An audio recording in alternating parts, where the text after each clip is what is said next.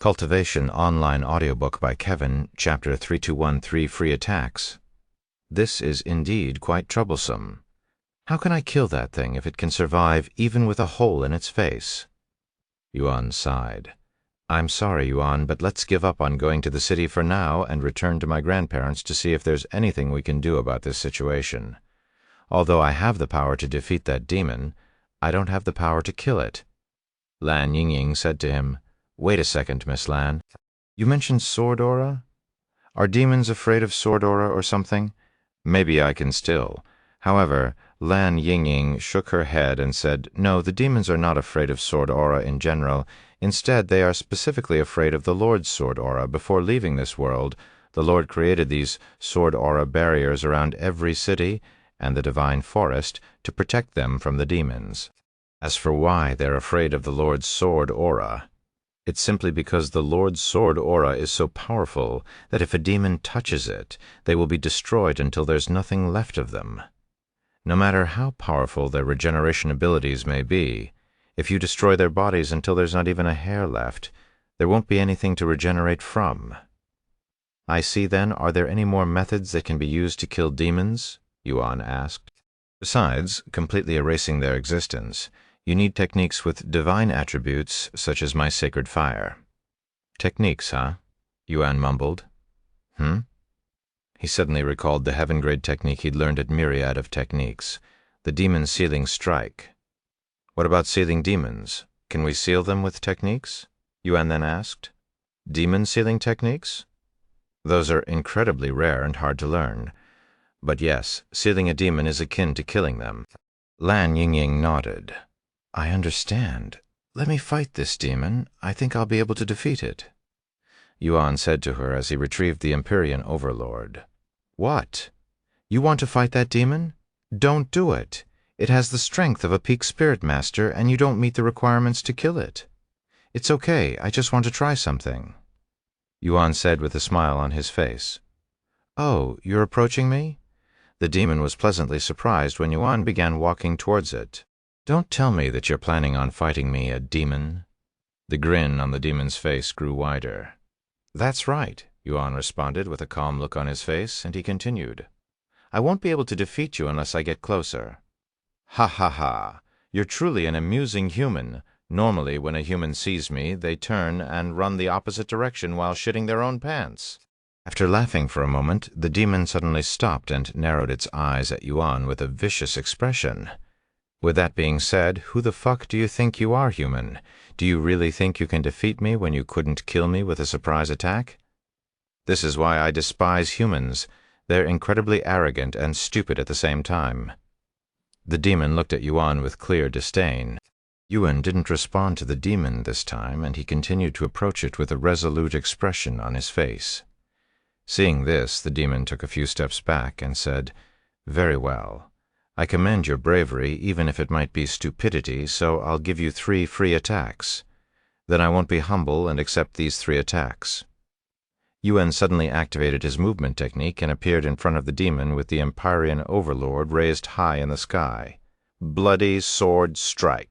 Despite the powerful aura emitted by the Empyrean Overlord, the demon remained standing there with its arms crossed and without batting an eyelid. Boom. The Empyrean Overlord cleaved the demon into 2 separate parts from the head down. Plop.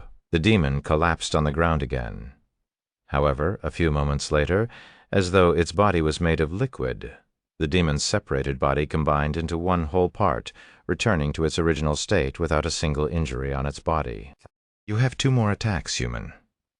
The demon spoke with an arrogant grin on its face, knowing very well that even if it gave Yuan 1,000 free strikes, it still wouldn't be defeated. Heaven-splitting sword strike. Yuan wasted no time activating his second and strongest attack, sending a massive beam that was also mixed with sword aura at the demon. The demon reacted this time as it could sense a dreadful feeling from the heaven-splitting sword strike, and it quickly dodged to the side, avoiding half of the attack. However, the other half of the attack had completely disintegrated half of the demon's body, giving it quite a scare, causing it to sweat a little. Lan Yingying's eyes widened with shock when she witnessed the demon retreating and the damage Yuan's second attack dealt to it.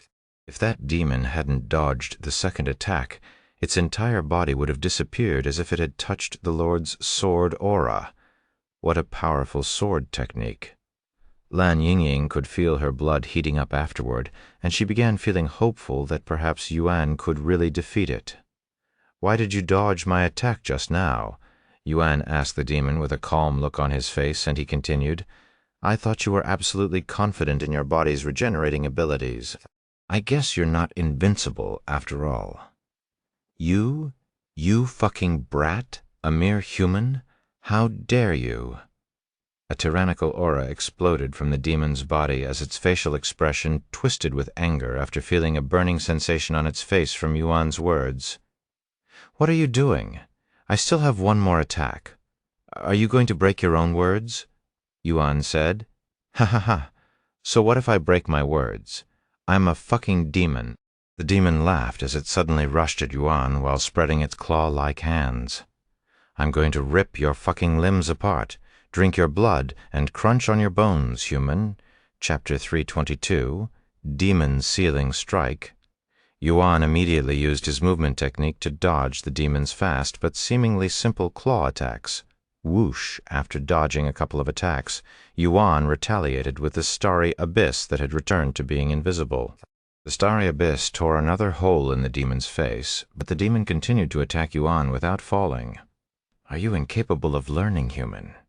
You can't kill me no matter how many holes you bore in my body." However, Yuan ignored the demon's words and continued to attack it with the starry abyss, and in just a couple of minutes he'd bore over 100 holes on the demon's body. Is there no limit to its regenerating abilities? Yuan wondered inwardly as he casually dodged the demon's claw attacks. Blood spear. The demon suddenly created a long spear from its own blood before thrusting it at Yuan's face. Whoa! Yuan was slightly surprised by the spear, but he'd still managed to dodge it. "I've had enough of you, damn human. Die!"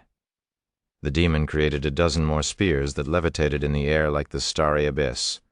Flying blood spears, the demon pointed at Yuan, and a dozen spears suddenly flew at Yuan with extreme speed.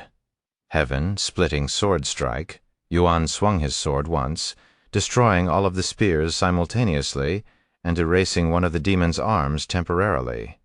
Seeing that its attack had failed, the demon continued to attack Yuan aggressively with the spear. Ding! Ding! Clang! Yuan defended himself with the Empyrean Overlord whilst attacking the demon with the starry abyss, waiting for the perfect opportunity to use the demon's sealing strike. However, the demon completely ignored the starry abyss and focused on attacking Yuan. Meanwhile, Lan Yingying watched their intensive fight from a place where the demon cannot enter with a dazed expression on her face. This is her first time seeing a human fight a demon and on such an equal standing. Even though demons are known for being insanely powerful, this demon appears to be struggling against a human cultivator who is only a spirit warrior. "Stop running away! What are you, a cockroach?"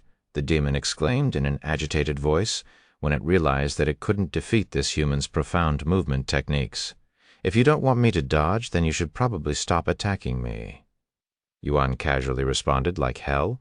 I'll fucking kill you at all cost." The demon shouted as he continued his endless wave of assaults.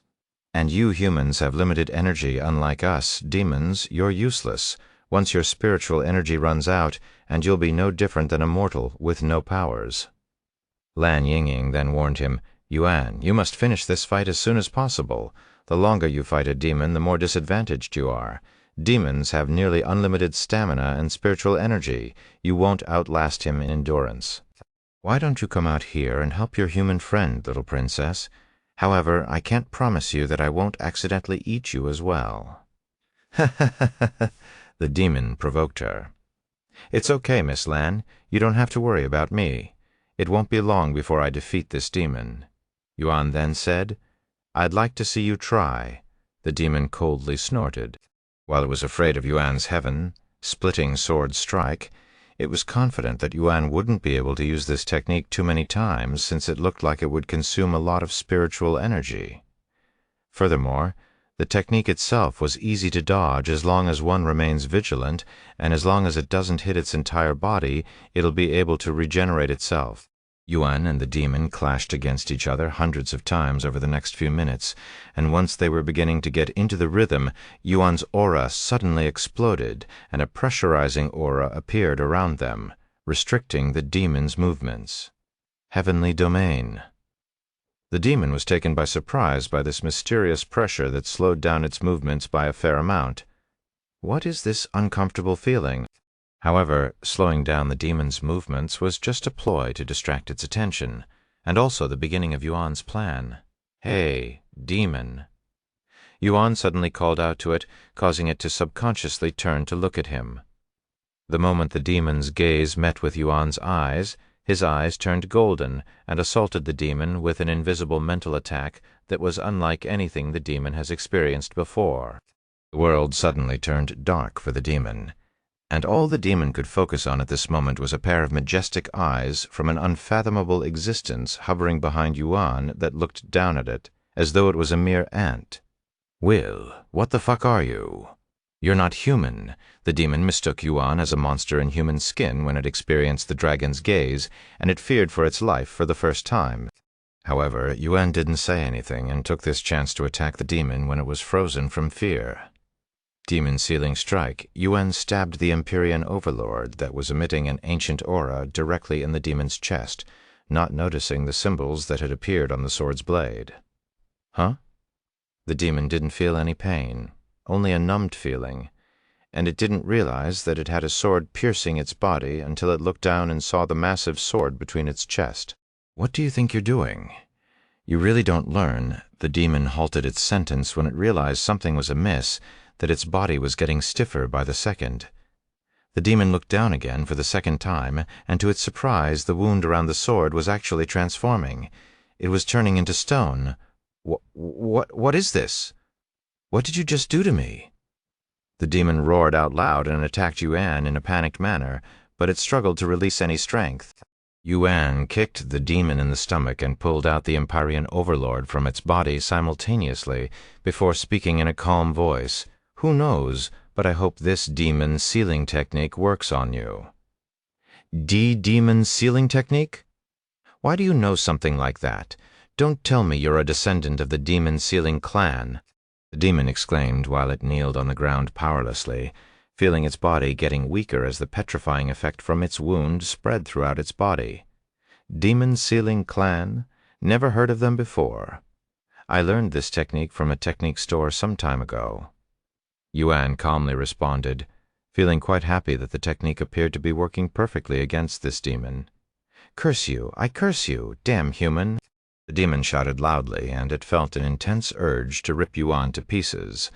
But alas, all 4 of its limbs and the majority of its body had turned to stone. If I ever get out of this seal, I will fucking kill you.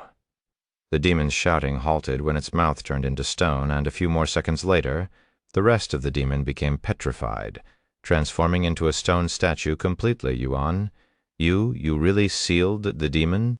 Lan Yingying approached him and the petrified demon sometime later with clear disbelief on her face. I hope so, he said. Chapter 323, Demon Slayer.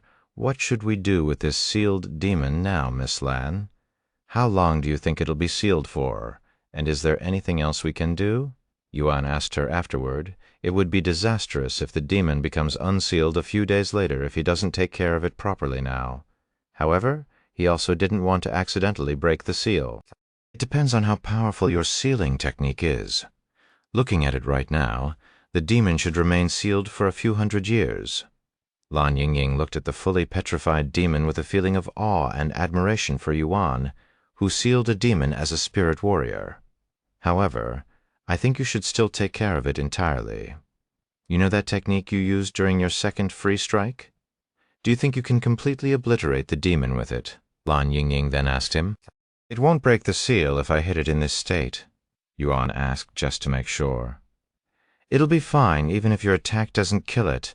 The seal won't be undone, and the demon won't be able to regenerate until the seal is completely gone. So you can take your time killing it. That's why demons are so afraid of sealing techniques. Lan Yingying explained to him. I see. Okay, I'll destroy it completely, so it won't be able to cause any more trouble for you in the future. Yuan nodded before distancing himself from the sealed demon. Once he was far enough, Yuan held the Empyrean overlord in front of him and took his time to gather his spiritual energy. Lan Yingying's eyes widened when she saw this and realized that Yuan's previous heaven-splitting sword strike wasn't at its full power, despite showing immense strength enough to kill a demon.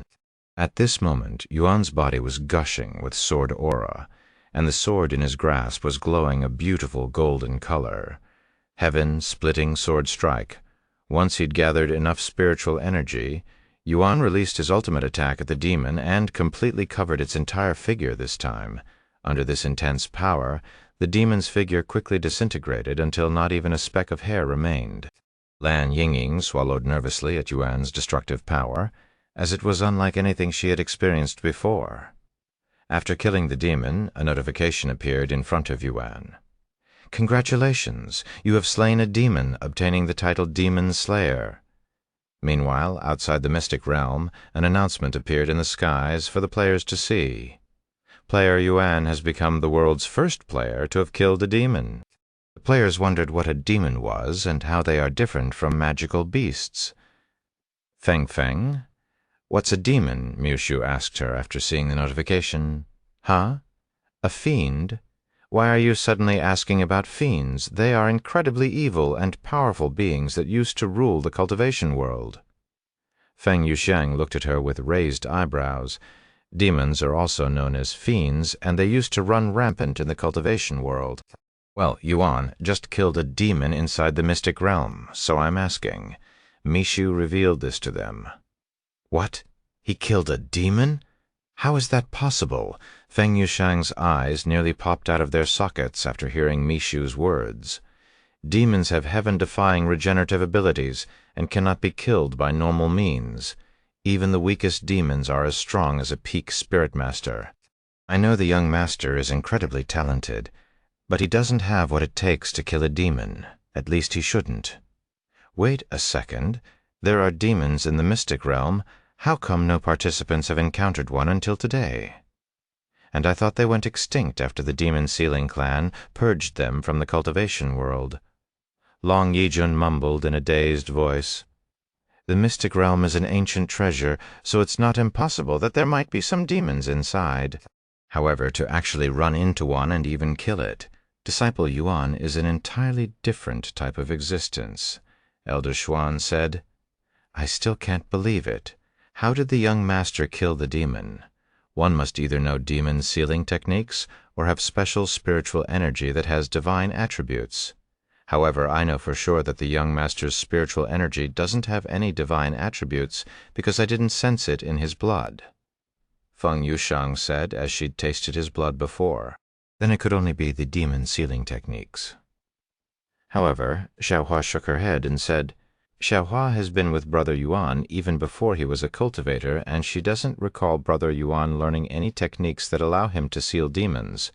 Because she'd been separated from Yuan in the myriad of techniques, Xiaohua wasn't aware that Yuan had learned the demon sealing strike. No matter how the young master killed that demon, I'm relieved to hear that he's safe despite encountering a demon. I still remember my first encounter with a demon in the upper heavens. It was a terrifying experience, to say the least." Feng Yuxiang sighed. "Eh? Madam Feng? You came from the upper heavens? And demons still exist in the upper heavens?" Elder Xuan looked at her with a surprised expression. "Unfortunately, they still exist. They're just not as active and always in hiding. And yes, I came from the upper heavens due to circumstances. I am now here," Feng Yuxiang sighed. I see," Elder Xuan nodded. Meanwhile, inside the mystic realm, at a place isolated from the rest of the world, a red-skinned figure lifted its head to look at the cloudy sky with a narrowed gaze as it sat on a red throne. "That fool perished. Did he get too full of himself and went too deep into that man's sword aura? Even though I specifically warned him to not get ahead of himself." This demon mumbled, yet it expressed no sorrow after knowing that a fellow demon had just died. Chapter 324 Transformation. "Demon Lord, what should we do now that there's one less demon?" another demon suddenly asked after sensing the death of the demon Yuan had slain. "Change?" Nothing will change except that we'll have more blood now to consume that he's gone. Perhaps we'll even be able to attack those annoying things a few days earlier now." The demon lord spoke as it turned to look at the other 3 demons. "There used to be hundreds, thousands of us. However, that fucking human with the sword aura slaughtered us as though we're insects, and in just the span of a few years our numbers have reduced to a mere dozen, unlike humans and magical beasts that have to increase their lifespan through cultivation. Demons have a near infinite lifespan at birth, meaning they're immortal regardless of their cultivation base." The demon lord's gaze turned to look at the small pool of blood in the center of these 3 demons, and continued, "That Lan family wanted to completely wipe us out, so they continued to attack us even after that human long disappeared, although they'd managed to kill 10 of us throughout the years. We also managed to kill 2 of them now. There's only 4 of us and 3 of them. In this world, they are the only beings that can threaten our existence. Once we get rid of them, we can finally rule the mystic realm. We're going to enslave the humans and drink their blood every day. If not for that damn human and his sword aura, we wouldn't be in this pitiful situation and be soaking in the human's blood already. That bastard even covered every city in this world with his sword aura, preventing us from gaining strength by eating humans." Another demon expressed his frustration for the Lord. The demon lord stood up a moment later and approached the pool of blood and shoved its hand inside before pulling it back out and using its hands as a cup. It drank a mouthful of the blood. "No matter how many times I drink their blood, it's always a marvelous feeling. Once we gain enough resistance to the sword aura, we'll kill the rest of the Lan family and consume their blood before dealing with the humans in the cities. Eventually, we'll find a way to control the mystic realm and open this world back up, allowing us to go outside where there'll be even more humans for us to play with." While the demons prepared their attack, Yuan went to pick up something that was left behind by the demon after he killed it. "What's this?" Yuan showed the red crystal to Lan Yingying. "That's a demon core, somewhat similar to monster cores, but they contain much more spiritual energy. However, they also contain a lot more impurities, and can even make a human go mad if not handled properly." Lan Yingying explained to him with a somewhat weird expression on her face right now. "Similar to monster cores?" Yuan looked at the demon core with a pondering look on his face, wondering whether he should try to eat this thing or not, as it gave him an ominous feeling, almost like it was taboo to consume them. By the way," Lan Yingying suddenly spoke, looking quite fidgety. "Do you think I can buy that demon core off you?" she asked him. "Eh, you want this as well? What do you plan on doing with so many monster corpses and this demon core?" Yuan couldn't help but ask her. "I know it may seem selfish of me, but I really need these things, especially since the demons will be attacking us soon. I must power myself up as much as possible so that I could assist my grandparents when they decide to attack. You saw how powerless I was just now against that demon. At this rate, I'll only be a burden." Lan Yingying sighed. After pondering for a moment, Yuan nodded his head and extended his hand, offering the demon core to her. "Here. I don't need any money. Instead, can you tell me more about your situation? I want to see if I'll be able to help you out." Yuan said to her. Are you sure?" Lan Yingying looked at him with a dazed look on her face. "What about your friends? Don't you need to regroup with them?" "I do, but I cannot just leave you alone after learning about the demons. Furthermore, if he helps her situation and slays the demons, the Dragon Essence Temple will still earn points. After all, there was no rule that said one couldn't act independently and earn points this way. I still don't know where the other 2 are anyway," Yuan thought to himself. After a moment of silence, Lan Yingying accepted the demon core before nodding her head. "Okay, I'll tell you about myself and our situation." After taking a deep breath, she continued, "As you can probably tell from my white hair and eye color, I am different from your average human. In fact, I am not really a human." "Eh? You're not human? Then what are you?" Yuan's eyes widened with surprise. "I'll show you my real form, but before I do, I must warn you that I'm a little big." After taking another deep breath, Lan Yingying's body slowly began to transform, and her body grew longer and rounder, resembling that of a serpent. In just moments, The beautiful Lan Yingying had turned into a massive and long snake with pretty white scales, transforming the lower half of her body first, before transforming the rest of her body, becoming a full-fledged snake that was around 50 meters in length. "This is my real form," Lan Yingying spoke in a nervous voice after her transformation, and she continued, "I am actually a divine beast, and our species are known as divine serpents. The reason I am collecting the corpses is simply because I plan on consuming them, as that's how we improve our cultivation." Yuan was speechless, yet there was not even a hint of fear in his gaze. If anything, he was filled with awe at this moment. Chapter 325, Riding Lan Yingying. Wow, you're actually a big snake? This is my first time seeing something like this. How cool. Yuan said to her in an excited voice after a moment of silence. Cool? Me? Lan Yingying was taken by surprise after hearing such words.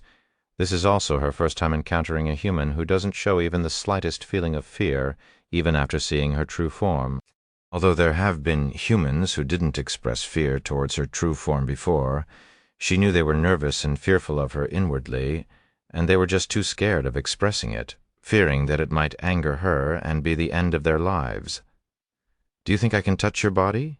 Yuan suddenly asked her. Sure." Lan Yingying nodded after a brief moment of hesitation. Hearing her approval, Yuan immediately approached her and caressed her beautiful white scales with his hand. "Wow, it's so smooth." Yuan mumbled after feeling its unique texture that was unlike anything he's touched before.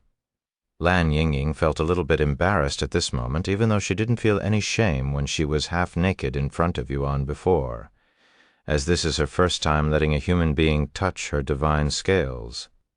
"How does your transformation work? I know a phoenix who is also in human form, but her situation is a little bit unique." Yuan then asked her. You know, a phoenix?" Lan Yingying's body shuddered after learning this. "Yes, we're good friends," he said. "Well, all magical beasts have the ability to transform into humans after they reach a certain cultivation level, but this requirement differs with each species, as some magical beasts can transform much earlier than others. However, divine beasts, such as myself, usually require a much higher cultivation base to transform into a human, since our bodies are somewhat unique. With that being said, my species is also unique in this sense, since we can transform into humans as early as reaching Spirit Master." Lan Yingying explained to him. "What about your human body? Are they any different compared to normal humans?" Lan Yingying shook her head and said, "No, there aren't any differences as far as I'm aware. We have the same internal organs and reproductive systems as normal humans when we transform." After a brief pause, she continued, "Actually, there is one thing that's different, our Dantian. Even if we can transform our bodies, we cannot transform our core Dantian or spiritual energy, and that's how people usually tell us, well, normal magical beasts apart from real humans. Divine beasts are different and can imitate human spiritual energy almost perfectly, so most people can't tell the difference between divine beasts and humans. I see how amazing the cultivation world is, truly a mythical place where anything is possible."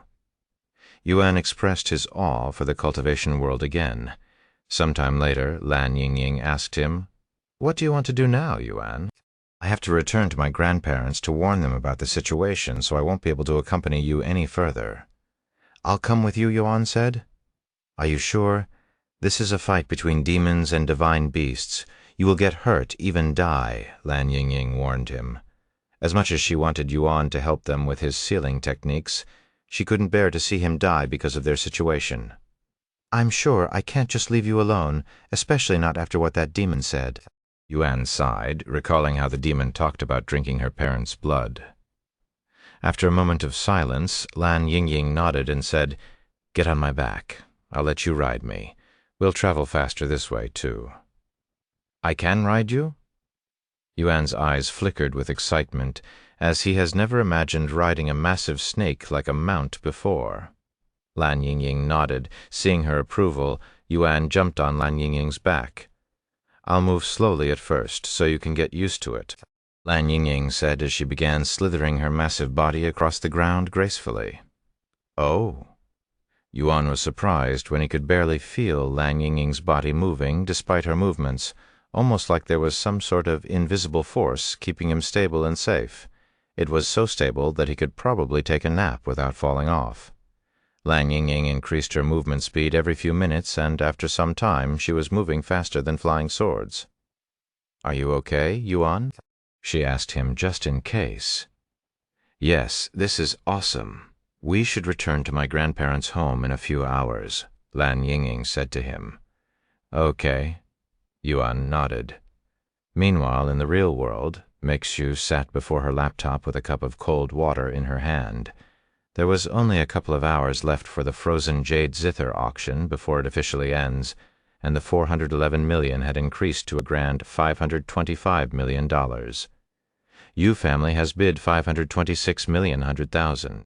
Anonymous has bid $526,200,000. Music Genius has bid $526,300,000. Meixu watched as the price for the frozen jade zithers skyrocketed, albeit at smaller increments. Although it may seem crazy that someone would be willing to spend so much money on a virtual item in a video game, when the world is dominated by video games with the majority of people in the world playing games actively, the abnormal slowly becomes the norm, especially with how hyped and popular Cultivation Online has been. Furthermore, spending astronomical amounts of money on video games has long become the norm ever since the creation of the legacy families. 530 million, 540 million, 550 million, the number grew closer and closer to 600 million, and the number of viewers on the website has returned to its peak numbers when the auction first started, as everyone there wanted to witness and be part of history when the most expensive in-game item is being sold. When there were only 10 minutes left in the auction, the number stopped exactly at 600 million without any more bids. As for the highest bidder, it was the Yu family that had plenty of money to spare. Chapter 326, End of the Frozen Jade Zither Auction. The Yu family, huh? How amusing that they're paying so much money to Yuan after kicking him out of the family and robbing him of everything while being completely oblivious to the truth. Meixu could only imagine the shock on the Yu family's face once they realized player Yuan's true identity. Perhaps they might even puke blood once they learned the truth. If they had treated Yuan with even the slightest of care, perhaps the Yu family wouldn't have needed to spend so much money on the frozen jade zither. Meixu mumbled to herself as the last 10 minutes slowly approached zero. Meanwhile, across all KO Player Auction's headquarters and working buildings around the world, all of its staff members were watching the auction with wide grins on their faces, looking like they were just minutes away from winning the lottery. Congratulations, Lee. You'll definitely be promoted after this auction. That'll definitely make history. Hell, they might even move you to the main headquarters. His fellow workers treated Lee differently after they realized that the treasure and auction were real, acting like they never doubted him in the first place. Don't forget about us when you move up the ladder, Lee. Although these people were praising and cheering for Lee's success out in the open and acted like they were happy for him, they were actually burning with envy inwardly, cursing the heavens for not sending the notification for the auction request to them instead of Lee. Thank you all. If I hadn't listened to my guts and ignored the auction request, we wouldn't be here right now, Lee said to them with the widest smile in the room on his face. Not only will he receive recognition for his work, but he'll also receive a small portion of that 10% service fee, and even if it's just 10% of that 10%, he'd be earning at least $6 million, which is far more than his total income after working for the company for over 20 years. Look, it increased by another $1 million. Who is this music genius? One of them asked. That's the pride of the Jiang family. He's a musical genius who shook the world with his musical talents at 10 years old, and he has been playing for Royal Entertainment for the last 9 years. Royal Entertainment? Ah, they're the Yu family's #1 rival who owns Jade Entertainment. So it's a battle between the two largest giants in the music industry, huh? I wonder who will end up victorious since they both have enormous wealth. The staff and hundreds of millions of people around the world watched as two families fought for the frozen jade zither. Yu family bids $603 million. Music Genius bids $605 million. Yu family bids $610 million. Music Genius bids $610 million. YU family bids $610,000. the battle between the Yu family and music genius continued even a couple of minutes after the timer for the auction reached 0. Once the bid remains unmatched for 10 seconds, the winner will be decided. When the auction reached 620 million, the viewers watched in anticipation as the final countdown started: 0009, 080807. Once the countdown finally reached 0, a large announcement appeared in the middle of the website. Congratulations to the Yu family for winning this bid. In the end, the Yu family won the bid, but it had cost them $620 million. However, while this may seem like a lot of money, it was only a drop in the bucket for them who owns one of the largest entertainment companies in the world, with businesses and branches all over the world, earning them billions annually. Once the auction ended, $620 million were deducted from the Yu family's account before being sent straight to Mexu's account on the website with the service fees already deducted. In the end, Mexu received $558 million from the auction and an additional $20,000 for her initial deposit that was doubled by Li. Mexu wasted no time withdrawing the money, depositing it directly to the bank account that she shared with Yuan. Normally, having such a massive amount of money suddenly deposited into one's bank account at once would alert the bank and trigger some sort of investigation. But luckily for Yuan and Mexu, the bank account was created by Yu Ru, who was the daughter of the prestigious Yu family, granting that bank account premium features such as absolute anonymity. Mexu went to look at the bank account to make sure the money had been deposited, and sure enough, there were $558,020,000 inside. Ding. A notification from the co-player auctions appeared a few minutes after the auction ended. Congratulations on the auction. The upper management would like to request an interview with you. They have promised that you'll receive full anonymity, so you don't have to worry about your identities being leaked. What do you say? After reading the notification, Mexu typed 3 words without any hesitation. No, thank you. I understand. If you ever have something else that you'd like to sell, please don't hesitate to use co-player auctions again. We'll even give you some sort of deal, such as reducing the service fees. Once again, thank you for trusting and using our platform. The internet went crazy with everybody talking about the Frozen Jade Zither's auction, and many people believed it to be player Yuan's treasure. Meanwhile, inside the mystic realm, Yuan and Lan Yingying had just returned to the temple. There are too many trees here, so we'll have to go on foot, Lan Yingying said to him before transforming back to her human form. Her white hair and pink eyes also returned back to their original colors. Sometime later, they arrived at the cabin. "Grandfather, grandmother," Lan Yingying called out to them as they approached the cabin. You're back with the young man already? Did you decide to change your mind and impregnate our granddaughter after all?" The grandparents were pleasantly surprised to see Yuan return with Lan Yingying so quickly, Chapter 327, preparing for the demon's invasion. "Grandfather, this isn't the time to joke. We have an emergency," Lan Yingying said to him as she retrieved the demon core and showed it to him. What's that?" Grandpa Lan didn't immediately recognize the demon core since it has been many years since he last saw one. However, when he finally realized what he was looking at, his eyes widened with surprise and his playful expression turned solemn. "Where did you get that demon core?" he asked her in a serious voice, and he continued, "Let's talk inside." A few moments later, they returned to the table. Once all 4 of them were fully seated, Lan Yingying recalled their encounter with the demon and how Yuan defeated it. "We were attacked by a demon on our way to the city." She started off with this shocking information. "What? Impossible! The Lord's sword aura should have prevented them from getting so close to the city," Grandma Lan said. "Yes, but they absorbed my parents' blood, granting them resistance to the sword aura." Lan Yingying sighed. "They? What? These damn demons!" Grandpa Lan slammed the desk in a small fit of rage. After a moment of awkward silence, Grandma Lan spoke. "Then what happened to that demon? Surely you didn't kill it, since we know you can't kill demons yet." Lan Yingying nodded and said, "The demon was killed, but I was not the one who killed it." She then turned to look at Yuan and continued, "Yuan was the one who killed it?" You. The grandparents turned to look at Yuan with disbelief written all over their faces. How could a human that's only a spirit warrior kill a demon?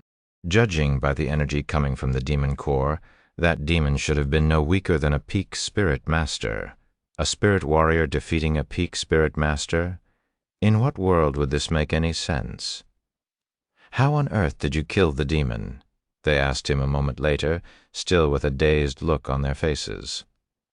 I used a sealing technique on the demon before finishing it off, Yuan responded in a casual manner, acting like it was only an ordinary magical beast that he'd slain. Sealing technique? Are you perhaps from the demon sealing clan in the outside world? They were always there to help whenever a demon was involved. Grandpa Lan asked him. Yuan shook his head. No, I'm not associated with the demon sealing clan. I learned the sealing technique by chance. Be by chance, you say? The grandparents looked at each other. Demon sealing techniques are incredibly rare because the demon sealing clan seized most of the techniques during the ancient times and forbade people from sharing the technique with strangers, as it was the pride of their family and what made them unique in the cultivation world.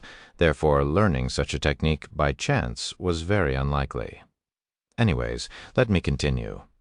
The demon Yuan slew said that the rest of the demons intend on raiding the divine forest in 2 weeks. What should we do? Lan Yingying asked them. 2 weeks, huh? They mumbled before turning quiet to ponder. After a long moment of silence, Grandpa Lan looked at Yuan before asking him, What do you plan on doing, young man? I'd like to help you with whatever I can, he quickly responded. I see. We greatly appreciate it, and your demon sealing technique will definitely help our situation a lot. But are you sure? It's going to be very dangerous fighting against the demons. Since you already killed one, there should be 4 demons left, including the demon lord, who is the most powerful of them all. And judging from the demon core you got, that demon was probably the weakest of the bunch.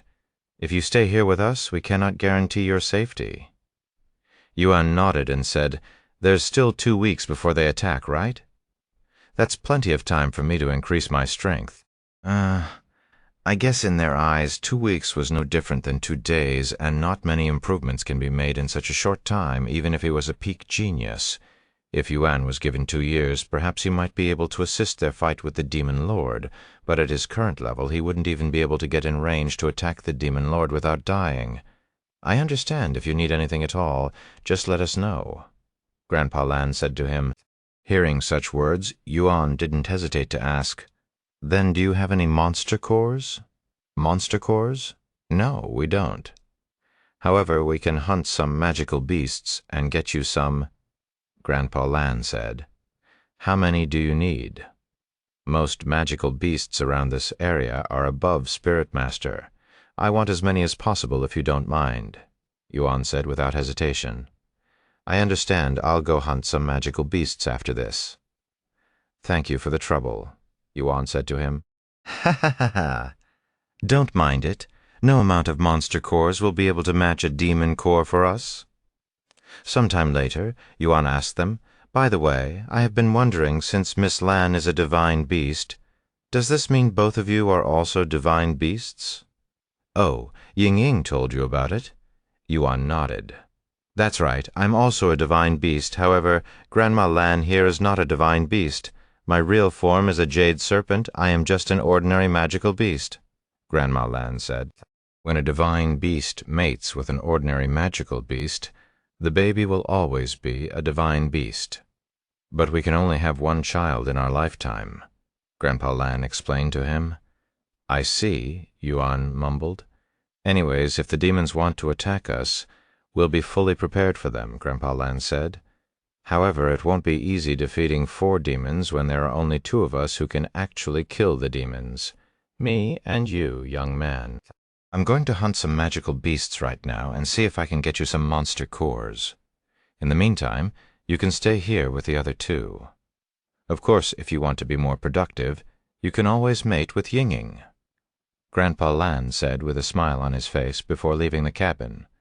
Chapter 328, Consuming Magical Beasts. Once Grandpa Lan left the cabin, the atmosphere immediately turned silent. Young man, would you like some tea? Grandma Lan suddenly asked him. I do, he quickly nodded. Okay, I'll go prepare some for you right now.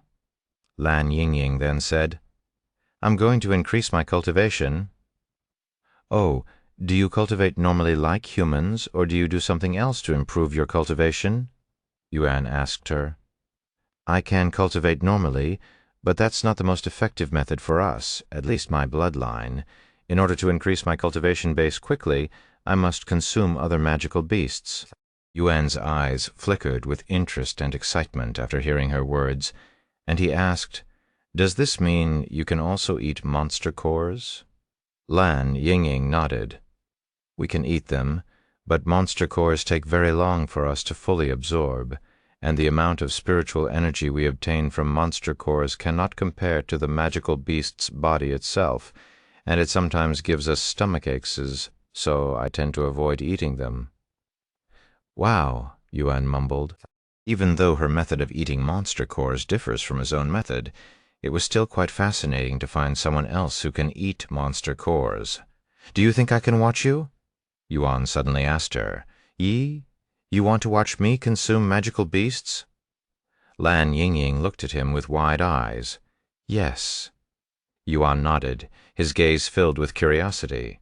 I guess, Lan Yingying nodded after feeling slight hesitation. Follow me outside. Once they were outside, Lan Yingying retrieved all of the magical beast corpses that they'd collected during their journey, piling them up like a small mountain. Lan Yingying glanced at Yuan for a brief second before transforming into her beast form. She then grabbed one of the magical beast's corpses with her tail and lifted it in the air directly above her head. After taking a deep breath, Lan Yingying opened her large mouth before releasing her tail, dropping the magical beast's corpse into her mouth and swallowing it whole. Yuan watched in fascination. He never thought magical beasts could cultivate in such a manner. Lan Yingying released a satisfied noise after swallowing the magical beast, and white flames could be seen blowing out of her mouth and nose when she breathed. After eating her first magical beast, Lan Yingying picked up the second one and proceeded to consume that one in a single bite as well. In just a few moments, Lan Yingying cleaned up the mountain of magical beasts, and she was so absorbed in eating that she'd forgotten about Yuan watching her. Ah, that was delicious. Lan Yingying spoke with a satisfied voice. Amazing. Where does all of that go? Even if your body is big, it's weird seeing how you consume a mountain of magical beasts and still look completely normal. Yuan asked her. If he ate a lot of food, his stomach would bloat a little. Oh, I don't really consume them. I burn them with sacred fire, converting them to spiritual energy inside my body and increasing my cultivation that way.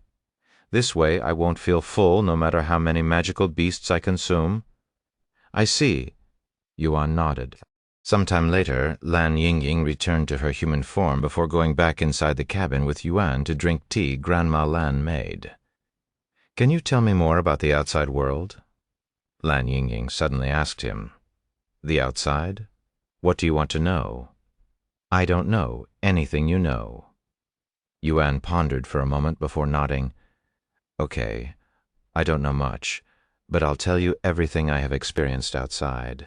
Thus, Yuan began telling her of his journey ever since he became a cultivator. Of course, the story didn't last long, since Yuan hadn't been a cultivator for long.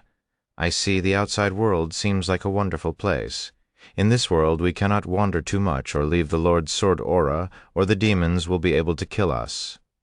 Lan Yingying sighed after tea. Grandma Lan took Yuan upstairs to the rooms and said to him, Since we don't expect guests, we don't have any spare rooms. Therefore, how about you share a room with Yingying? Her bed is big enough to fit 2 people comfortably, too. The smile on her face grew wider and wider the more she spoke.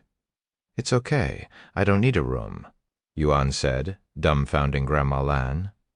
Then where will you sleep? She asked. I will be cultivating, so it doesn't matter if I have a room or not, he responded. Is that so? Grandma mumbled, feeling that getting this young man to mate with their granddaughter might be harder than defeating even the demon lord. Yuan logged off some time later as it was getting late. Yuan, the auction ended, Mishu said to him during dinner. Really? How much did it sell for? The frozen jade zither sold for $620 million, and we got $558,020 after the service fees. Now we can pay for the rent of this place even though Yuro's friend is willing to lend it to us for free, Yuan said. Meishu raised her eyebrows. This is the first thing he thinks about after obtaining so much money, paying for rent. If he wanted, he could even buy this entire building and still have plenty left. Ah, can you tell Xiao Hua and the others that I most likely won't be able to regroup with the other 2 disciples anytime soon? Yuan suddenly said.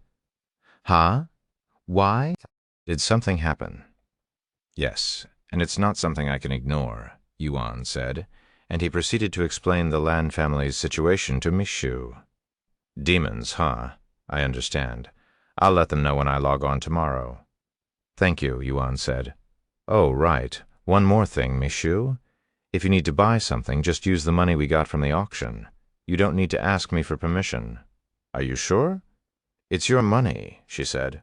What am I going to do with so much money? If we ever run out, I can just sell some more items, Yuan said.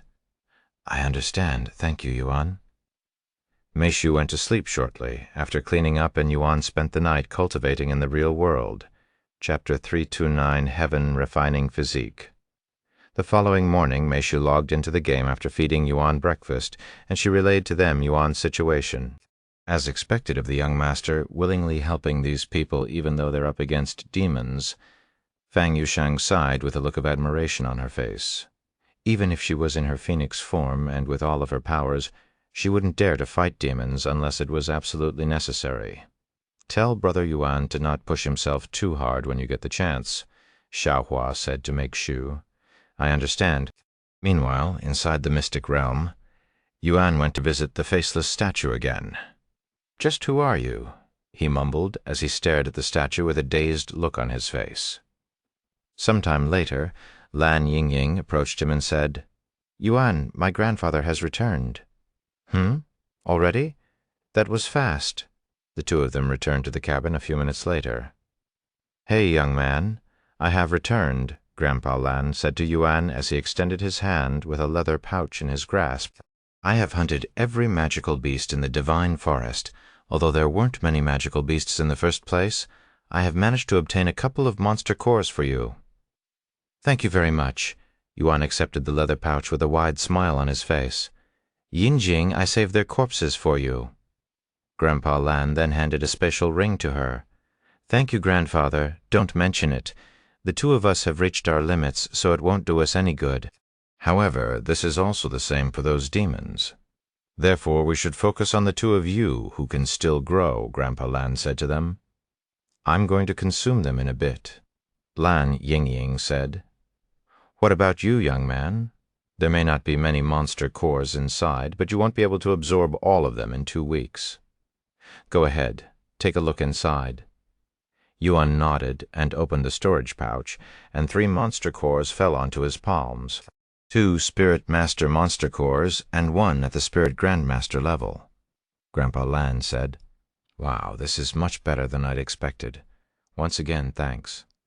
Ha ha ha, you can thank me by mating with Yingying, Grandpa Lan said, not giving up on this matter just yet. Sometime later, Lan Yingying went outside so that she could consume the magical beasts her grandfather brought back. And to Yuan's surprise, over 300 magical beasts' corpses piled up in front of the cabin, surpassing the previous mountain by at least 3 folds. It took over 300 magical beasts to obtain 3 monster cores. Yuan dreaded how many he'd need to kill in order to obtain one in the future as he grows stronger, since it'll only get harder to obtain them. While Lan Yingying consumed the magical beasts, Yuan tilted his mask and prepared to swallow the monster cores. Grandpa Lan expressed great shock after seeing what he was trying to do, and he quickly exclaimed, What do you think you're doing? Don't tell me you got the urge to eat monster cores after witnessing Yingying eat the magical beasts, right? You'll die. Eh? Lan Yingying stopped eating to see what the commotion was about. Young man, humans cannot consume monster cores. Even magical beasts cannot do it. Yingying is a little bit special because of her unique bloodline as a divine beast, and even she gets stomach aches from swallowing them. Grandma Lan shook her head. "It's okay," said Yuan in a calm voice, and he continued, "I also have a special physique, and it allows me to consume monster cores." Lan Yingying and her grandparents' jaw dropped from shock after hearing his words. Can he really eat monster cores? What kind of heaven-defying physique does he have? "Here, let me show you," Yuan said as he tossed one of the Spirit Master monster cores into his mouth, swallowing the tiny amount of sweet liquid left behind afterward. Heaven-refining physique activated. Qi has been refined from the Earth Dragon's monster core. You have absorbed enough Qi for a breakthrough? You have reached 7th level Spirit Warrior, 4,000 stacks. You have reached 9th level Spirit Warrior, 4,000 stacks. You have reached 9th level Spirit Warrior, 4,000 stacks. You have reached 9th level Spirit Warrior, 4,000 stacks. You have reached 1st level Spirit Master, 10,000 stacks. You have reached 2nd level Spirit Master, 11,000 stacks. Whoo! Yuan released a deep breath after consuming the monster core. "See, I am perfectly fine," he said to them afterward. However, there was no response from the grandparents or Lan Yingying as they all stared at him with a gawking expression on their faces.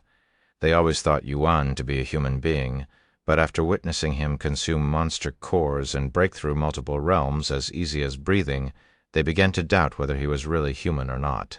Hell, they wouldn't doubt it even if Yuan suddenly revealed to them that he was a divine beast this entire time. "Young man, if you don't mind me asking, what kind of physique do you have?" Grandpa Lan asked him in a trembling voice. Yuan nodded and said, "Heaven-refining physique." He didn't mind telling them since he trusted them. "Heaven-refining physique? That legendary physique?" Grandpa Lan unconsciously took a few steps back from shock. "You know of my physique?"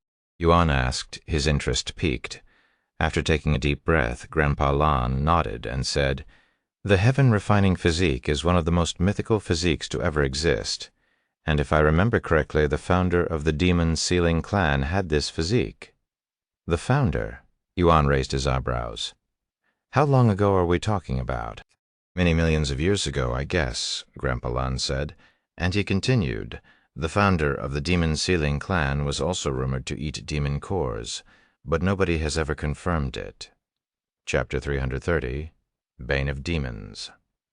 "What else do you know about the founder of the demon-sealing clan?" Yuan asked him, his interest piqued. Perhaps he might learn something new about his physique. "Not much, honestly. He was a powerful man, one of the most powerful entities during his time, and he founded the demon-sealing clan to slay demons. Nobody knows his background or his motives for founding the clan, but all of the humans and even magical beasts admired him like a god. As for the demons, well, they'd run just from the mention of his name. What was his name?" Yuan asked. "Unfortunately, his name has been lost to the passage of time, so nobody really knows. However, we know his nickname, Bane of Demons, Divine Paragon." "Divine Paragon? What a cool nickname," Yuan mumbled, thinking how nice it would be if he also had a nickname. Sometime later, Yuan proceeded to consume the other 2 monster cores. Heaven-refining physique activated. Qi has been refined from the forest mantis's monster core.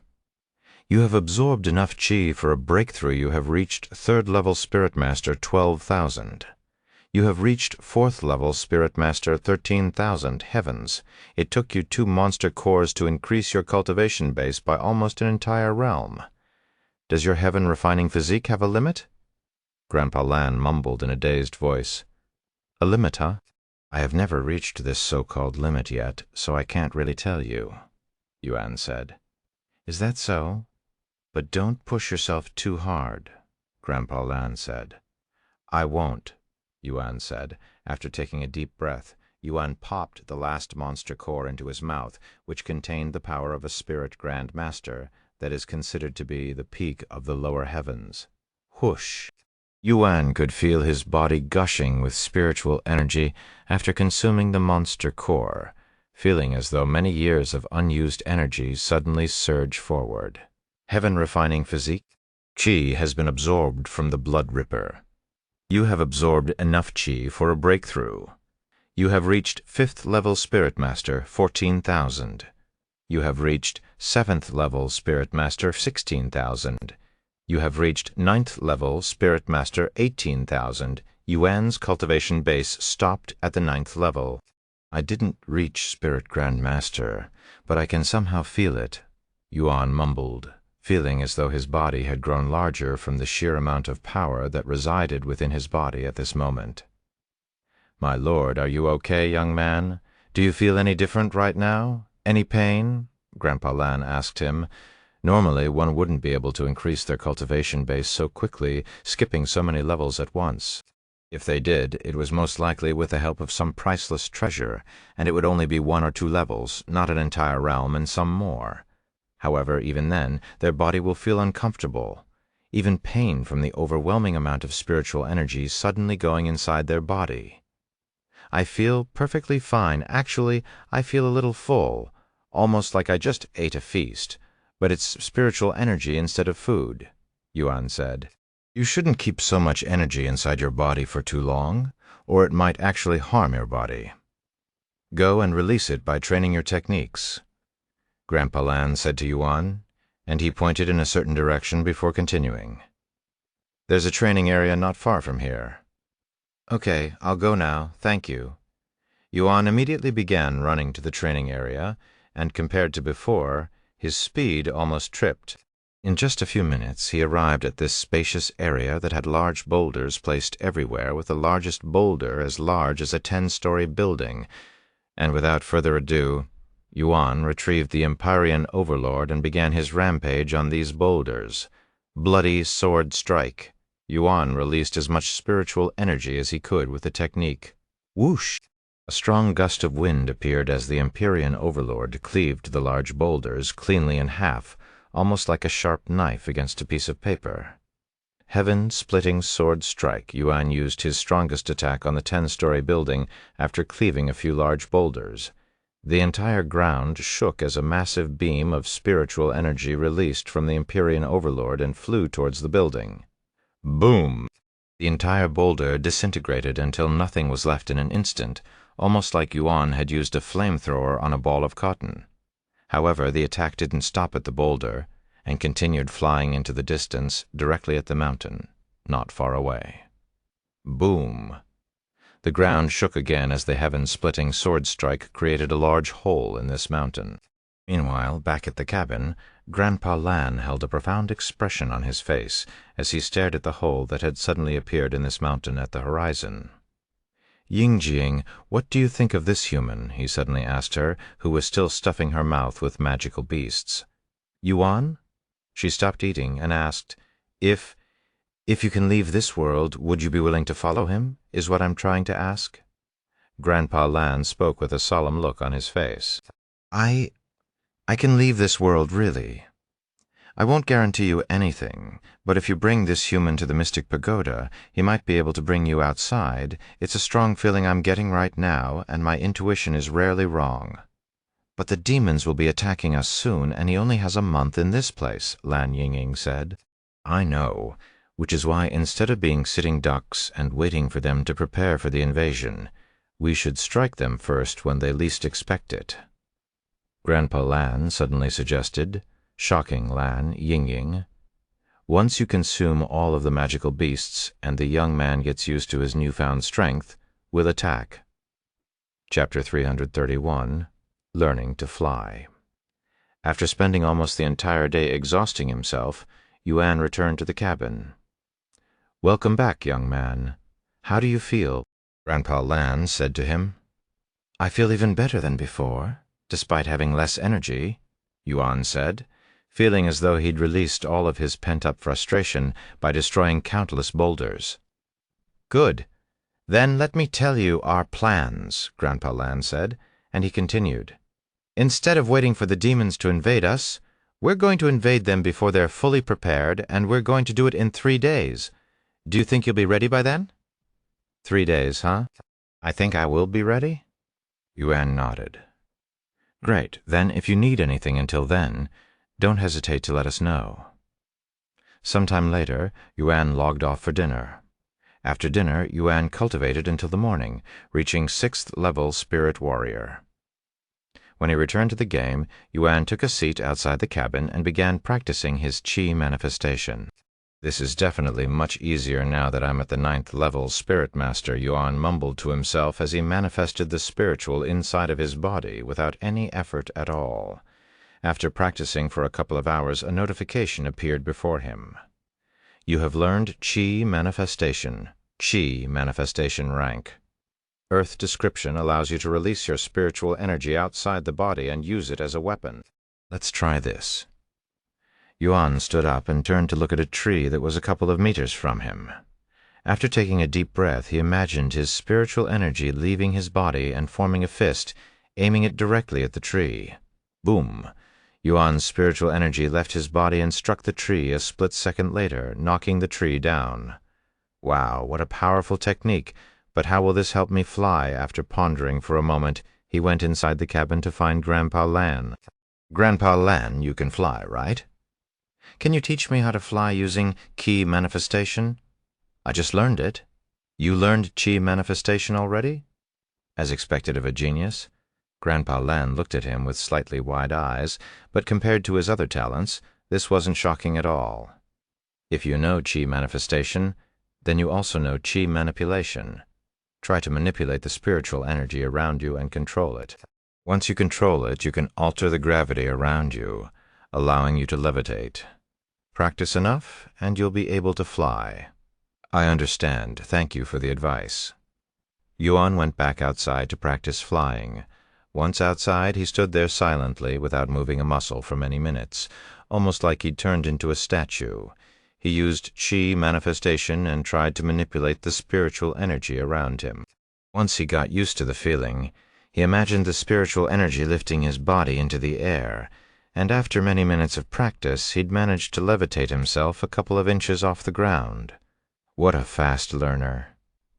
Grandpa Lan mumbled to himself as he watched Yuan practice from inside the cabin with his divine sense. After practicing for a couple more hours, Yuan could eventually soar in the sky, albeit a little bit slow. "You have learned Fly rank Earth description. Allows you to fly in the sky. The faster you fly, the more Qi you consume. Although flying is fun, I think I still like flying with a sword." With that in mind, Yuan retrieved the Empyrean Overlord and made it levitate in the air with Qi manifestation. Once he got used to controlling the sword in the air, he jumped on the sword and began surfing the air for the first time without Xiao Hua's assistance. "Ha ha ha!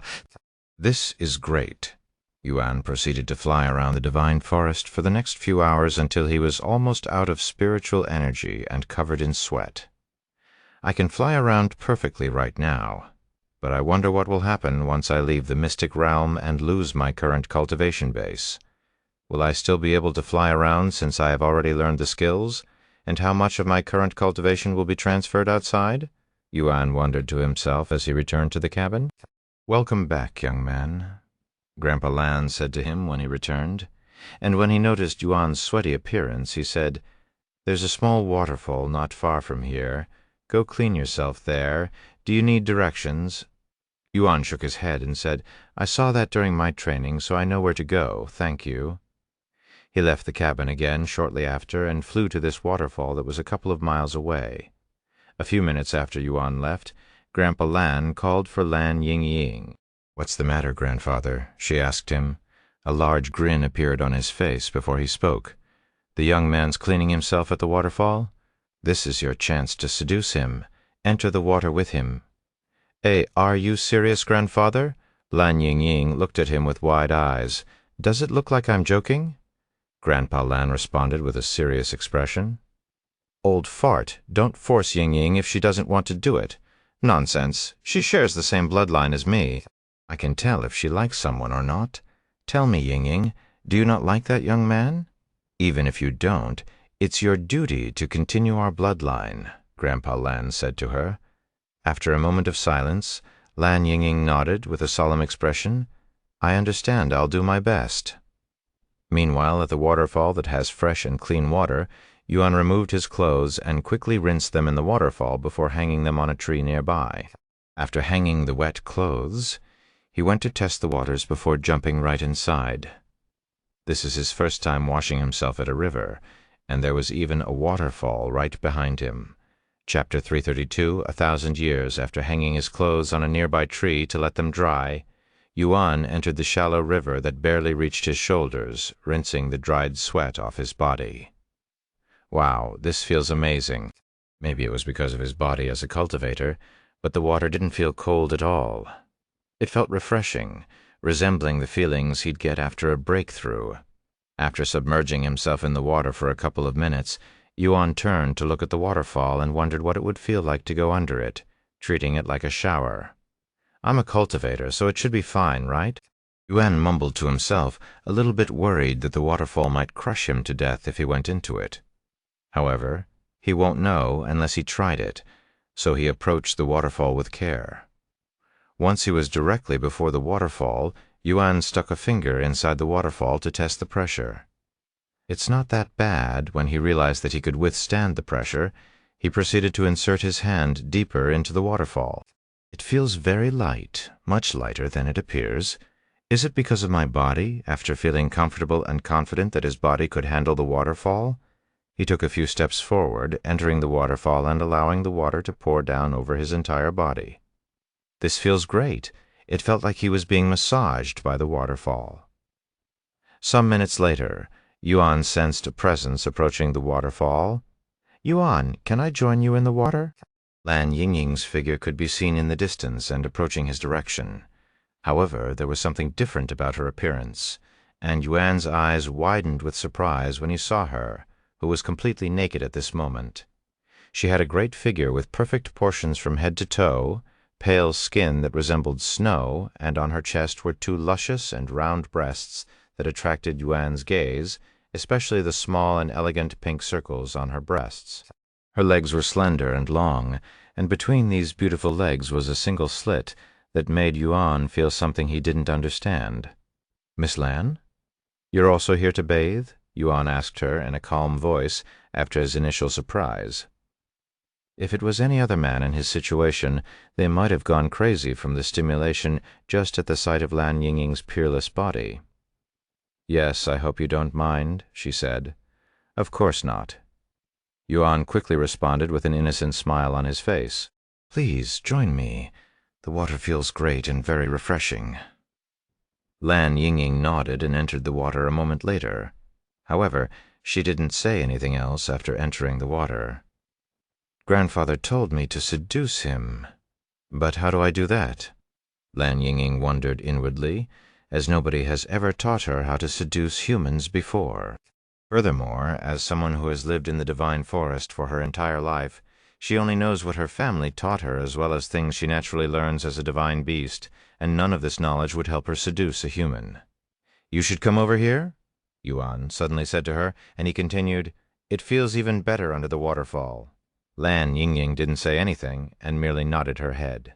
She slowly made her way to the waterfall, and a few moments later, she stood directly beside Yuan with the waterfall massaging their body. After another moment of silence, Lan Yingying spoke. "Yuan, to tell you the truth, it was my grandfather who suggested I come here to seduce you. He really wants me to continue the family's legacy, to have a baby with you." Lan Yingying felt that it was quite rude to keep such a thing hidden from him, and didn't want to feel like she was lying to him who was risking his own life to help their situation with the demons, so she told him the truth. "Yuan, I understand why you don't want to have children, but remember, I am not human, so I'm not giving birth to a human child. I'm a divine beast. It's completely different. You can even consider it as having a pet or something." Yuan turned to look at her with wide eyes, and after a moment of silence, he said, "Even if you say that, I don't know how to make babies.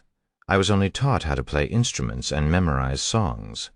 It's really simple." Lan Yingying realized that she had a chance, so she quickly responded, "I only need your blood and spiritual energy." Lan Yingying then said, "My blood and spiritual energy?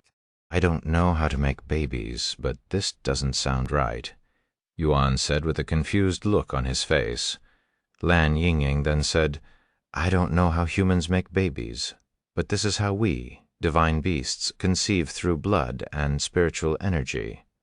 Yuan closed his eyes to ponder. After a few minutes of silence, Yuan opened his eyes and said, "Okay, I'll help you." "Really?" Lan Yingying exclaimed. Yuan nodded. "As you'd said, I'm not really giving birth to a human child, and this is just a game. Thank you. Let's begin immediately."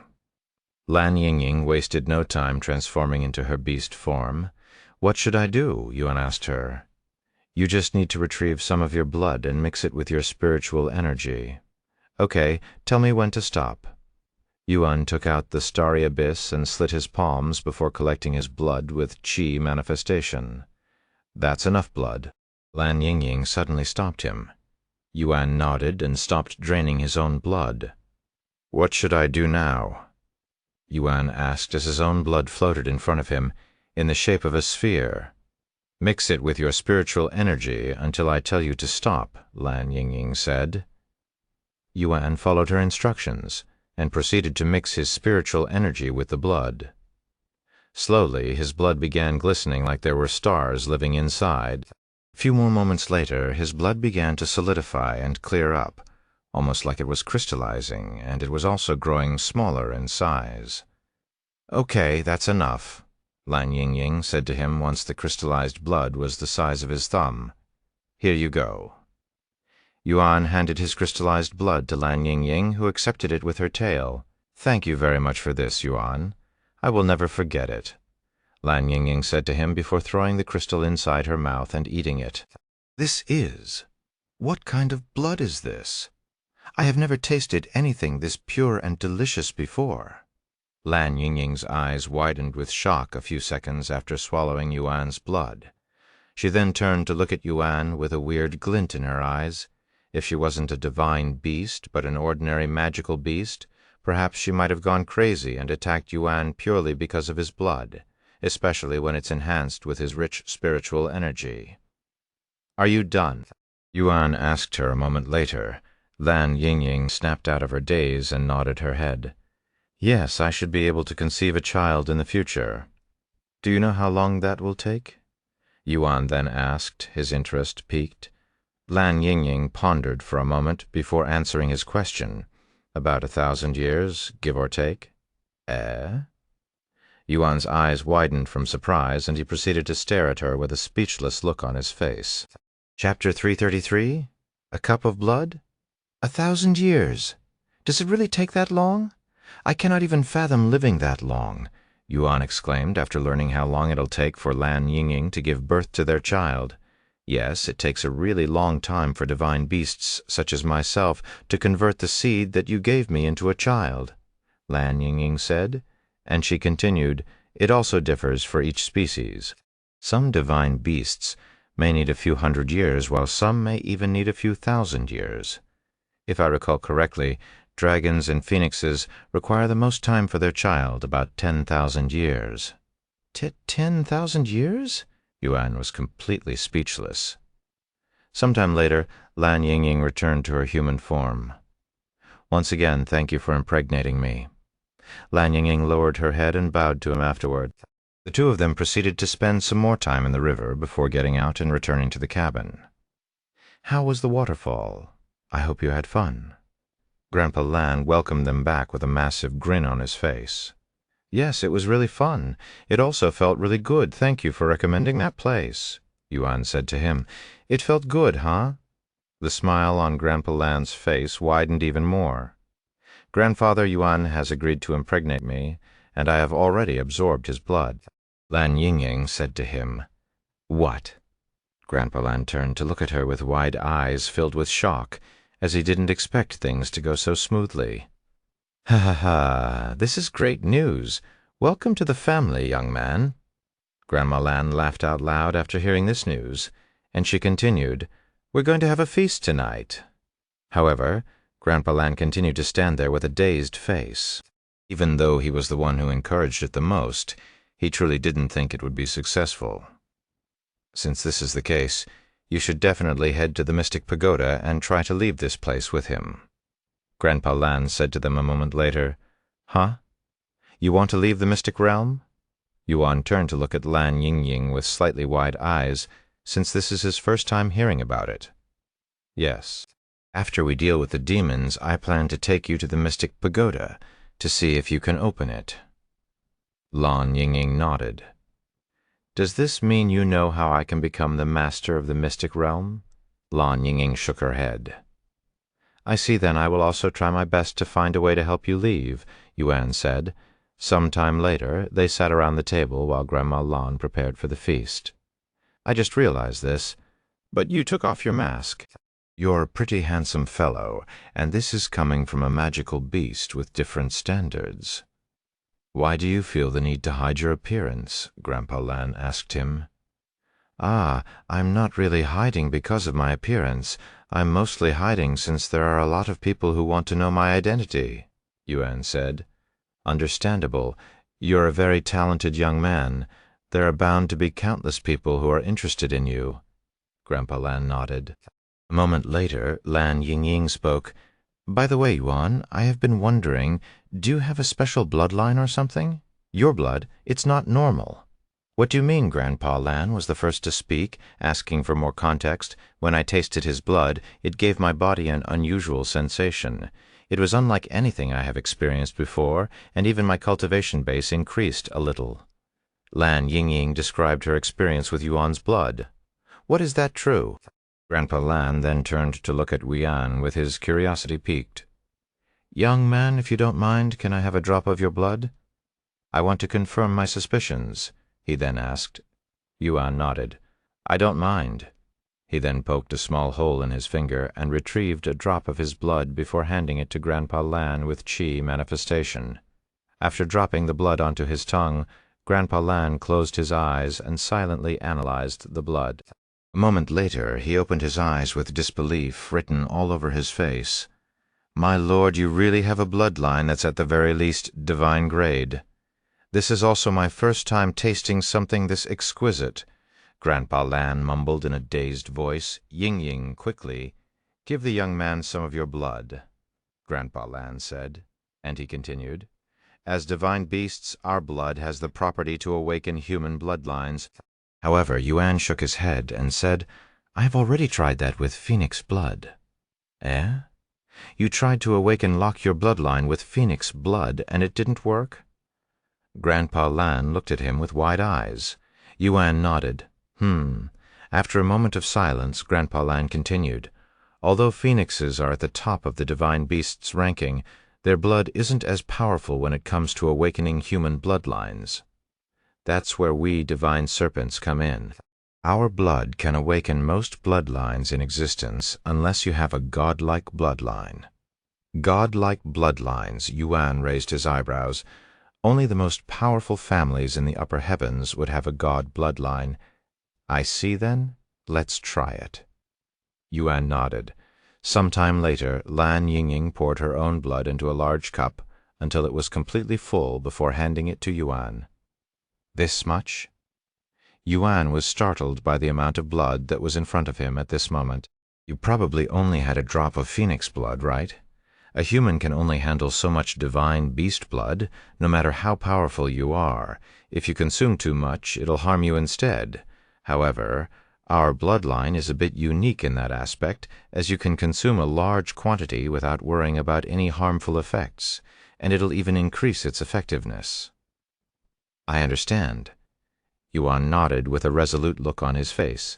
He then took a deep breath before grabbing the cup of blood and chugging it down like a warrior. After chugging the blood, Yuan could immediately feel his body heating up, similar to when he consumed Feng Yushang's phoenix blood. Chapter 334, Awakened Bloodline, Arg, so hot. Yuan exclaimed as his body grew warmer and warmer until it was smoking. Are you okay? Lan Yingying was startled when she saw this, feeling worried that something might have gone wrong. Calm down, Yingying. This means his bloodline is awakening, Grandpa Lan said to her in a calm voice. And he continued, Endure it, young man. If you lose consciousness, your bloodline won't awaken. Yuan nodded before making his way outside the cabin, since it was much cooler there. Once outside, he sat on the ground in the lotus position and tried to calm down by cultivating. However, the intense heat burning his body made things extremely difficult for him to stay focused. Yuan suddenly puked out a mouthful of blood, startling Lan Yingying. "Are you sure he will be okay, grandfather? If my blood kills him, I don't think I can continue living with such guilt." Grandpa Lan didn't say anything and continued to watch Yuan with a serious expression on his face. Rumble? Grandpa Lan suddenly raised his eyebrows. "Is it just me, or is the ground shaking?" "I feel it as well," Lan Yingying confirmed. "It's been a while since we last had an earthquake," Grandpa Lan mumbled, not thinking too much of it at first. However, the shaking did not stop like they'd expected it to sooner or later, and it was even gradually getting stronger. "This isn't a normal earthquake. What's happening?" Grandpa Lan frowned upon realizing that this was an abnormal phenomenon. Meanwhile, outside the mystic realm, the spectators realized that the gates to the mystic realm were shaking. "Look at the mystic realm. It's shaking. How is that possible?" "I don't feel any earthquakes." Something must have happened inside the mystic realm. Upon closer inspection, they realized that the participants inside the mystic realm were experiencing an earthquake. Senior Ni and the others from the spirit heaven frowned at this phenomenon, as they have never heard of the mystic realm acting like this before. "Does anyone know what is happening?" one of the crystal balls asked. "I have never heard of this before." One of them responded. Brother Yuan, Xiaohua mumbled his name in a low voice as she looked at the entrance to the mystic realm. Inside the mystic realm, as the earthquake grew stronger, the people in that world began to worry that it might be the end of the world and that the mystic realm itself was collapsing, causing people to panic. "What's going on?" Grandma Lan stopped her cooking and went outside to see if they knew anything. "We also have no idea what's going on right now," Grandpa Lan said. "Hopefully it's nothing serious." Yuan suddenly began screaming in a painful voice and as though the world resonated with his pain. The earthquake shook even fiercer. It can't be." Grandpa Lan stared at Yuan with a dazed look on his face. "Surely he's not causing this earthquake from trying to awaken his bloodline, right?" "What Yuan's the cause of this earthquake?" Lan Yingying exclaimed. "I don't know yet, but there's a good chance, especially since it started shortly after he started awakening his bloodline. However, what kind of bloodline could possibly cause such a phenomenon?" Grandpa Lan mumbled, attempting to awaken bloodline. Failed, attempting to awaken bloodline. Failed. Yuan had expected the awakening to stop after 3 attempts like previously. But to his surprise, after his 3rd failure, it continued to try and awaken his bloodline. Attempting to awaken bloodline. Failed. 10 failures, 20 failures, 50 failures, 6th, 70, 80, 90, 95, 99. After 99 attempts to awaken his bloodline and 99 failure, there was finally some change within the notifications. Attempting to awaken bloodline attempt successful. You have awakened your bloodline ding. Immortal monarch bloodline grade royal description. You will obtain increased stats whenever your cultivation increases. Stats obtained from breakthroughs will also affect soul strength. Royal grade? How is that possible? Yuan stared at his bloodline with disbelief on his face. The lowest quality of bloodlines was royal grade and definitely below divine grade. But if that was the case, Feng Yushang's phoenix blood should have been able to awaken it. So why does his bloodline show royal grade? Could it be a bug in the system? Or is there something special about this bloodline that he has yet to understand? Once Yuan awakened his bloodline, the earthquake in the mystic realm also came to a halt. Are you okay, Yuan?" Lan Yingying approached him with a worried look on her face. "Yes, I am fine, thank you." Yuan nodded his head, which was dripping with sweat. "Thank the Lord." Lan Yingying released a deep sigh of relief to know that her blood didn't harm him. "How about it, young man? Did you manage to awaken your bloodline?" Grandpa Lan asked him a moment later. "Yes, I did. However, it's royal grade." "What? Royal grade? How is that possible? I tasted the blood myself. There's no way such powerful blood could only be royal grade." Grandpa Lan expressed the same disbelief as Yuan after hearing the news. "Can I taste your blood again, just to make sure?" Grandpa Lan asked him. Yuan nodded and quickly gave him a few drops of his own blood. After tasting the blood, Grandpa Lan became even more puzzled. I have tasted royal-grade bloodlines before, and this is definitely not royal grade. Aye? Is that so?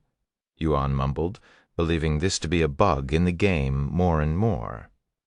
Meanwhile, somewhere in this boundless universe, an old man with an ancient and timeless aura sat before a seemingly ordinary but massive jade tablet that had the word Destiny carved into it, looking like he'd been in the same position for countless years. The jade tablet that was almost 100 times the old man's size suddenly began to glow, and the engraved word Destiny began glowing golden. The old man opened his eyes to look at the jade tablet with a sentimental feeling in his gaze. "Alas, you have finally returned to us." The old man stood up a moment later and immediately kneeled onto the ground before the jade tablet, kowtowing to it. "Welcome back, Master. The 9 heavens will soon tremble before your might once again and for the final time." Chapter 335, Immortal Bloodlines. After kowtowing to the jade tablet for a couple of minutes, the old man stood up and patted his robes before turning around and walking away from the place.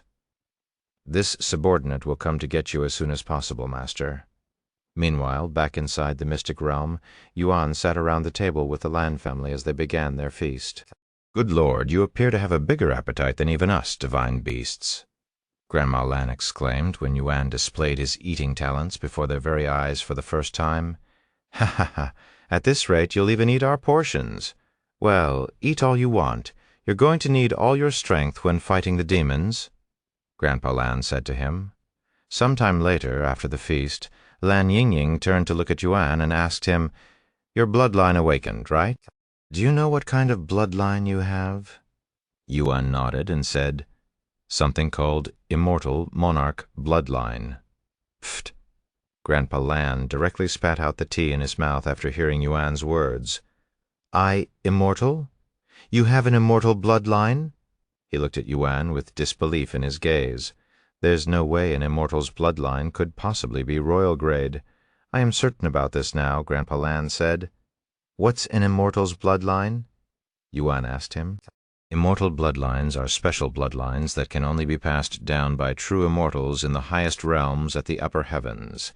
And these bloodlines usually have heaven-defying powers that can turn even a normal human into a peak cultivation prodigy." Grandpa Lan explained everything he knew about immortal bloodlines. "To tell you the truth, I don't know much about immortals or immortal bloodlines except that they are incredibly rare and powerful. If you have an immortal bloodline, then you're definitely a descendant of a very powerful cultivator." "I see. Thank you for the information." After the feast, Yuan logged off the game and waited for Mikshu to finish preparing dinner. In the meantime, Yuan tried to see if there was any change to his body after consuming Lan Yingying's divine beast blood and awakening his bloodline. However, he didn't feel any different than before his bloodline's awakening. Sometime later, Mikshu went into his room with dinner. "Yuan, did you feel the earthquake inside the mystic realm today?" Mikshu asked him. There was an earthquake? I didn't notice it," Yuan said as he was too focused on awakening his bloodline to notice the massive earthquake. "The gates to the mystic realm suddenly began shaking yesterday, and it caused quite the stir among the spectators." "I see. You know the crazy part? Apparently there was also an earthquake in this world sometime this afternoon. It was all over the news." Mikshu said, "Wow, what a coincidence." Yuan mumbled after dinner. Mikshu went to sleep whilst Yuan went to cultivate. However, for some reason he felt extremely tired that night, falling asleep a few minutes later. Furthermore, he had a dream that night, a weird dream where he stood before a massive jade tablet that was as large as a small mountain, and there was the word Destiny engraved into this jade tablet. "Geezer, I'm going to do it one last time." An unfamiliar voice came from Yuan's mouth as he spoke, or more specifically, the body he was in spoke. "How long do you think it'll take this time, Master?" An old voice resounded behind him, and without turning around, the body Yuan was in spoke. "Who knows? It could be 1,000 years from now, it could be 100,000 years from now." Hell, it could even be 1,000,000 years, however. The moment this jade tablet glows, it means I have returned. This subordinate will wait for your return, no matter how many millennia it may take, said the old voice. After a moment of silence, the old voice returned. Master, this may be out of my line, but do you intend on telling her about your departure? I don't. He immediately responded, and he continued. I'm sure that she'll be angry at me for keeping her in the dark about this, but I don't want to disturb her cultivation. She's very close to becoming a true immortal, and any distractions might take that away from her. Jeezer, if she makes a scene, just let her know what I told you, that I will be back for you guys no matter what. Anyways, I'm going to leave now. I'll see you later, geezer. It was at this point of the dream when Yuan woke up. What a weird dream, he thought to himself. However, despite this being his first time experiencing such a dream, he felt oddly nostalgic, almost like he'd seen that exact scene before. Furthermore, he realized that his limbs became more responsive in the morning, allowing him to move his fingers with less effort. If he tried, he could even lift his arm and legs a little off the bed. Yuan was filled with excitement by this change, and his anticipation for the future grew some more sometime later. Michu entered his room to do her daily routine. Yuan, let's give you a wash before you play, Michu said to him, as it has been some time since she last cleaned him. Okay, Yuan said inside the bathroom, whilst Michu scrubbed his body down with her soapy hands. Yuan suddenly spoke.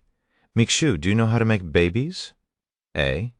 Michu nearly slipped on the wet floor after hearing Yuan's sudden question. Be babies? Why are you asking? She responded in a stiff voice with her face heating up quickly. Well, I was in this situation that required me to make babies. However, that person was not human, so the methods were a bit unique, and I have been curious about it since then. Yuan revealed his experience in the mystic realm to Michu, greatly shocking her. Did you do it? Make babies with this person? I mean, Michu decided to ask him. Yes, I did. Yuan calmly responded, and he continued. She's a divine beast, so it'll take 1,000 years for her to give birth. At least, that's what she told me. Michu became speechless after hearing Yuan confirm that he had indeed impregnated another entity in the game. Chapter 336, How to Make Babies. Let me get this straight, you impregnated an NPC in the game? Michu asked again, just in case. That's what she told me, Yuan responded in a calm voice, not thinking too much about it. Heavens, Michu mumbled in a dazed voice. She cannot imagine how Yuro would react once she learns of this. Perhaps it would be better if I don't tell her for her own sake, Michu thought to herself. After a moment of silence, she said, Yuan, I know the Yu family didn't teach you this, but you really shouldn't impregnate women so easily, especially if you just met them. I know that, but these people are really nice, and I really wanted to help them, Yuan said. Let's continue this talk after this. My mother will kill me if you catch a cold because I didn't take care of you properly. Okay, thus, Michu continued to clean Yuan's body, but her heart felt heavier than usual, almost like there were invisible chains weighing it down. It's just an NPC, so it should be fine, and it's only a game. Michu thought to herself as she moved her hands to the thing between Yuan's legs, making babies, huh? I guess it's about time he learns about these kinds of things because the Yu family only cared about his musical talents. They didn't want anything that wasn't music-related to enter his brain, and that included common sense for even the basic things in life after all. The less common sense Yuan had, the easier it was for them to control him and trick him. As for things regarding the opposite sex that never even crossed the Yu family's mind. Of course, Yu taught him some common sense, but she wanted Yuan to remain innocent and pure for as long as possible. So she purposefully avoided talking about these kinds of things. After cleaning Yuan's body, she brought him back to his room, where she dried his body some more and changed his clothes. You want to learn how to make babies, right? Michu asked him afterward. Yes. Well, first and foremost, you need to understand the importance of having babies with another individual. Having a baby isn't something you can take lightly, Yuan, as it will affect you for the rest of your life. Luckily, it only happened inside the game. But if it was the real world, you will have a lot of responsibility to bear. Furthermore, you should only have babies with your significant other, someone you care enough about that you wouldn't mind spending the rest of your life with them, Mishu said to him. Hearing Mishu's words, Yuan suddenly spoke. So someone like you. Mishu was at a loss for words after hearing Yuan's words that took her completely by surprise and also made her body shiver. And Yuan suddenly continued, I wouldn't mind spending the rest of my life with you, Mishu. Does this make you my significant other? Well, not exactly, Mishu responded in a trembling voice. Having a significant other requires an agreement between two people that want to be with each other. You cannot just call someone your significant other because you want to be with them. Mishu explained to him. I see, Yuan mumbled. Anyways, now that you know not to have a baby with every female you meet, let's talk about the process of making babies. After taking a deep breath, Mishu continued, In order to make babies, a man needs to connect bodies with a female, or more specifically, use the thing between their legs to connect with the female's body. What? You can use that thing to make babies? I thought it was only for peeing, Yuan exclaimed in a truly surprised tone after learning this revelation. It's actually a little more complicated than that, but yes, that's the gist of it, and such an act is called having sex, Meixu said, somehow managing to keep a straight face as she educated Yuan on this kind of topic. Anyways, this is the basics of having babies. Do you have any questions? Meixu said to him. This is just the basics, heavens. I never knew it would be so complicated.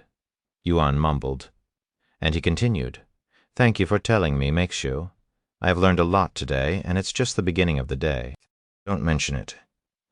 You would have learned it sooner or later, even without me anyway, Meixu said.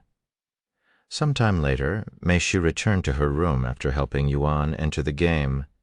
He doesn't mind spending the rest of his life with me, huh? A warm smile appeared on Meishu's beautiful face as she placed the helmet on her head. After entering the game, Meishu looked at Feng Yushang and spoke to her. Feng, I have a question. What is it?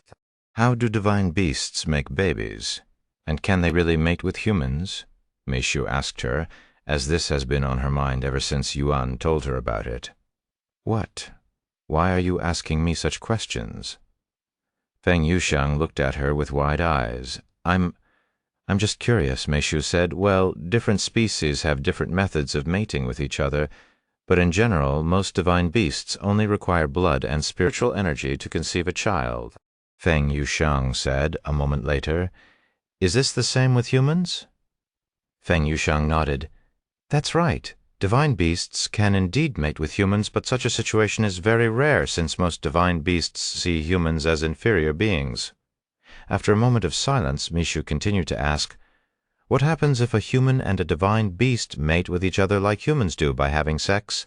Can they conceive that way? Feng Yushang's jaw dropped after hearing Meishu's question. Why was she asking such weird questions? Is this related to the young master?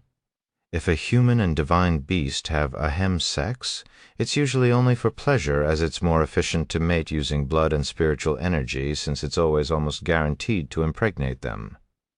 Feng Yushang said to her, I see, Meixu mumbled, realizing that she might have misunderstood Yuan because of his lack of context. Meanwhile, the others were completely baffled by their conversation that was completely random and out of place. Chapter 337, Abandoned Valley Inside the Mystic Realm. Yuan and the Lan family gathered outside the cabin. We're going to invade the demons today. Are you all prepared? Grandpa Lan asked them. Once everyone there nodded. Grandpa Lan continued. I'll carry all of you in my beast form. A moment later, he transformed into a massive white serpent, and compared to Lan Yinging, he was at least 10 times larger. Large enough to wrap around an entire mountain with ease. Yuan was slightly surprised to see Grandpa Lan's beast form, but compared to the Great One that was literally countless times larger than a star, it wasn't too shocking. When everyone jumped onto his back, Grandpa Lan suddenly levitated off the ground and began slithering in the air. A flying snake, it was a sight to behold. Look at the sky. What on earth is that? One of the participants, a player, stared at the sky in shock as he witnessed a massive snake slithering through the clouds like a dragon. Heavens! Is that a dragon? Many of the participants mistook Grandpa Lan as a dragon. No, that's a serpent. It's a magical beast, but I have never seen anything like that before. Since it's flying, it must be at least a spirit grandmaster, right? There are such powerful beings in the mystic realm. Half of the participants in the mystic realm saw the flying serpent in the sky because of Grandpa Lan's massive size and the distance they traveled. Of course, the spectators outside the mystic realm also saw the massive snake in the sky. What kind of magical beast is that? I don't recall ever seeing such a magical beast before in the mystic realm. Senior Ni asked the people on the other side of the crystal balls. No idea. I don't remember seeing such a magical beast before either. Well, the mystic realm is still filled with mysteries even though we've explored it many times. Actually, rumor has it that there exists a divine beast somewhere within the mystic realm. Could that be it? One of them suddenly said, "What? A divine beast, as if that's possible." Another voice scoffed. A couple of hours later, Grandpa Lan landed in a desolate area and transformed back to his human form. "We're going to be traveling by foot here since we don't want to alert the demons that are hiding deep within the abandoned valley just yet," he said to them. As they walked, Grandpa Lan continued, "Once we confront the demons, I will be dealing with the demon lord, leaving the other 3 demons in your hands. I'd like to take on another one, but I'll have my hands full with just the demon lord. I can take care of 2 demons by myself, since they're nowhere near as powerful as the demon lord. Young man, Ying, the both of you will take care of the last one. Once you deal with that one, I'll need you to help me kill the other 2 demons, since I don't have the ability to kill them." Grandma Lan said. The 2 of them nodded. "Yuan, I'll distract the demon while you strike it with your demon sealing technique. They have no idea that you know such a technique, and we're going to use that fact to our advantage," Lan Yingying said to him. "Okay." Yuan nodded. After navigating through the Dead Valley for another 3 hours, they reached the deepest parts of the valley. "It's weird how we haven't run into any magical beasts," Yuan mumbled. "That's because the demons hunted them all," Grandpa Lan said. "Demons don't care if they are humans or magical beasts. They will hunt them as long as it increases their cultivation.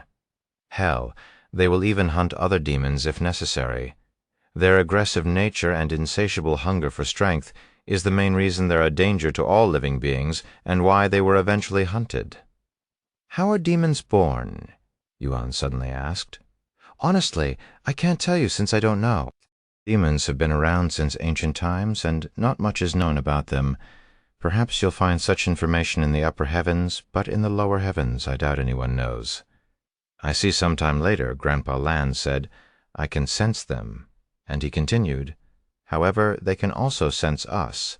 I'm going to distract the demon lord first." After saying such words, Grandpa Lan turned into his beast form and immediately flew into the sky. "Ha ha ha!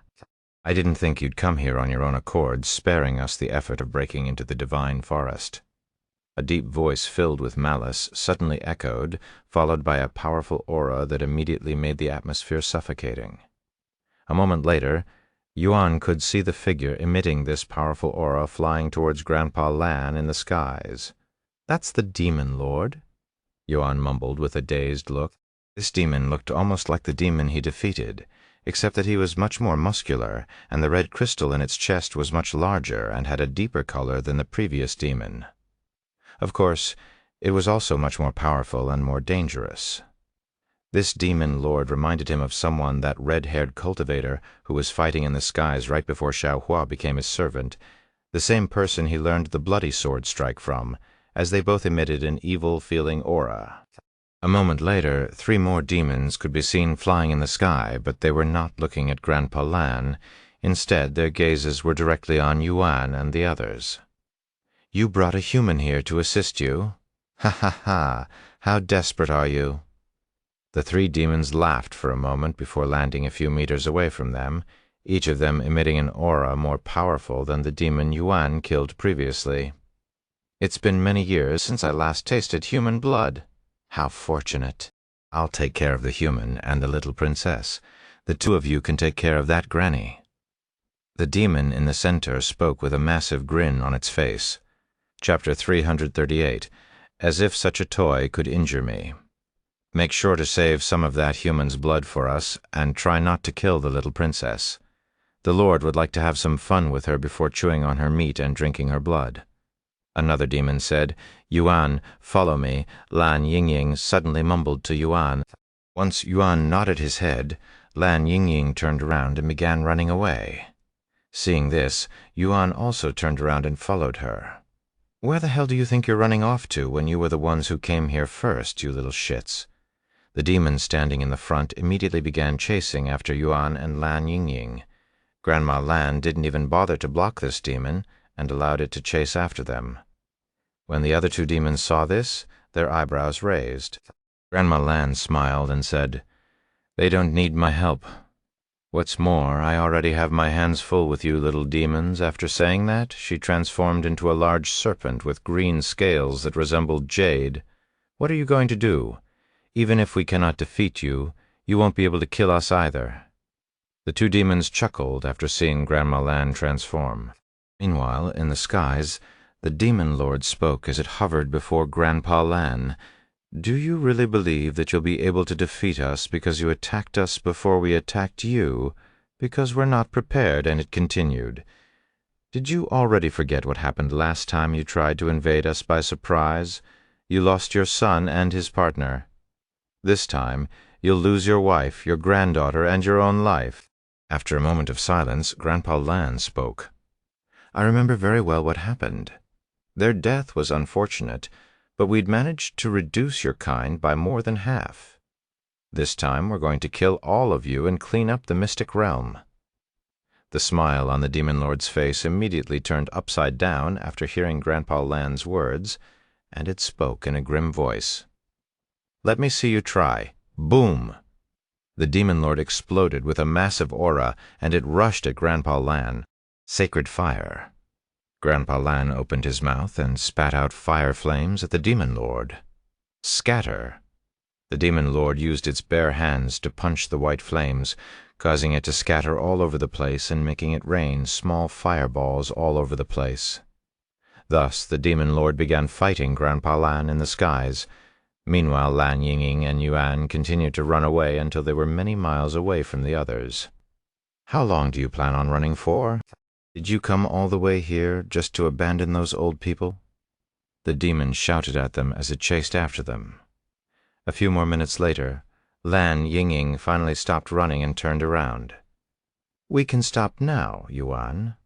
The demon also came to a sudden halt and stared at them with narrowed eyes, wondering what they're planning. Yuan, I'm going to distract it as planned. Strike it with your sealing technique when you see the chance, Lan Yingying said to him, using divine sense. Yuan nodded his head after taking a deep breath.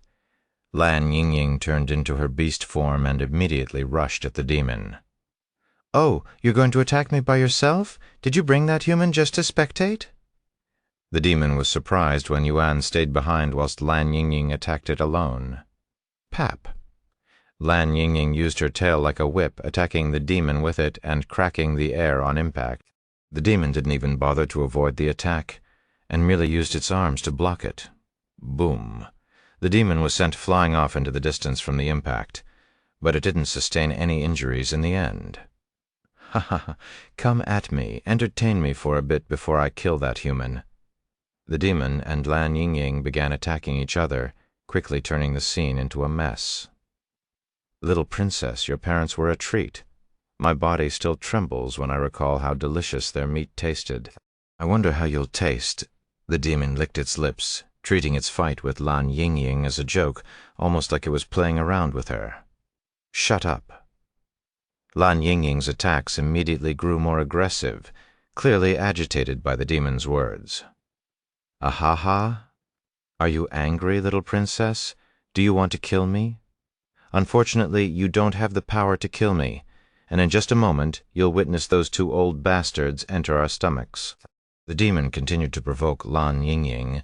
A few minutes later, once the demon was fully absorbed in fighting Lan Yingying, it forgot about Yuan's seemingly insignificant presence. Sacred fire! Lan Yingying opened her mouth and released a torrent of white flames at the demon, who didn't even bother to dodge it. "You don't learn, do you? You won't be able to injure me with such weak flames, much less kill me." The demon patted the white flames off its body as though it was mere dust. "I've spent enough time messing with you. I would love to eat you right here and now, but alas, the demon lord would kill me if I do, so I'll have to endure not it and not kill you." The demon suddenly stopped talking when it felt something pierce its body, causing it to look down. "Huh?" The demon raised its eyebrows when it saw a huge sword piercing its body from the back. It turned around to look at the masked figure standing behind it with an annoyed expression on its face, and it spoke in a calm voice. "What the fuck do you think you're doing, human? You should have run away when you had the chance. I had even forgotten about you, since your presence is akin to an ant." However, Yuan didn't say anything and merely pulled the Empyrean overlord out of the demon's body and took a few steps back.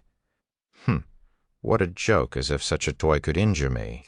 The demon looked at Yuan with clear disdain on its face. "Are you sure about that?" Yuan spoke as he pointed to the demon's body. "What?"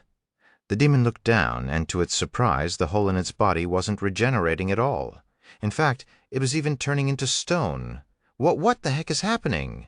What the fuck did you do to me just now, human?" The demon roared at Yuan with veins all over its face. Yuan shrugged and said it was nothing much, just a demon sealing technique. "A what?" The demon was shocked after hearing Yuan's words. Once it realized the situation, it roared in anger. "Damn you, human! You must be from the demon sealing clan?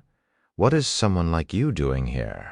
Unlike the demon Yuan, previously sealed, this demon was still able to move and release its aura after being struck by the demon sealing strike, most likely because it was much more powerful than the previous demon.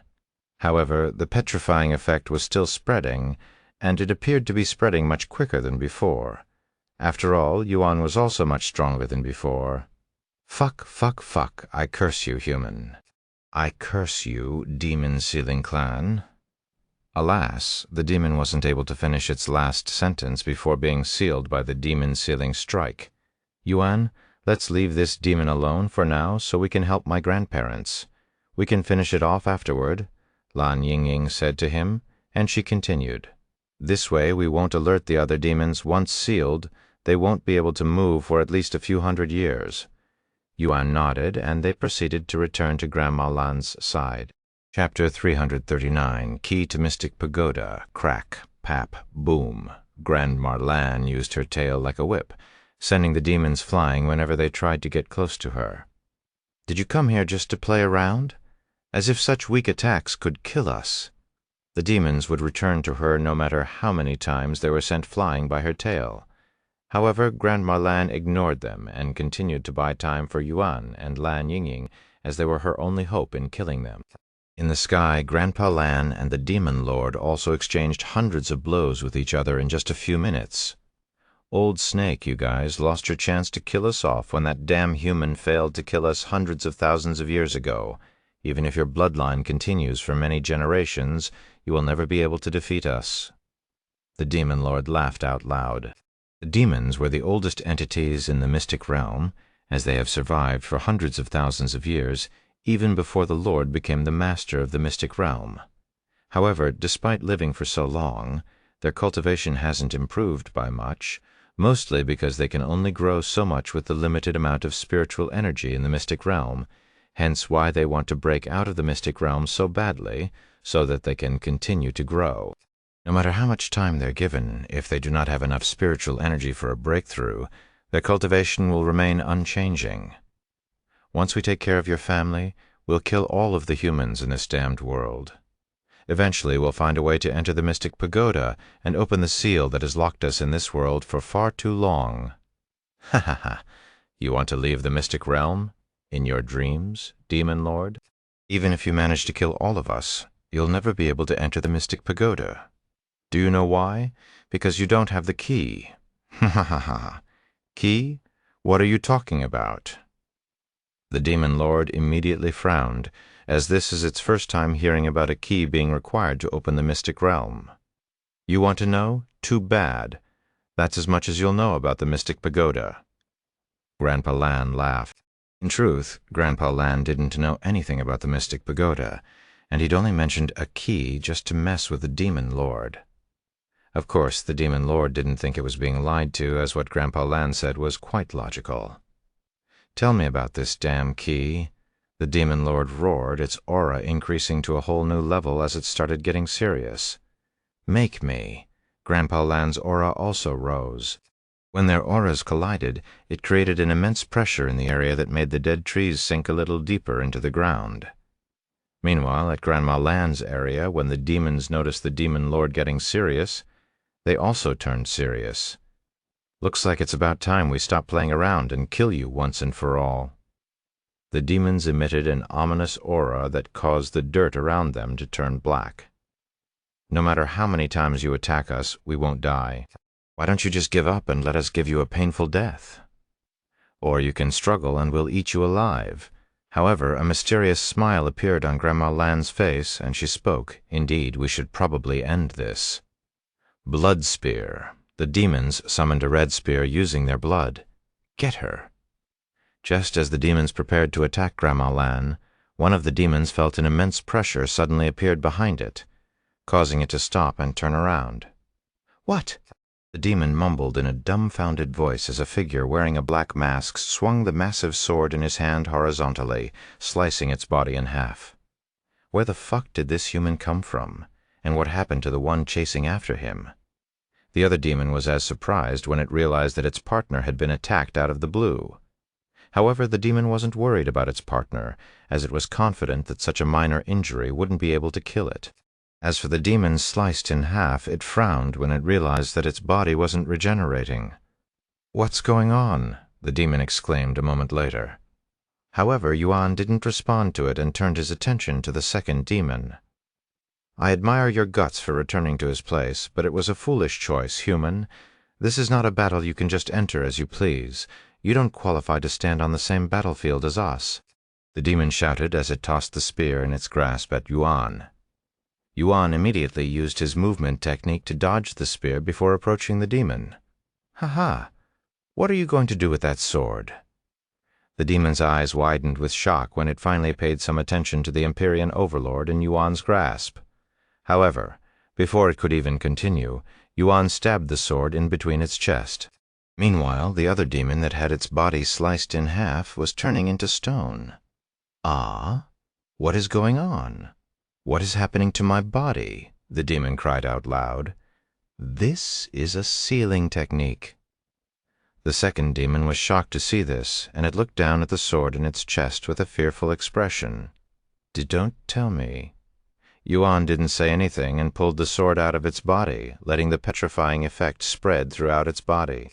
"You came back faster than I'd anticipated, young man, just like the first time," Grandma Lan said to him with a smile on her face.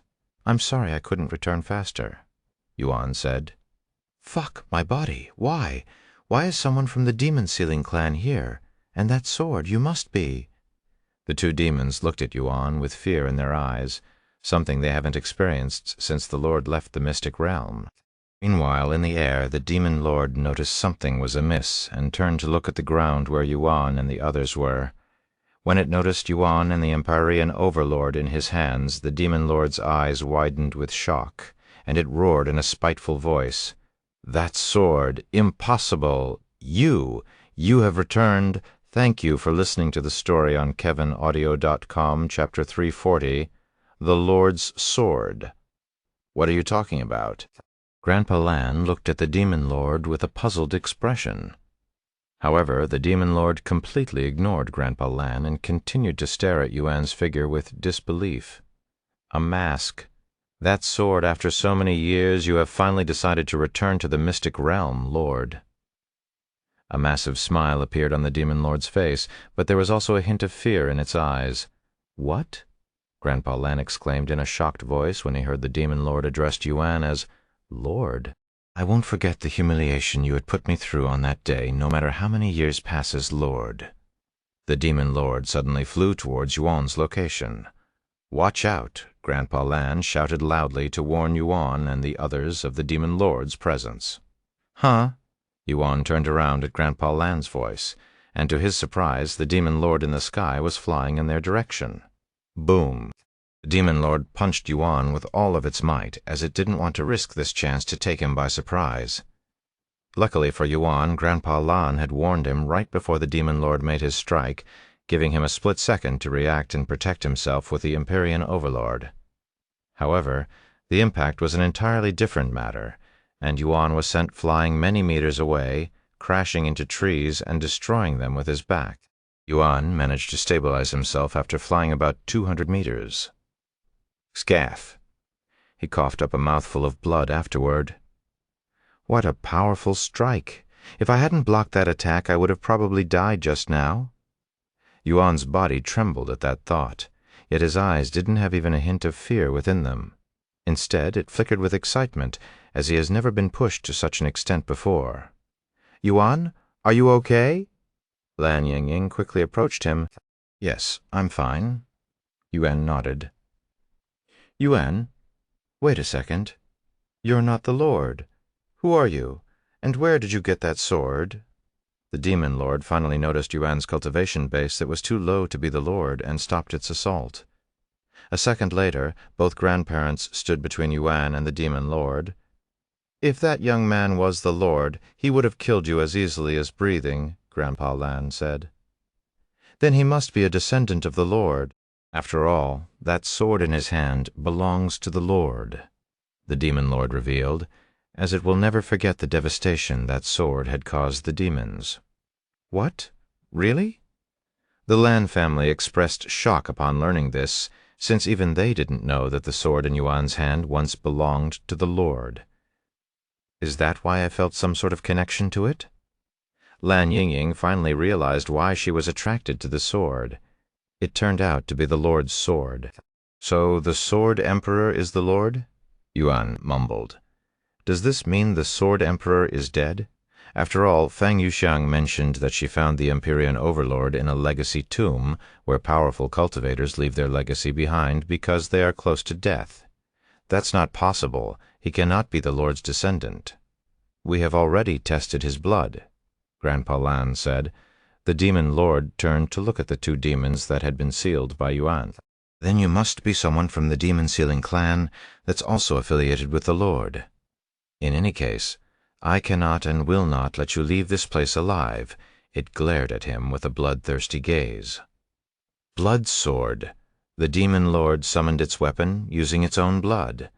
Even if there are 4 of you, it won't be enough to kill me, especially if the Lord isn't with you." The demon lord began approaching them with its aura growing stronger and stronger. "Young man, we're going to distract it while you look for the opportunity to strike it with the demon sealing strike," Grandpa Lan said to him. "Okay." Yuan nodded. "Let's go, Grandma. Yingying, you stay behind. There's nothing you can do here. Even though Lan Yingying didn't want to admit it, she truly did not qualify to be in this battle." A few seconds later, both of the grandparents went to attack the demon lord. "Ha ha ha. Are you trying to distract me while that human waits for the chance to seal me? I am not as foolish as the other demons." The demon lord laughed out loud as it began fighting the 2 snakes. And whenever it had the chance, it would throw an attack at Yuan to let him know that it was keeping track of him. "I'm going to fight it," Yuan suddenly said after some time. "What? You can't. The demon lord is on another level. You won't be able to get close to him, much less attack him." Lan Yingying said, "Perhaps not at my current level, but if I increase my cultivation somehow." Yuan spoke as he turned to look at the sealed demons not far away from them. "What do you plan on doing?" Lan Yingying asked him. "I'm going to kill them and eat their demon cores," Yuan replied, shocking her. "Are you serious?" She looked at him with wide eyes. Yuan nodded. "If it's true that the founder of the demon-sealing clan was able to eat demon cores, I should be able to do the same, since I have the same physique." "But that's just a rumor, a legend. Demon cores are completely different from monster cores. It's too dangerous," Lan Yingying said. "It may be risky, but we won't know unless I try it." Yuan said, and he continued, "Don't worry, I have a feeling that everything will work out just fine."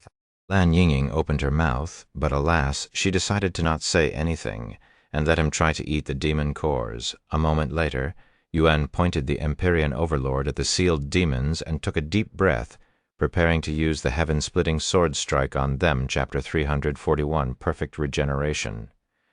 What do you think you're doing? The demon lord immediately noticed Yuan gathering his spiritual energy, clearly preparing for an attack, and it immediately rushed at him. However, the grandparents also went to block its path. You think you can just ignore us? Pap. Grandpa Lan slapped the demon lord with its powerful tail, sending it further away from Yuan. Get out of my way. Just as the demon lord roared, Yuan released the heaven-splitting sword strike, completely missing the demon lord. Ha ha ha, where the hell are you aiming? The demon lord laughed in a slightly nervous tone afterward, as it felt the immense power within the strike released by Yuan just now. If that thing had hit me, I would have been in danger. This human is truly too dangerous to be left alive. Luckily, this human doesn't have any control over it. The demon lord cried inwardly, thinking that Yuan had only missed because he doesn't have full control over the technique. However, it suddenly noticed that Yuan wasn't even paying attention to it. Instead, he went to where the sealed demons were before they were accidentally struck by the attack and picked up their demon cores. What the hell is he doing? The demon lord raised its eyebrows at Yuan's puzzling actions. A moment later, Yuan tossed one of the demon cores in his mouth, shocking the demon lord and the grandparents. Ha ha ha! What is that idiot doing? Does he want to kill himself? That makes things much easier for me, the demon lord burst out laughing, like a maniac after witnessing Yuan's actions. Young man, what are you doing? Grandpa Lan exclaimed. While he knew that Yuan could consume monster cores, he was still shocked speechless by Yuan's actions just now. After all, demon cores are completely different from monster cores. If eating monster cores is akin to drinking water, then eating demon cores is akin to drinking alcohol.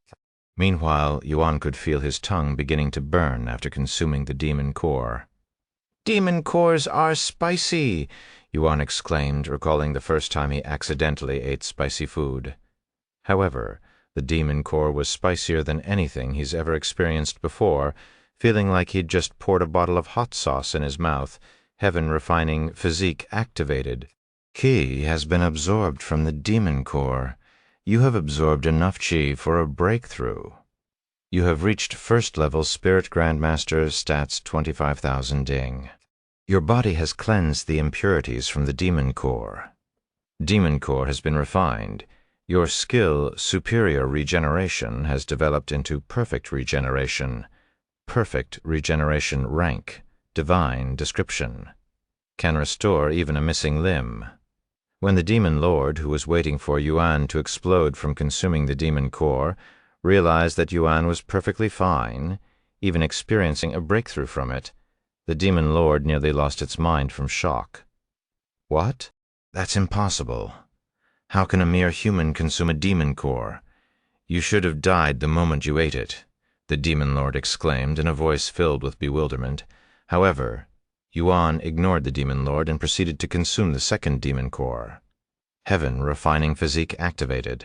Qi has been absorbed from the demon core. You have absorbed enough qi for a breakthrough. You have reached second-level Spirit Grandmaster stats 27,000. You have reached third-level Spirit Grandmaster stats 27,000. Your body has cleansed the impurities from the demon core. Fuck. It wasn't a fluke that he survived the first demon core? The demon lord was hoping that Yuan was only lucky enough to survive at first, but after witnessing him consume a second demon core, it concluded that it was not coincidence or luck that Yuan could eat demon cores. Is this human really human? How can a human survive the chaotic spiritual energy within a demon core? Even a demon would go mad if it consumes a demon core. He's even more dangerous than the Lord in some ways. So this is what being a Spirit Grandmaster feels like, huh? As expected, my body is filled with energy, and it feels like I won't lose no matter what I'm fighting. Yuan mumbled to himself before turning to look at the demon lord, who was staring at him with its face twisted in disbelief. I wonder how your demon core will taste, demon lord, Yuan suddenly said to it, causing a chill to go down the demon lord's back. Try to get my demon core if you can, you damn monster. The demon lord roared before it rushed at Yuan with the bloody sword in its grasp. Oh no, watch out, young man. The grandparents reacted a little slow this time around, mostly because they were still shocked by Yuan's unbelievable appetite, allowing the demon lord to slip right through them. I'll be okay, Yuan said to them as he raised the Empyrean Overlord and welcomed the demon lord. Once it was close enough to strike, the demon lord swung its blood sword at Yuan. Boom! Yuan blocked the attack with his own sword, causing the ground to shake from the impact. However, unlike previously, he wasn't sent flying. Furthermore, the blood sword in the demon lord's grasp even cracked a little. The demon lord sucked its teeth before quickly repairing the sword with its blood. Blood arms. The demon lord suddenly grew 2 arms behind its back. Blood sword. Then 2 swords appeared in those arms. Die for me. The demon lord struck Yuan again, this time with 2 extra swords. Yuan immediately used his movement technique to dodge the strikes before activating Heavenly Domain, restricting the demon lord's movements to a small extent. 4 arms, that's not fair, Yuan exclaimed after dodging its strikes. You don't get to say such words after what you just did. Are you really human? Damn monster in human skin, the demon lord said to him. Young man, are you okay? The grandparents returned to his side after their quick clash. I'm okay, and let me fight the demon alone, Yuan said to them. You want to fight it by yourself? Grandpa Lan looked at him with a dazed face. Chapter 342, Fighting the Demon Lord. I fight better when there's nobody around me, since I can let loose without needing to worry about hitting you guys as well, Yuan said to them. I understand. If you think you can defeat it by yourself, we won't get in your way. But if I sense that you're in danger, I'll immediately assist you, Grandpa Lan said to him before returning to his human form. You want to fight me alone? Ha ha ha ha. Don't get cocky just because your cultivation improved slightly. You're still only a spirit grandmaster, whilst I'm a spirit lord. There's still a vast gap between us. The demon lord laughed as its aura continued to rise. Yuan didn't wait any longer and rushed at the demon lord, striking it with his Empyrean Overlord. Clang, the demon lord used 2 of its swords to block Yuan's strike whilst using its 3rd one to retaliate. Yuan then used his movement technique to dance around the demon lord. Despite being an entire realm above Yuan, the demon lord still had its movements suppressed by the Heavenly Domain. What an annoying movement technique. The demon lord didn't dare to waste its movements while being restricted and waited for Yuan to strike, as a single mistake might cost its life. Bloody sword strike, Yuan suddenly attacked the demon lord after a minute of trying to confuse it with his movement technique. However, even though the demon lord couldn't move at its full speed, its reaction remained in peak condition, allowing it to defend against Yuan's strike even though its movements were slowed. The 2 of them continued to dance back and forth, with Yuan being on the offensive and the demon lord on the defensive for many minutes. Fuck. How long can he keep this restriction domain active? How much spiritual energy does he have? The demon lord cried inwardly, as it had been waiting for Yuan to exhaust his spiritual energy. After all, to sustain such a powerful pressure that could restrict even a spirit lord's movements, it would obviously require an immense amount of qi. However, many minutes have passed without any signs of Yuan exhausting his spiritual energy. Half an hour later, the demon lord roared. Don't tell me you have unlimited energy as well. The demon lord decided to risk it and flew into the sky where the Heavenly Domain could not reach him. Yuan narrowed his eyes at the demon lord in the sky. Although he could also fly, he wasn't confident enough in his flight abilities to fight someone like the demon lord in the skies. Blood spears. The demon lord suddenly summoned a dozen spears with its blood before throwing them at Yuan. Yuan immediately used his movement technique to dodge them, but the demon lord continued to summon the spears, raining them down on him. You think you're the only one with inexhaustible spiritual energy? I can do this all day. The demon lord laughed as it continued to throw spears at Yuan from the sky. Hundreds of spears later, Yuan left the ground and flew into the air as well. So, you've finally decided to fight me, the demon lord said as it summoned its swords and flew towards him. Clang, the two of them clashed in the air, causing the clouds around them to ripple away. "You fell for it, human." The demon lord suddenly grinned. The next second, two more arms appeared behind the demon lord's back, preparing to strike Yuan at any moment now. "Let's see if your movement technique works in the air."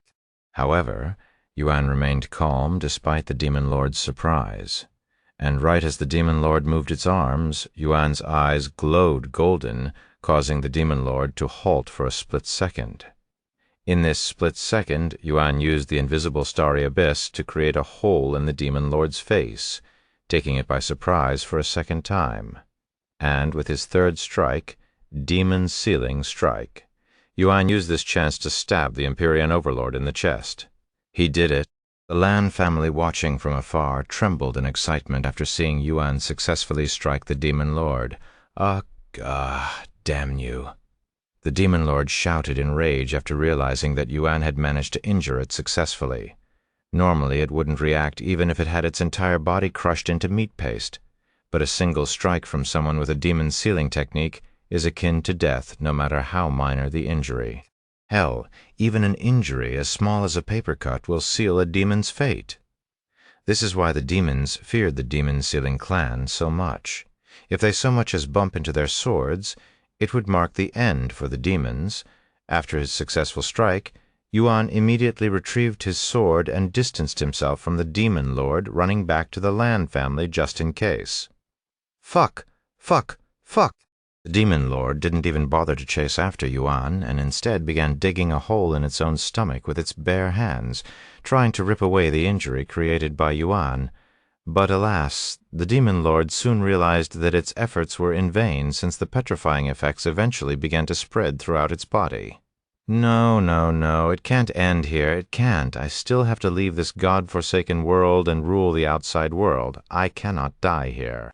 The demon lord began shouting like a maniac who'd gone crazy.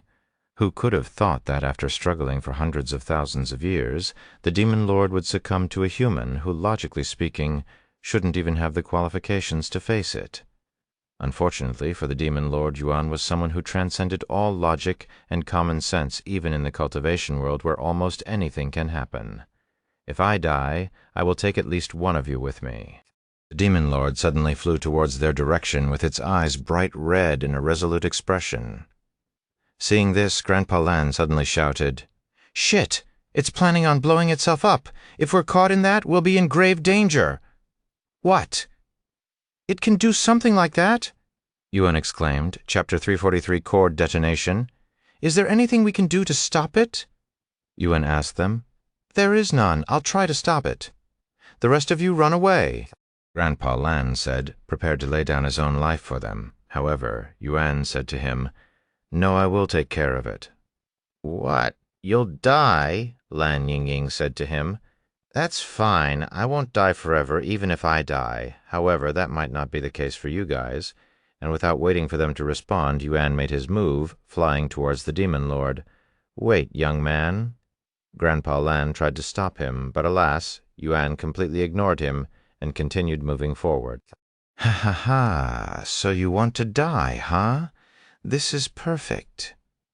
The demon lord laughed as its aura grew more volatile and intense.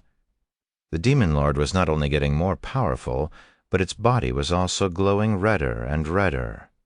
As Yuan got closer to the demon lord, he wondered if there was anything he could do, but alas, he could not think of any methods that would save him in this desperate situation. So what if I die? I'll just respawn. So what if I lose my cultivation base? I'll just cultivate some more. If I become a cripple, it won't be my first time, and it's not like I won't be able to walk or move. I'll still be able to explore this world, whether I'm a cultivator or not. Yuan changed direction midway, leading the demon lord further away from the Lan family. Of course, the demon lord was more than happy to chase after Yuan, even if it wouldn't be able to kill the Lan family. In its eyes, he would do the other demons a bigger favor if it killed Yuan, who was a much bigger threat than the Lan family could ever be. "Do you really think you can outrun me?"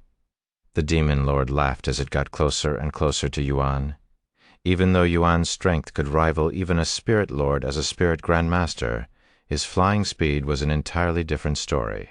Slowly but surely, the demon lord caught up to Yuan, and it was just a matter of time before it blew its entire cultivation up. Yuan stopped running away once they were far enough from the Lan family, and there was no point when he knew that he wouldn't outrun the demon lord. In just a few seconds I will blow up and everything within 10,000 meters will disappear with me. The demon lord laughed out loud as it hovered a few meters away from Yuan. Go ahead. You'll be the only one dying anyway. Yuan shrugged in a nonchalant manner, dumbfounding the demon lord. You're not afraid of dying? The demon lord frowned. I won't die. Bullshit. You're not immortal. Not even a spirit king would survive a core detonation at this level. The demon lord didn't believe Yuan. Yuan didn't bother responding to it and calmly stared at the demon lord that was almost petrified at this moment. Ooh, I can feel it. Power overwhelming my body. Ha ha ha. It's about time. Die for me, human. The demon lord laughed out loud until it exploded. It was at this moment Yuan thought about logging off to escape the explosion, but alas, you cannot log off during combat. A second later, the demon lord's body suddenly began twisting and turning in a spiraling motion, almost like a black hole had appeared inside its body and was consuming the demon lord inside out. The demon lord's body twisted until it was the size and shape of a small pebble, almost like a glass marble of sorts. This pebble then glowed brightly before exploding with a massive amount of spiritual energy. Yuan immediately used the Empyrean Overlord to protect himself by placing it in front of his face. However, the explosion was too large and powerful, and Yuan could feel everything below his chest disappear almost instantly. Ah! Yuan was overwhelmed with pain, losing consciousness almost immediately. Meanwhile, the Lan family could see a bright light in the distance, followed by a strong earthquake a second later. Lan Yingying felt her heart being squeezed when she saw this light, and tears quickly flowed from her eyes. Alas, this young man actually sacrificed his life for us. Grandpa Lan sighed, feeling an indescribable feeling in his heart. Many of the participants in the mystic realm were also able to see this bright light in the sky, as it was like a second sun that had suddenly appeared in the world. The sun created by the demon lord remained for a good minute before it finally began to subside. The Lan family went to the scene of the explosion in hopes to find Yuan's remains, but alas, they were unable to find him, almost like he'd disappeared from this world. As expected, his body has completely disintegrated from the demon lord's core detonation. Grandpa Lan sighed. After all, even he wouldn't survive such a devastating attack, much less a spirit grandmaster with a human body. Yingjing, make sure you take care of that baby. That young man sacrificed his own life so that you two, all of us, could live, Grandma Lan said to her in a grieving tone. I understand, Lan Yingying nodded, still with tears in her eyes. Meanwhile, about 100 miles away from where the explosion had occurred, a body that was anything but complete laid on the ground, looking like a corpse that had recently been chewed on by wild animals. Heavens, that almost scared me to death. The voice of a young lady resounded after this disfigured body suddenly dropped from the sky and landed behind her. Just what on earth happened to this person? His body looks like it had just ate an explosion. Was he a victim of that random explosion just now? The young lady inspected the corpse out of curiosity, not feeling grossed out by the awful sight that would normally make any young lady's stomach churn with disgust. And why does it feel like I have seen him somewhere before? Ding. Perfect regeneration has activated. Chapter 344. Barely surviving the explosion. What? What? His regenerating? The young lady was shocked when the mutilated body suddenly began healing, and she watched as this half-completed body regrow the rest of its body, as well as all 4 limbs in just a matter of moments, almost like she was before an immortal monster or something. The young lady took a few steps back just in case. A few moments later, the mutilated body recovered perfectly. It was unlike anything the young lady had seen before. Ugh. Yuan slowly opened his eyes to see the sunlight assaulting his eyes. Did I die? Did I respawn outside the mystic realm? Yuan slowly sat up, still recalling the pain he'd felt before losing consciousness. Once his mind and vision began to stabilize, Yuan looked around his surroundings, and to his surprise, he wasn't outside the mystic realm. What? Don't tell me I didn't die from that explosion. This is a miracle. Yuan quickly stood up with excitement on his face. Fortunately, he'd managed to protect his head and heart. Although his regenerative abilities are not as exaggerated as the demon's, it was pretty close, allowing him to regenerate as long as his head and heart are unharmed. It was at this moment that Yuan realized he was not alone, and there was another presence not far away from him. Who's there? Yuan turned to look at the tree a few meters away from him. That voice player, Yuan? The young lady who had hidden behind a tree slowly walked out with her hands up, showing Yuan that she was not a threat to him. Yuan was surprised to see Wang Shuing there after revealing herself. Wang Shuing stared at Yuan with a somewhat amazed expression on her face. What is it? Yuan decided to ask her, feeling like something was amiss right now. Wang Shuing appeared to hesitate for a moment before pointing at his face. It was at this moment Yuan realized that his mask was gone and his face was in full display. Oh no, the explosion must have removed the mask. Now she knows what I look like. Yuan cried inwardly. Dee, don't worry, I won't tell anyone what you look like, I promise. Wang Shuing quickly said to him, feeling extremely nervous at this moment, as she was worried that he would kill her because she saw his face. She doesn't recognize me? Yuan realized that Wang Shuing didn't realize who he was, even though she saw his face. Fortunately for Yuan, Wang Shuing only remembers what he looked like when he was a kid. Even though she has seen him plenty of times as an adult, Yuan looks somewhat different in the real world because of his skinny appearance, and Wang Shuing hasn't seen him since his recovery. Furthermore, his appearance in Cultivation Online has been enhanced as a cultivator. Also your clothes, Wang Shuing pointed at his legs with a blushing face. Yuan looked down, and to his surprise, he was completely naked from his chest down. While his body regenerated, his clothes were a different story. No wonder why it felt a little breezy down there. Sorry, but I don't have any clothes on me, Yuan said in a calm voice. I'll give you some of mine, okay? Wang Shuing said as she removed the first layer of her clothes. Luckily for them, disciple uniforms in the cultivation world are mostly unisex, so both genders can wear them and look the same. Thank you. Yuan accepted her clothes and quickly wore them. Although they were a little small, it was good enough to be worn. Anyways, what were you doing that made you in such a state? And how on earth are you still alive? I thought you were some kind of immortal monster at first, Wang Shuing said to him afterward. Oh, I was fighting some really powerful demon, and it decided to blow itself up, Yuan sighed. Is that what caused the explosion? You're really something else, player, Yuan. No wonder why you're the #1 player in the world right now, Wang Shuing said. What do you plan on doing now? I'm going to go back and see if there's anything left of the demon, just in case it also survived, Yuan said. Can I come with you? I won't get in your way, I promise. I just want to see how player Yuan plays the game, she asked him. I don't mind. Yuan nodded.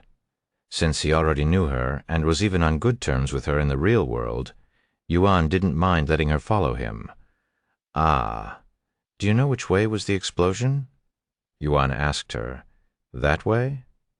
Yuan nodded his head and proceeded to follow the direction she pointed. Sometime later, they arrived at the site where the explosion occurred, and as expected, the destruction caused by the Demon Lord wasn't anything to laugh at. There was a massive crater where the Demon Lord exploded, almost like a meteorite had landed in this place. My lord, you survived something like this?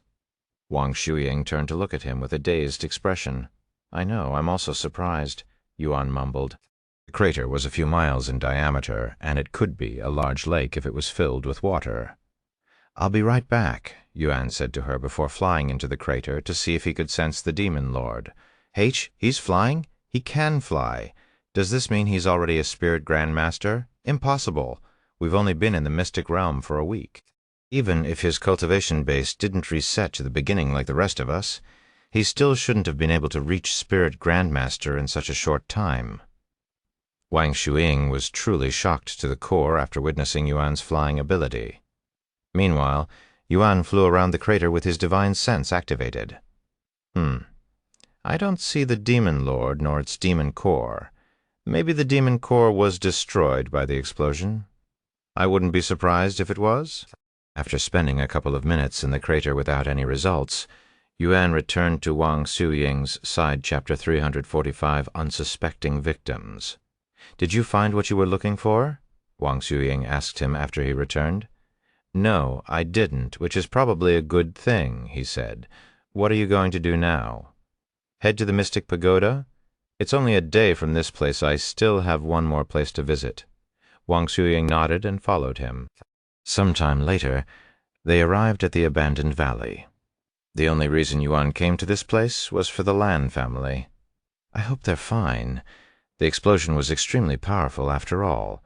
Yuan sighed inwardly. It would be dreadful if the Lan family was also affected by the Demon Lord's explosion. Healer Wang. How long was I knocked out after the explosion? Yuan turned to ask her. A couple of minutes? What about a white snake? Did you see any white snakes in the sky recently? Yes. I saw a flying white snake sometime before the explosion. It was really mythical. Wang Shuiying nodded her head in excitement, just recalling the flying white snake in the sky. Before the explosion? Then they probably haven't left yet. Yuan wondered where the Lan family could have gone after he was blown away. Surely they didn't return to the Divine Forest, right? If they did, he won't be able to return to them since he doesn't know where the place was located. Hopefully they're fine. Yuan prayed inwardly for their safety.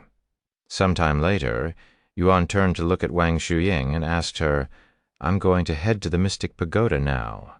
Do you also want to come with me? I do.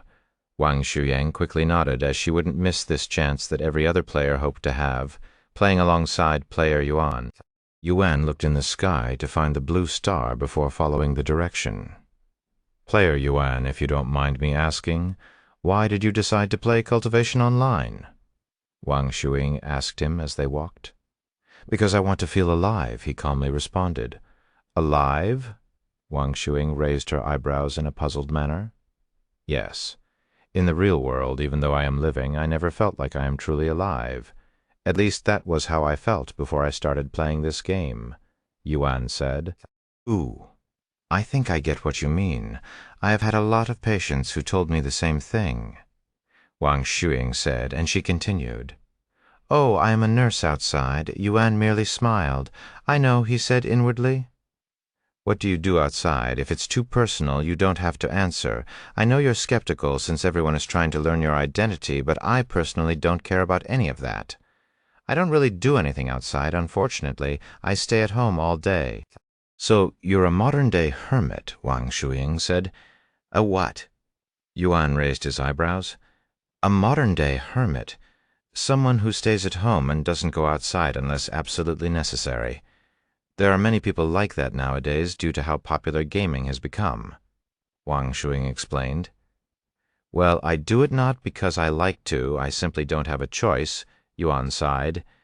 You must be living a difficult life, huh? Wang Shuiying looked at Yuan, feeling somewhat nostalgic, almost like she has spoken with him before. The way he speaks and the feeling he gives me, it's very similar to Yu Tian. I wonder if this is what he would be like if he wasn't in that condition. Wang Shuiying noticed some similarities before Yuan and Yu Tian, mostly their atmosphere and speech. I wonder what he's doing right now. What about you? Why did you decide to play? Yuan suddenly asked her. I played on a whim since it was very popular, but once I realized how effective and unique medicine is in this world, it became my reason for continuing. I have a dream, you see, a dream to heal someone, and I believe the knowledge to do so is in this world. I know it sounds silly, but I have already incorporated some of the medical practices in this world into our world, and it's working perfectly." Wang Shuing looked up into the skies and mumbled, "This game is so realistic that sometimes I wonder whether this is just a game or actually something more like another world of sorts.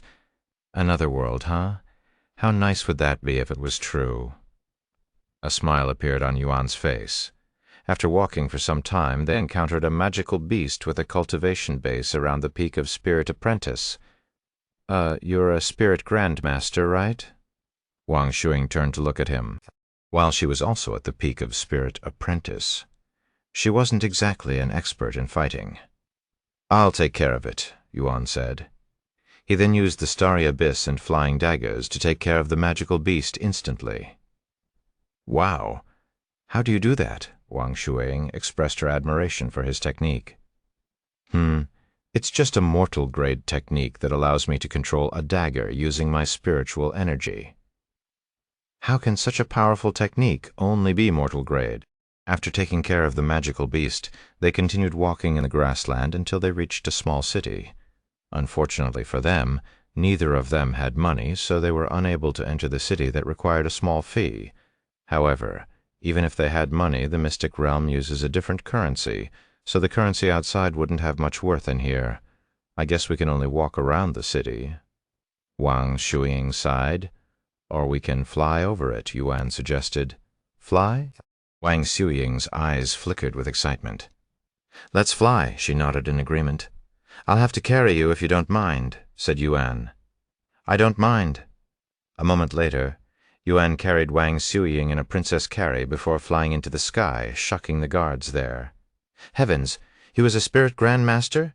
Did we just kick away a Spirit Grandmaster? We're dead!" The guards began crying once they realized that they'd screwed up big time. In their minds, Yuan was probably going straight to the city lord to complain. Of course, Yuan did the complete opposite, ignoring the city and flying straight over it. "Wow! So this is what it feels like to fly." Wang Shuing looked down at the city with exhilaration. "I cannot wait until I become a Spirit Grandmaster so that I can fly as well. But that might take a few years." Once they were on the other side of the city, Wang Shuing said, "Player Yuan, do you mind if we continue flying for a little longer? If you're tired, we can go back down, though. You can just call me Yuan, and I don't mind. We travel much faster this way as well." Yuan nodded. Sometime later, Yuan suddenly stopped in midair with his gaze towards the ground. "There are some people there. I think they're also participants," Yuan said. Wang Shuing looked down, and sure enough, there were two people wearing the same uniform at the bottom. And these people hadn't noticed them yet. "I think that's the Diamond Palms sect. They're from the northern continent and ranked 10th. Wang Shuing recognized them since they were also on the same continent as her sect. "What are you going to do?" she then asked. "Well, my sect master told me to get rid of the other participants as soon as I see them," Yuan said. "Get rid of?" Wang Shuing's body shivered at his words. "Yes. If I kill them inside this place, they'll be teleported outside and disqualified." Yuan nodded. Then he added, "Don't worry. I won't disqualify you." "Really?" Wang Shuing released a sigh of relief after hearing that. "Really? Anyways, I don't want them to see my face, so I'll get rid of them from up here." After taking a deep breath, Yuan retrieved the Starry Abyss and made it turn invisible. He then used Flying Daggers to control the Starry Abyss, commanding it to fly towards the two unsuspecting victims on the bottom. A second later, two holes appear in their faces, instantly killing them.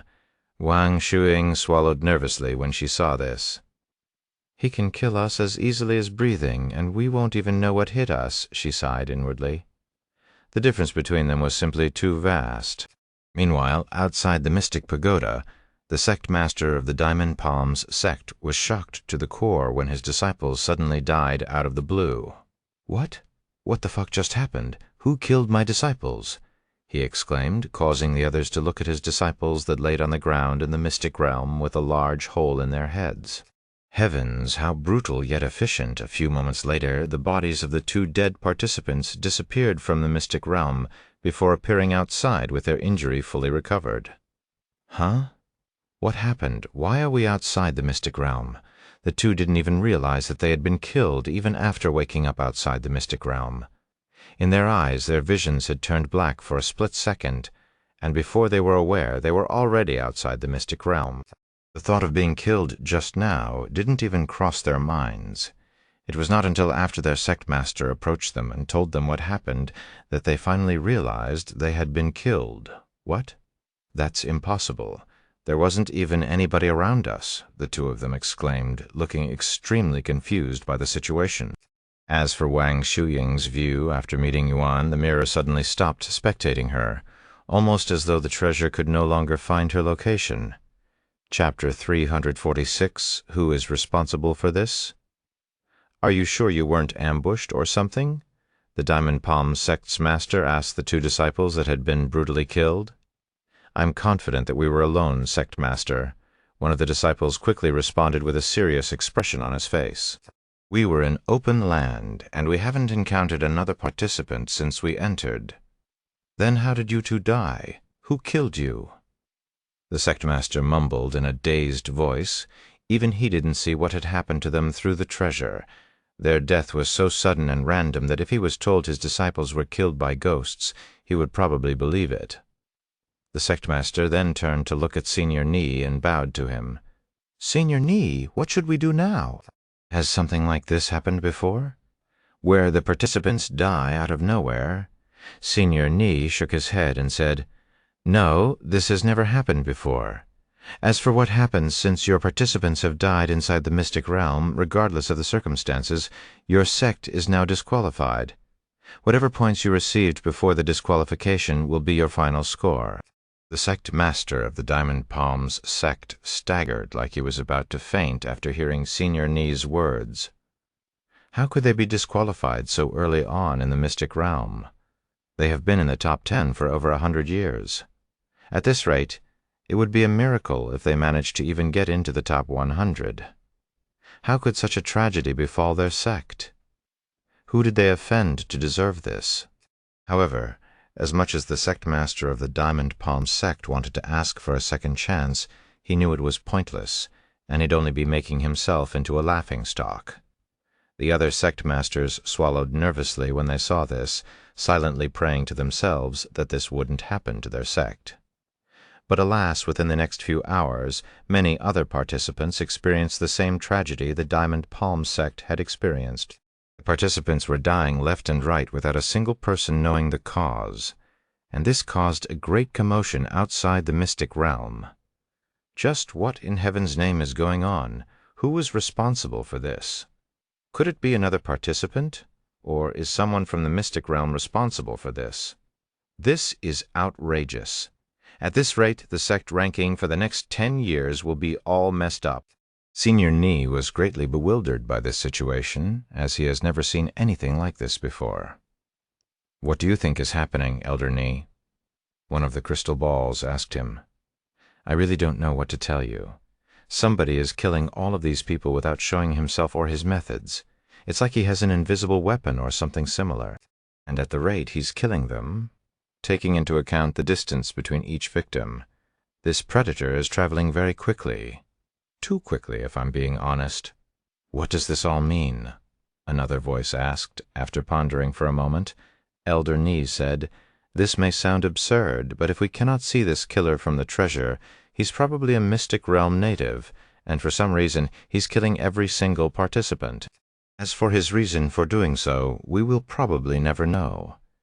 We have known that the natives inside the mystic realm aren't very friendly towards us outsiders, but they have never outright hunted the participants until today. Did something change within the mystic realm? One of the voices from the crystal ball spoke. What should we do about the sect ranking this year? It's a freaking mess already, and there are still 3 weeks left.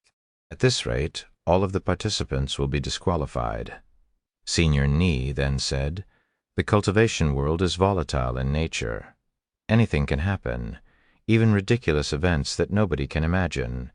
And this is simply one of these moments, even if the sect ranking is flipped around this year where the previous lowest ranking sect becomes first and the previous first rank becomes last. We will judge it as we usually do. Meanwhile, at the Dragon Essence Temple, Long Yijun and the other sect elders were clearly very worried about the current situation. I wonder what's going on, really. It's been a week since the Mystic Realm started, and we still haven't seen Disciple Yuan's shadow, much less the person himself. I hope he's fine. Long Yijun sighed, completely unaware that Yuan was behind this phenomenon. While he did tell Yuan to disqualify as many participants as he could, Long Yijun could have never expected this kind of outcome. However, 2 people there understood what was going on. Xiaohua, these invisible attacks? It's definitely him, right? Feng Yuxiang turned to ask her. After a moment of silence, Xiaohua nodded. The way all of these people are killed as efficiently as possible with a single strike to the head, it definitely resembles Brother Yuan's style. After spending so much time with Yuan, she was obviously used to his fighting style, and Yuan was someone who would always go for the head whenever it was possible. Out of the thousands of magical beasts he has slain, most of them had died from a single strike to the head. After getting Xiaohua's confirmation, Feng Yuxiang said to Long Yijun and the others, "I think it's the young master behind these attacks." "What? Yuan? Really? How can you tell?" Elder Xuan quickly asked. The attack patterns and these invisible strikes, one of the young master's soul weapons can turn invisible, and looking at the size of these holes, it matches what his starry abyss is capable of. Feng Yuxiang explained to them. "If that's the case, how come we can't see him? Where is he killing them from?" Elder Shan then asked. "I have a speculation, but it sounds a little too absurd even for the young master." Feng Yuxiang said, "Let us hear it." Long Yijun said with a serious expression on his face. Feng Yuxiang took a deep breath before continuing, "The sky. What? Are you saying that Disciple Yuan is somehow killing them from the skies, that he's flying?" Elder Shan looked at her with wide eyes, as it was too unbelievable, after all. Only spirit grandmasters could possibly achieve such feats. Feng Yuxiang sighed. "That's why I didn't want to say it. It sounds absurd, I know, but it's the only thing I can think of." And she continued, "Think about it, the first 2 victims were in an empty grassland for miles with nowhere to hide, yet they were killed without seeing a shadow. If there's nobody around them, then the attack could have only come from one place. The skies. I see that makes sense, but it also doesn't make sense at the same time," Elder Xuan said. "In order to attack from the sky, Disciple Yuan must have learned to fly, but in order to do so, he must have reached at the very least Spirit Grandmaster. However, it's only been a week since the Mystic Realm opened. Even if Disciple Yuan somehow managed to escape having his cultivation base wiped, he still wouldn't be able to reach Spirit Grandmaster in such a short time. At least he shouldn't." Feng Yuxiang shrugged. "I don't know. The young master is unpredictable. He's literally the reason why I try to avoid using the word impossible, since he somehow always makes the impossible, well, possible. Let's continue watching. Maybe Disciple Yuan will show up sooner or later," Elder Shan suggested. Inside the Mystic Realm, Wang Shuying watched as Yuan disqualified the 39th disciple with a nonchalant expression on her face, almost like she was already used to seeing such a sight. At this rate, he'll kill all of the participants in the Mystic Realm before the 30 days time limit is over. Wang Shuying sighed inwardly. The disparity between Yuan and all of the participants was simply too vast. This made Wang Shuying wonder why he was being so nice and friendly to her. Normally, someone as secretive as Player Yuan wouldn't reveal so much about himself to a stranger like her, yet he has spoken to her as though they were already friends. In fact, Wang Shuying already considers Player Yuan as her friend, something she didn't think was possible before today. "Congratulations, Yuan," Wang Shuying suddenly said to him. What for?" He raised his eyebrows slightly in a puzzled manner. "Congratulations on getting first place for the Mystic Realm, obviously." "Haha. We don't know that yet. There are still 3 weeks left. Anything can happen in these next 3 weeks." "You're so humble, Yuan. Think about it. You're a spirit grandmaster who can take out any participant with a single thought. Who in this place could rival someone like you?" "Perhaps that's the case. But despite my cultivation base, I nearly died today. This shows me that no matter how powerful you are not invincible, and you can never be too careful in the cultivation world. If you say it like that, I guess so. Wang Shuying nodded. Meanwhile, at the Mystic Pagoda, 3 figures stood before a tall building that emitted a majesty aura. "What are we doing here, grandfather?" Lan Yingying asked him. "I just felt like coming here, that's all," Grandpa Lan responded with a gloomy feeling around him. After standing there silently for a few minutes, Grandpa Lan clasped his hands together and bowed to the Mystic Pagoda. "I'm sure it was fate that he came to this place. Thank you for guiding that young man here, Lord. If only I was a little bit stronger." Chapter 347. Mystic Pagoda. Lan Yingying and Grandma Lan followed Grandpa Lan's movements, bowing to the Mystic Pagoda with respect. Sometime later, Grandpa Lan transformed into his beast form and carried his family back to the Divine Forest. Meanwhile, somewhere in the mystic realm, Gao Dongya and Shui Jie finally began their journey after spending an entire week increasing their cultivation, reaching the spirit warrior realm. The spiritual energy in this world is abundant and rich. If only the outside world was like this, I would have become a spirit master by now. Shui Jie sighed out loud. Then she turned to look at Gao Dongya and asked him, "What should we do now? We still have no idea where disciple Yuan is. It would only be a waste of time if we look for him when we don't even know where we are, much less where he is. The only thing we can do right now is follow the plan and obtain as many points as we can with what little time we have left," Gao Dongya said, and he continued, "Hopefully that's what he's doing as well." "What do you want to do then? Hunt for magical beasts for the next 3 weeks?" Shui Jie suggested, as that seemed to be the most efficient method of grinding points. Gao Dongya narrowed his eyes at her and said, "What a simple woman. You really believe you're the only one with that thought? We won't achieve first place if we do something like this. Stop calling me woman. I have a name, Shui Jie. And do you really think we can take first place with just the 2 of us? Your ambition is too high? I don't know about you, but I always strive for the best results, and the best result for the mystic realm would be the Mystic Pagoda," Gao Dongya said in a calm voice. "The Mystic Pagoda? Nobody has opened that place up since ancient times. What makes you think you'll be able to open it? If I had your attitude, I would never be able to open it," Gao Dongya said, and he turned around and began walking. "Enough chit-chatting. We have already spent too much time increasing our cultivation. Since you're so smart, why don't you tell me where we can find the Mystic Pagoda?" Shui Jie said. Gao Dongya then pointed to the skies, where a blue star flickered. "If you'd done your research before coming here, you would know that by following the blue star, you'll reach the Mystic Pagoda. This isn't the first time people have been to this place. Seriously, why did the sect master even pick someone like you to come here if you're not taking this seriously? Check." Shui Jie sucked her teeth at Gao Dongya's response that left her speechless. Thus they began their journey towards the Mystic Pagoda, as was every other participant in the mystic realm. Normally they would be hunting magical beasts and doing whatever they can to increase their points. But this year was different, as everybody wanted to ascend to the spirit heaven, where their career as a cultivator would surely reach a new level. Even if their sects were to receive a lower rank because of this, none of the participants cared. In their mind, since there was someone as monstrous as Yuan participating in the mystic realm, the only way they could beat someone like him was to go above and beyond and open up the Mystic Pagoda. Looks like all of the participants are heading towards the Mystic Pagoda. The observers outside the mystic realm noticed this. This year's mystic realm is truly a mess. Not only are the participants getting killed by a mysterious force, but they're also not following the routine. This is all because of Senior Ni's presence. One of the sect masters there sighed.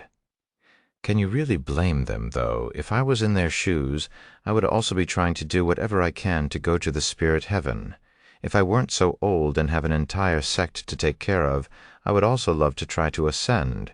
While the sect masters mumbled to each other, Senior Ni and the people in the spirit heavens spoke to each other. Do you think the Mystic Pagoda will finally open this year? One of the crystal balls asked. Most likely not, said another voice. Yeah, I highly doubt it as well. The mystic realm has existed for countless years with countless challengers, yet not a single person has managed to open the Mystic Pagoda. This year won't be any different. However, Senior Ni smiled and said, Actually, there's one person who'd managed to open the Mystic Pagoda. There was someone like that. How come I have never heard of it? Half of the spectators were hearing this for the first time. Are you talking about the owner of the Mystic Realm, Elder Ni? Wait a second. The Mystic Realm has an owner? This is my first time hearing about this.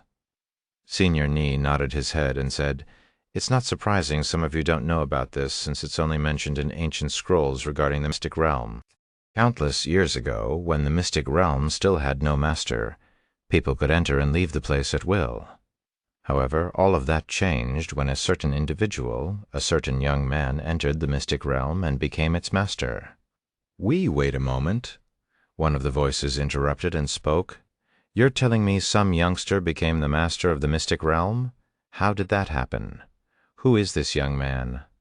Nobody knows his identity, Senior Ni said. What? Nobody? How is that possible? A voice of disbelief quickly resounded. Because he was always wearing a mask. The only thing we know about this individual is that he's a young man. At least that's what people got from his voice. He entered the Mystic Realm, became its master, left the place, and he was never heard from again. Of course, this person also made new rules for the Mystic Realm and closed its doors. Now, only those with tokens are allowed to go inside. Then someone asked, What about the tokens? Where did we get them? It was given to the founders of our sect, and we have been hosting the Mystic Realm ever since then. Nobody besides the founders knows why we're doing this, but it's become a tradition of sorts, and nobody really questions it anymore. Senior Ni said to them, Heavens, and here I thought we were doing this because we're recruiting potential talents for our sect. One of the voices mumbled in a dazed voice. Honestly, that's how most of us see this nowadays, so regardless of what our founders were thinking, this is the outcome, said another voice. Meanwhile, inside the Mystic Realm, Wang Shuying suddenly pointed to the tall building at the end of the horizon and said, Look at that pagoda! I think that's the Mystic Pagoda. Yuan nodded and sped up a little, quickly approaching the pagoda in the distance. Some time later they arrived at the pagoda, and Yuan descended from the sky. We got here much quicker than expected since we flew here. Look at the door. This is definitely the Mystic Pagoda. Wang Shuying pointed at the top of the door where the words Mystic Pagoda were engraved. This place looks more ordinary than I'd anticipated, Yuan said as he looked at the Mystic Pagoda. You think so too? Wang Shuying agreed with him, and she continued. I thought it would be more special, but I have seen similar buildings in the northern continent plenty of times by now. However, this place does give me a unique feeling that other places don't, but I cannot pinpoint what this feeling is exactly. Let's take a look around the place, Wang Shuying suggested. The two of them proceeded to walk around the Mystic Pagoda to see if there was anything around the place. Literally, a minute later, they returned to the front of the place. I didn't see anything special. What about you? Yuan shook his head. Even with divine sense, he wasn't able to see anything unique. Of course, his divine sense wasn't able to penetrate the Mystic Pagoda for some reason, almost like there was something protecting it. A few moments later, Wang Shuying suddenly approached the doors to the Mystic Pagoda and tried to open it. However, she quickly realized that was impossible, as there was no door handle at the door. Thus, she could only try knocking on the door. Hello? Anybody inside? Nobody responded to her, something Wang Shuying had expected even before knocking on the door. Any idea how to open this place? Wang Shuying turned to look at Yuan, who had been standing there in silence, staring at the Mystic Pagoda with a dazed expression on his face. Yuan? Are you okay? She asked him again. Yes, Yuan nodded, and he continued. This place seems so nostalgic for some reason, almost like I have been here before. You're thinking too much. There's obviously no way you could have been here before. Wang Shuing chuckled. I guess. Yuan nodded and approached Wang Shuing before standing at the door to the mystic pagoda. It was at this moment the doors that had been sealed shut for countless years suddenly began to tremble. This is. Wang Shuing's eyes widened with shock when the doors suddenly opened. Why did the doors suddenly open? They didn't even do anything special. Maybe it opened because I knocked on the doors? She mumbled, as this was the only explanation she could think of. Chapter 348, Suspiciously Easy. The mystic pagoda opened? Why, Yuan raised his eyebrows upon seeing the doors open automatically. However, there was nobody to welcome them inside, so why did the doors open? Let's go inside and check it out, Yuan suggested. Wait, Wang. Shuing turned around, grabbed him, and quickly pulled him away from the mystic pagoda.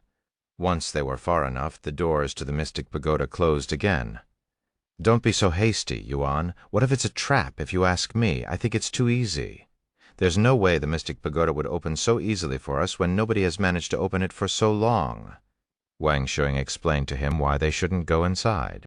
Yuan nodded after hearing her words. That makes sense. It's quite suspicious how the place just opened. That's right. What if we're ambushed by traps the moment we go inside? That would be disastrous, Wang Shuing said. Then what should we do? Yuan asked her. I say we wait until someone else goes inside and see what happens. I'm sure there are people coming to this place as we speak. Wang Shuing responded. Okay, we can observe them from the skies, where we should be safe. Yuan agreed. What should we do in the meantime? I don't know. It's getting a bit late, so I'm about to log off for the day. It's also almost time for dinner for me as well. Thus, the two of them looked around the mystic pagoda for a few more minutes before logging off. In the real world, Yuan said to Meixiu, I have arrived at the mystic pagoda. Really? Were you able to open it? Meixiu asked him as she fed him dinner. About that, the mystic pagoda opened by itself, but it might be a trap, so we didn't go inside. Wait? We? You're with somebody? Meixiu raised her eyebrows. That's right. I'm with Wang Shuing right now. I met her by chance, and we've been traveling together since then. I see, Meixiu mumbled. By the way, are you responsible for killing the participants? A lot of participants had been disqualified after being killed by an invisible attack. Meixiu told him about the chaos that occurred outside the mystic realm because of his actions.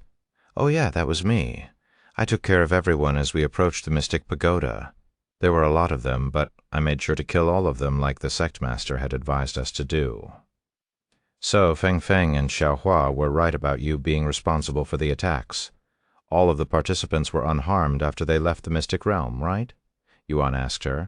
The only reason he could kill them so casually was because he was told that they wouldn't die inside the mystic realm. Yes, all of them were fine. However, a few of them had lost a couple of levels for their cultivation after being killed. Meixiu revealed this to him. Well, at least they're not hurt, Yuan casually said. In his mind, it was much better to lose their cultivation than to die, since cultivation can be restored through time whilst death was permanent, for the NPCs at the very least. Meixiu also didn't think too much of it since she was not a cultivator. Will you be playing tonight? Meixiu asked him after dinner. Yes, I will. Okay. Sometime later, Yuan returned to the game whilst Meixiu went to sleep. Inside the game, Yuan flew towards the sky and began overseeing the mystic pagoda, patiently waiting for someone to fall for this trap. Once he realized that it might take a while before someone shows up, he decided to start practicing his flying skill in the sky. Thus, Yuan proceeded to spend the entire night circling around the place, improving his flying speed and air maneuvers. Wang Shuing returned to the game in the morning. Welcome back. Yuan greeted her. Yuan, when did you come back on? She asked him. Since last night? What? You spent the entire night playing? That's not healthy, you know. Wang Shuing sort of lectured him. Then she asked, Did anybody come through at all? No, I didn't see anybody. It might take a couple of days before someone wait. I sense a presence not far from here. Yuan suddenly interrupted her. Really? Then let's hide, Wang Shuing said. Yuan nodded and carried her into the air, hiding inside the clouds. About 15 minutes later, a figure approached the mystic pagoda. That person looks familiar for some reason.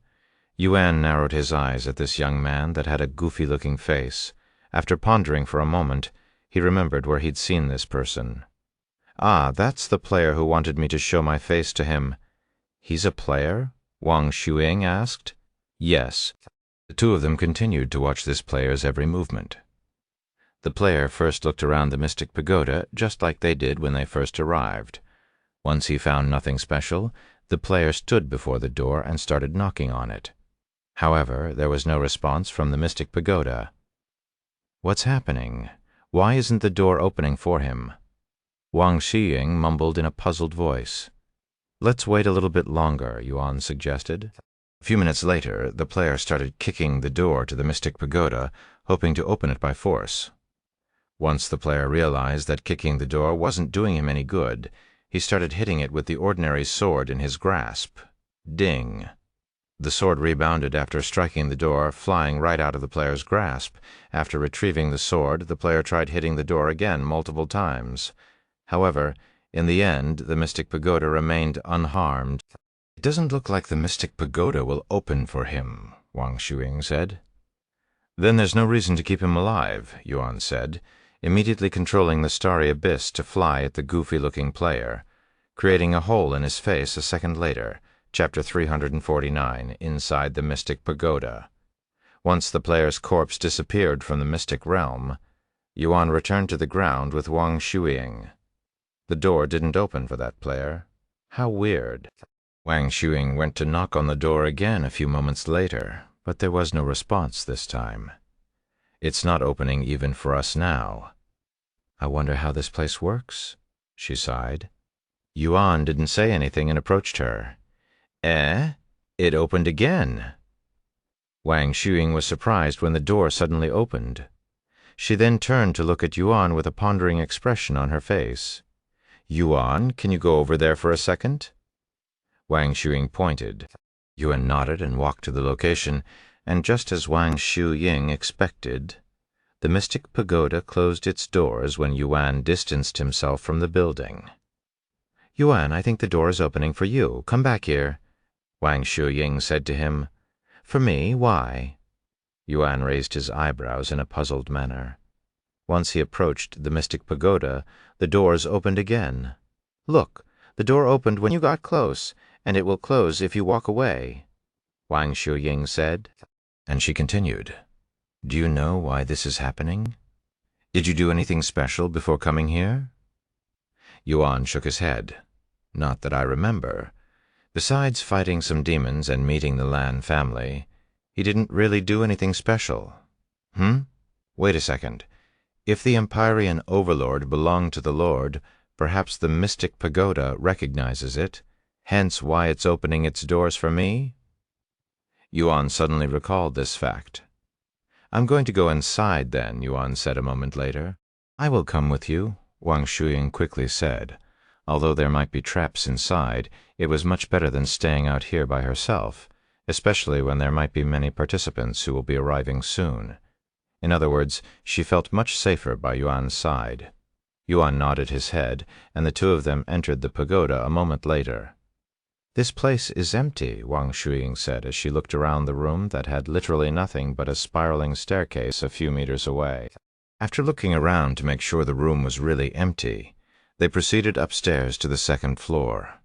However, the second floor was also empty. Nothing here either? Where are the treasures? A place this difficult to get into should have at least a couple of heaven-defying treasures, right? Wang Shuing sighed, and just like previously, after spending a few minutes looking around, they proceeded to the next floor. From its appearance outside, the mystic pagoda should have 9 floors. Wang Shuing said as they entered the third floor. Why am I not surprised?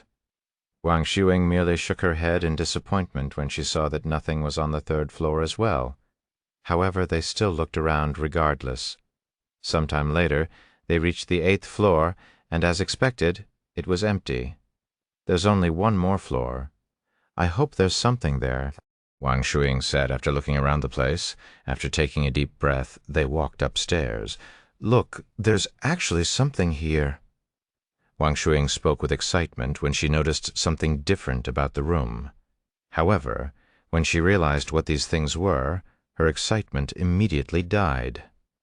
A bed, a desk, a chair, that's it. Wang Shuing sighed. Then she noticed the mask hanging on the wall behind the desk. Well, that's something unique, I guess. Yuan looked around and said, Well, I was told the master of the mystic realm used to live here, so it makes sense this room looks like this.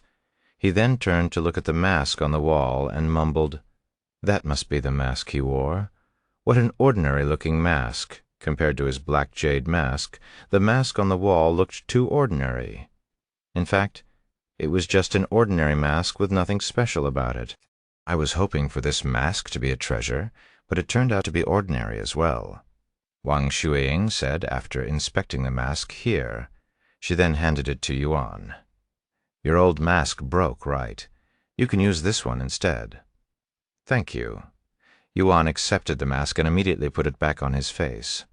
Coincidentally, the mask fitted his face perfectly. What should we do now? There's clearly nothing in this room besides the furniture, Wang Shuing said. Yuan looked around, and he noticed that there was another staircase leading up. There's still one more floor, he said to her. What? How is that possible? I remember very clearly that there are only 9 floors in this place. At least that's what it looked like from the outside. I also counted 9 floors. Yuan agreed with her. Maybe it's a secret floor where the treasures are held. Wang Shuing's eyes began flickering with excitement and hope again. Let's check it out. A few moments later, they climbed the staircase.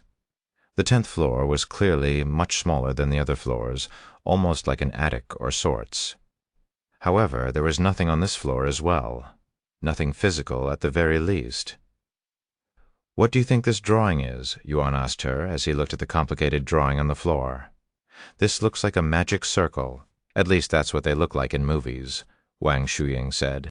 And she continued, but this is the cultivation world, so it's probably a formation. I have seen a couple of them before, but none of them look even remotely as complicated as this one. I think this is what is protecting the mystic pagoda, Wang Shuing said after pondering for a moment. I think so too, Yuan agreed. However, just as they prepared to go back downstairs, the formation suddenly began to glow brightly.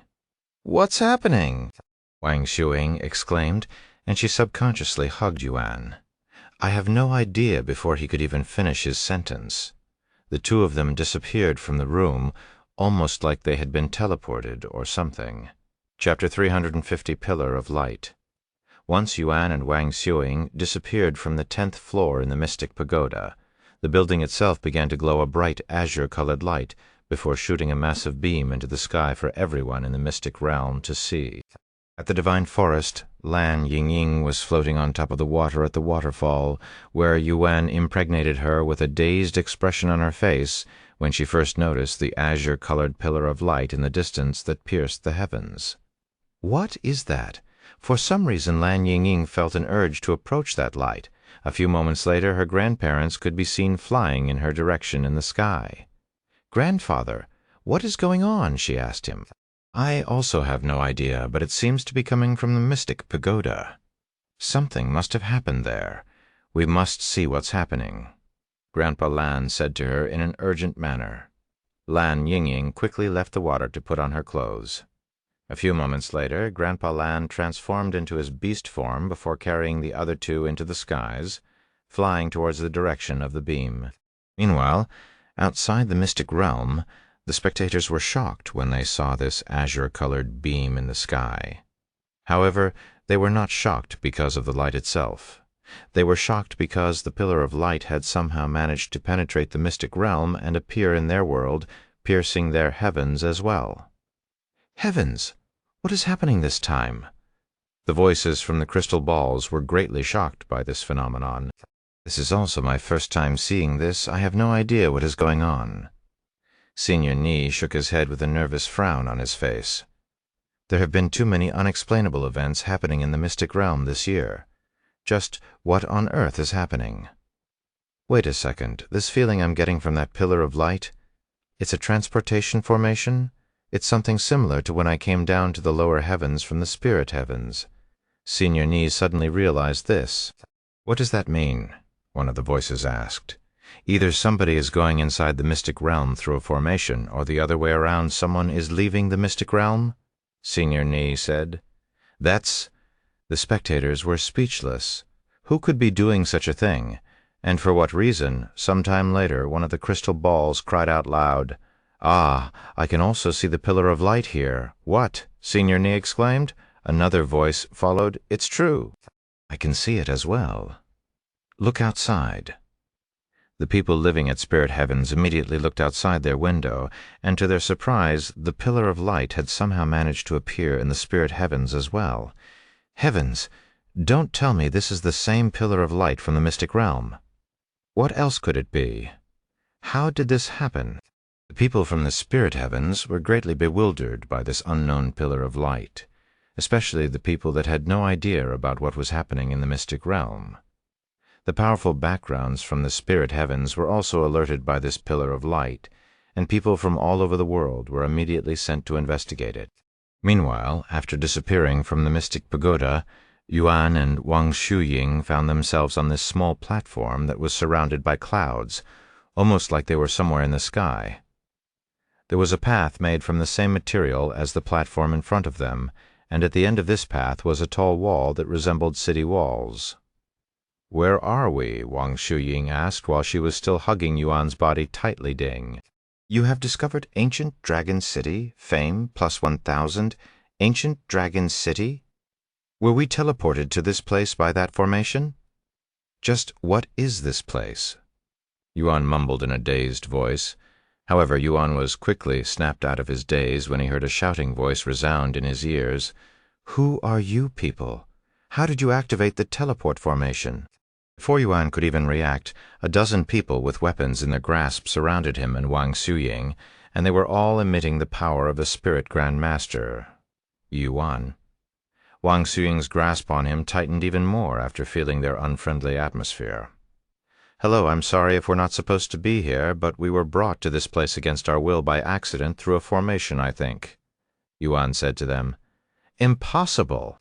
Nobody has used this teleport formation for hundreds of thousands of years," one of the figures said. "What is your purpose for coming here?" another one asked. "I already told you guys. I don't know how we got here. We also don't have any reason to be here, so I'd appreciate it if you tell us how we can go back," Yuan said to them. The group of people turned to look at each other after a moment of silence. One of them said, "That's impossible. We also don't know how to activate that formation." "What? We can't go back? What about the mystic realm?" Wang Shuying exclaimed. "Mystic realm? Don't tell me you're from the lower heavens." One of them recognized the mystic realm and asked. "That's right. We came from the lower heavens," Yuan confirmed. After another moment of silence, the one leading them spoke. "Regardless of your situation, we are going to bring you in for further questioning. If you resist, we'll kill you right here in their eyes." Neither Wang Shuying and Yuan were powerful enough to threaten them, especially not Wang Shuying, who was a mere spirit apprentice, so they lowered their guard a little bit. "There's nothing we can do now but listen to them, Yuan." Wang Shuying said to him. Yuan nodded. "Okay, we'll cooperate thus." The group of spirit grandmasters began escorting Yuan and Wang Shuying towards the city walls in the distance. Chapter 351, Detained.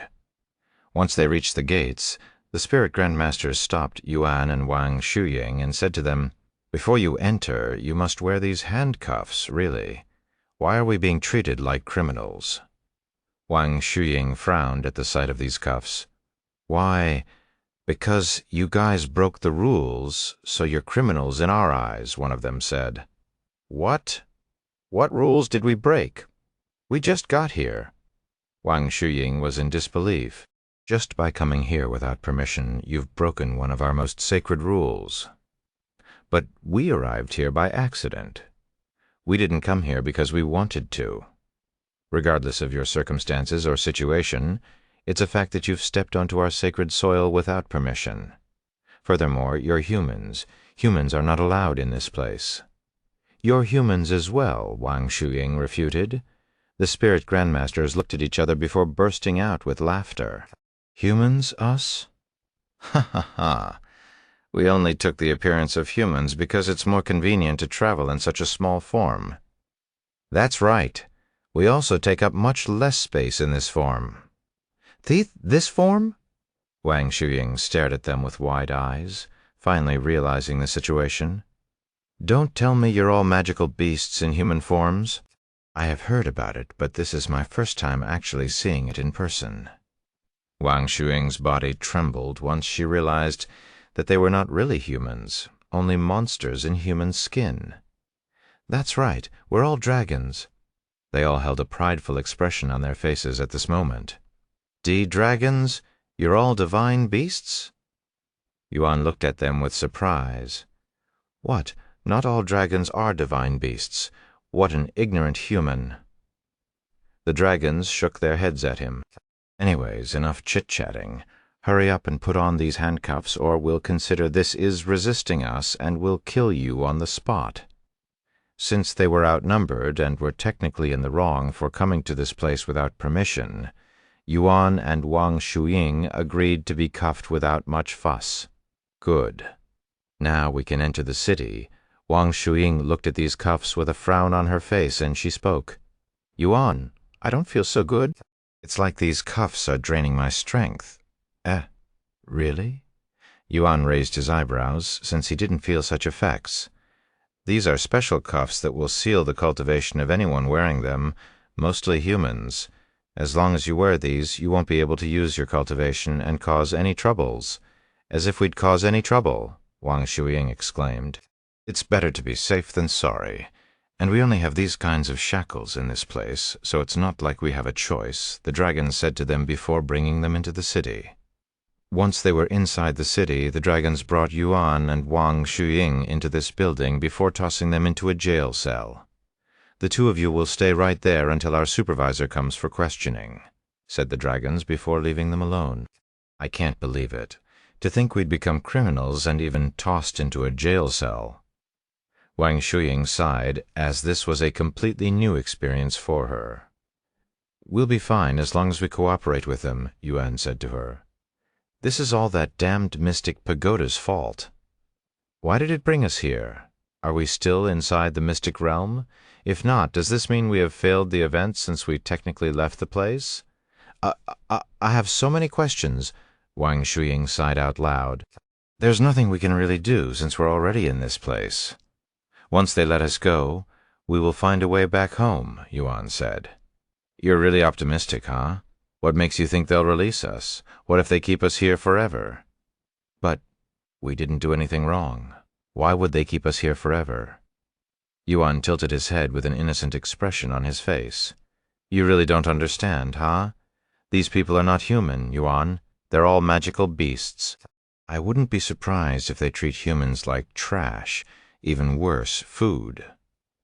Wang Shuying shuddered at the thought of being eaten by dragons. "If anything happens, we can simply log off," Yuan said, "but we won't be able to log back on afterwards since they'll be waiting for us. In other words, we won't be able to play until we have other players rescue us. But who could possibly rescue us when we don't even know where we are? If the only way to come here is through the mystic pagoda, nobody will be able to come here." Wang Shuying sighed. Yuan frowned upon, realizing how grave their situation was. "If we die, maybe we'll respawn outside the mystic realm," Yuan then said. "I doubt it. Did you already forget? We're inside a city, Yuan. All cities are checkpoints, so if you die, you'll simply respawn in your last city visited," Wang Shuying said. "Oh, I didn't know that since I have never died before. And I don't really interact with other players either," Yuan said. "Anyways, we're in big trouble right now. Hopefully these dragons don't have any grudges with humans." Wang Shuying sighed. About half an hour later, a figure finally entered their room and stood before their jail cell. "Hello." Yuan greeted this middle-aged man wearing silver armor that had a dragon design on his chest and 2 dragon heads on his shoulders. This middle-aged man didn't respond to his greetings, merely staring at them with a solemn expression on his face. "How long has it been since I last saw humans? 10,000 years?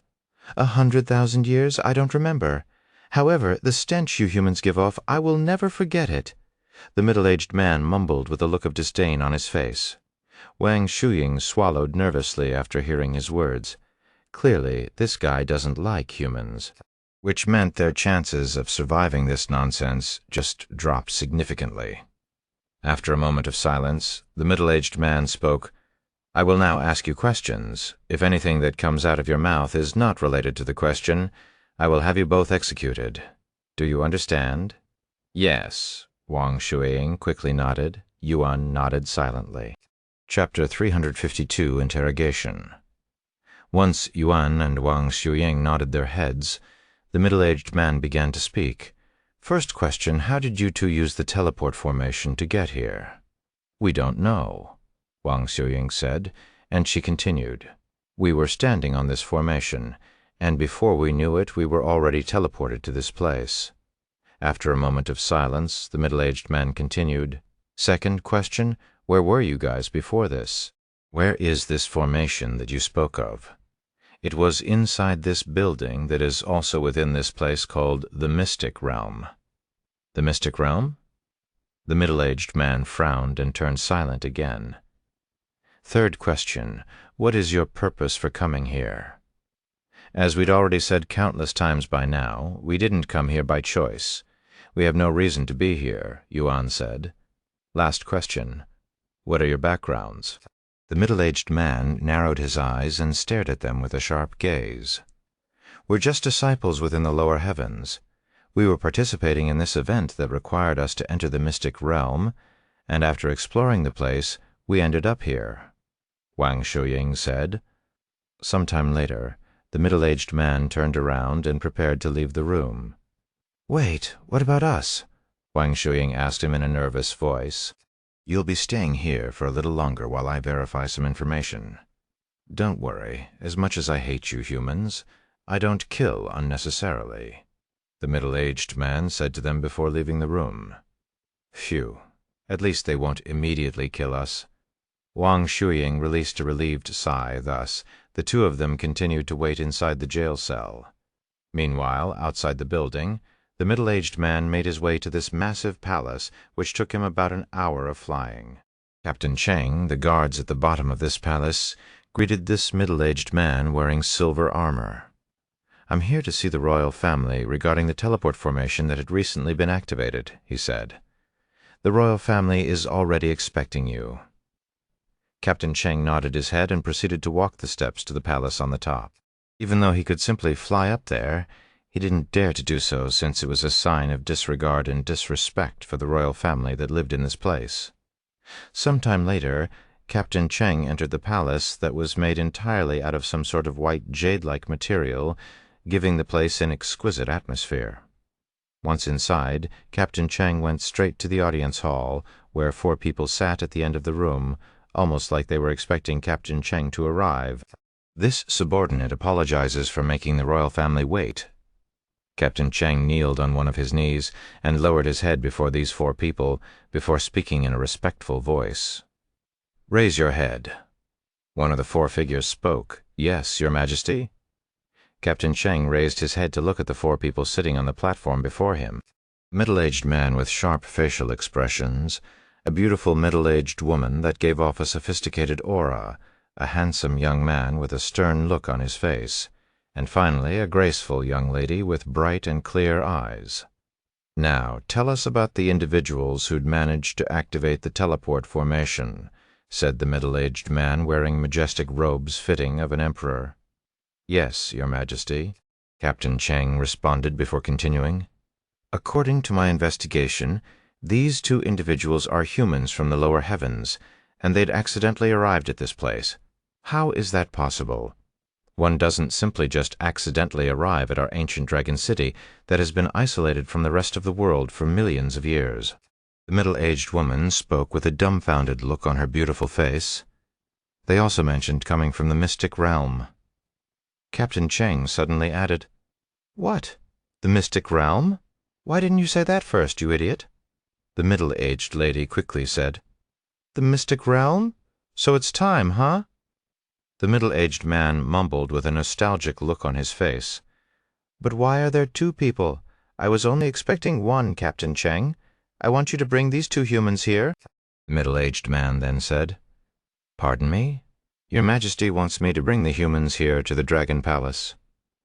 Captain Cheng looked at them with wide eyes filled with shock, as he thought, humans are forbidden to step foot inside the Dragon Palace. "Do I have to repeat myself, Captain Cheng?" The middle-aged man frowned. "No, this subordinate will immediately bring them here. Please excuse me."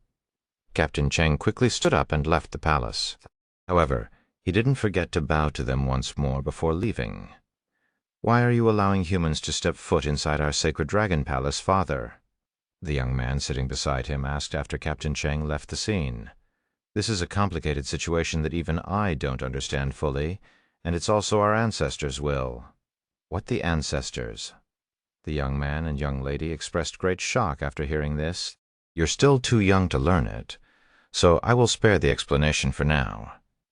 You'll probably understand it sooner or later regardless, now that these visitors have finally come." The middle-aged man said, "Finally come." The young man raised his eyebrows, as it sounded like they have been waiting for these people to come for a long time now. Didn't these humans come here by accident? How could they possibly predict something like this? "I wonder what kind of people these humans are. This will be my first time seeing humans." The young lady suddenly spoke with anticipation in her eyes. "Why are you excited?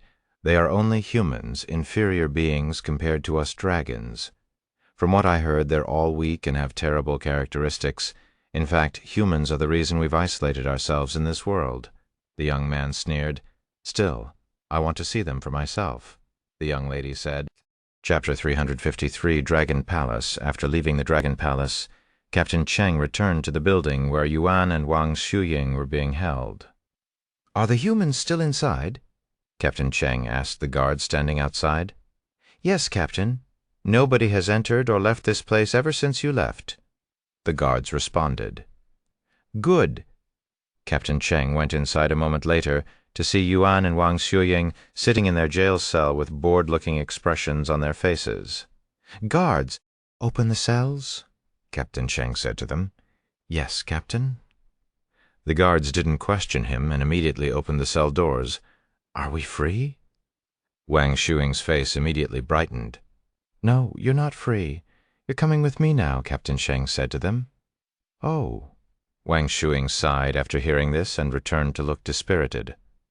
Once they were outside, Captain Cheng carried the two of them into the skies using qi manipulation. "You're a spirit king?" Yuan recognized his spiritual energy. However, it was much more powerful than Senior Ni's and even Xiao Hua's cultivation. If he had to take a guess, this person was around the peak of Spirit King. Captain Cheng looked at Yuan and said, "You can tell? Not bad for someone only in the Spirit Grand Master realm." "Only?" Wang Shuying raised her eyebrows. "How powerful are the people here when you make it sound like Spirit Grand Masters are insignificant?" "You're from the lower heavens, so Spirit Grand Masters are probably the peak of cultivation there and are revered by everyone and their mother. However, in this world, Spirit Grand Masters are only qualified to become bodyguards at best." "What? Bodyguards at best?" Wang Shuying stared at him with a dazed look on her face, as she was having trouble imagining the power scale of this place. "Just where are we exactly?" Yuan asked him a moment later. "You're currently in the ancient Dragon City, a place isolated from the 9 heavens.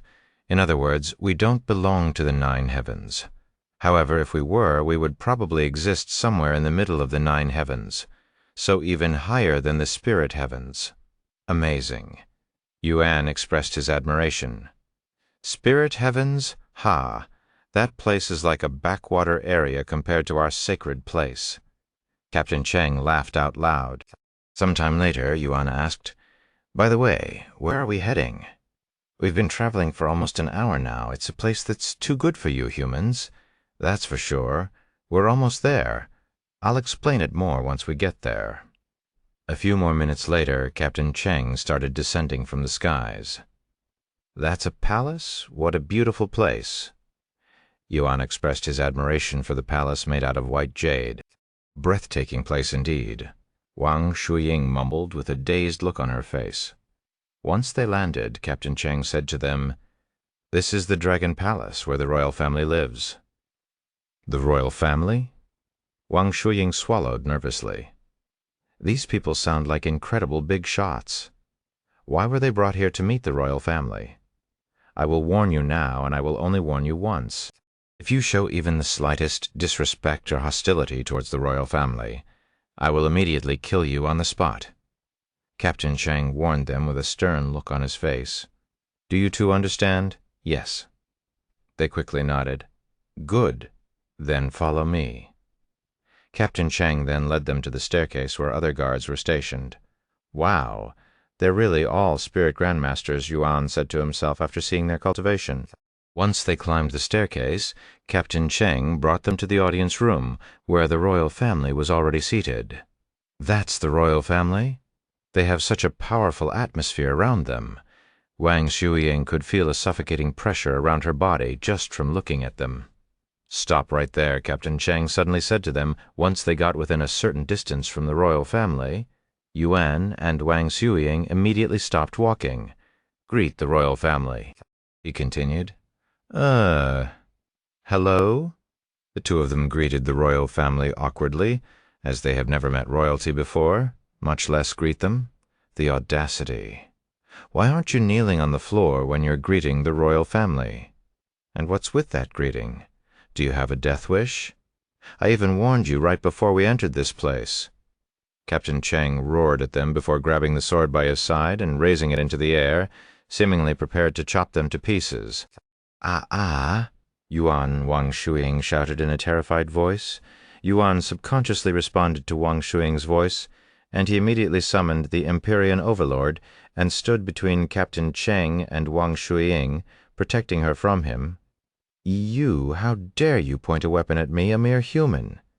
Captain Cheng's Spirit King cultivation base exploded from his body. Cough. Wang Shuying coughed up a mouthful of blood after experiencing Captain Cheng's tyrannical cultivation base. Yuan wasn't much better. Even with his talents, the disparity between Spirit Grandmaster and Spirit King was simply too much. Furthermore, his opponent was a dragon. However, he wasn't just going to stand there and do nothing while Wang Shuying was feeling pain, but before he could really do anything, the middle-aged man sitting at the end of the room suddenly stood up and shouted in a loud voice, "Halt!" A powerful aura that was far stronger than Captain Cheng's aura suddenly filled the place. Yet it didn't hurt Yuan or Wang Shuying. Instead, it cancelled out Captain Cheng's aura. Captain Cheng immediately withdrew his pressure after hearing the middle-aged man's words. Who told you to treat the guests so roughly, Captain Cheng? If you'd hurt them, or worse, killed them, the death sentence would be the least of your worries, the middle-aged man exclaimed, shocking him. This subordinate was wrong. Captain Cheng immediately kneeled on the ground and apologized. However, the middle-aged man ignored him and approached Yuan and Wang Shuying. Be at ease, guests. Things had gotten out of hand just now, and it was never our intention. The middle-aged man said to Yuan with a friendly smile on his face. Chapter 354, Royal Family. Despite the middle-aged man's friendly approach, Yuan remained alert, keeping the Empyrean Overlord in his grasp. Captain Cheng, get out of our sight. The middle-aged man turned to look at him. Bid, but I cannot leave these two here without any supervision. Do you really think we need supervision for them? The middle-aged man narrowed his eyes. This subordinate has asked a stupid question. Please excuse me, Captain Cheng said before leaving the room with a reddened face. Once Captain Cheng left the scene, the middle-aged man returned his attention to Yuan and said, I'm Shi Shengmo, also known as the Dragon Emperor, ruler of the ancient Dragon City. Behind me is my royal family. The middle-aged woman nodded her head and said, I'm Shi Mingze, also known as the Dragon Empress." "Dragon Prince Shi Murong," said the handsome young man in a prideful tone. "Hello, I am Shi Mei, the youngest child. I have always wanted to meet humans." The graceful young lady spoke with a bright smile on her face, complimenting her bright eyes. Yuan felt oddly at ease after Shi Mei's introduction, and he lowered his sword. He then turned to look at Wang Shuying and asked her, "Are you okay?" "Yes, I am fine. I have experienced worse pain when I practiced my own medicine on myself." She nodded her head after wiping the blood from her lips. "Here, let me help you get these cuffs off." The Dragon Emperor snapped his fingers, causing the cuffs to open and fall onto the ground. Once the situation calmed down, the Dragon Emperor returned to his seat and said to them, "I have heard the situation from Captain Cheng. You two arrived here by accident after encountering a formation in the mystic realm, correct?" "That's right." Yuan nodded. After sitting there in silence with a pondering face, the Dragon Emperor spoke. "Come with me. I want to confirm something. Whether it's all just a big coincidence, or you're really the one. Confirm what?" Yuan raised his eyebrows. The Dragon Emperor stood up and said, "Our ancestors had a prophecy that one day a human will arrive at our ancient dragon city and complete the ritual." Wang Shuying and Yuan looked at each other. This sounded dangerous in its own ways. "Come with me, I'll show you," the Dragon Emperor said as he walked out of the room. Yuan and Wang Shuying followed him. Not that they really had a choice in the first place. "Hey, why are you wearing a mask?" The Dragon Princess, Shi Mei, suddenly appeared beside Yuan and asked him with a curious gaze on her pretty face. "Oh, I have my reasons. But if you want me to take it off, I don't mind, since that reason doesn't apply in this place," Yuan said.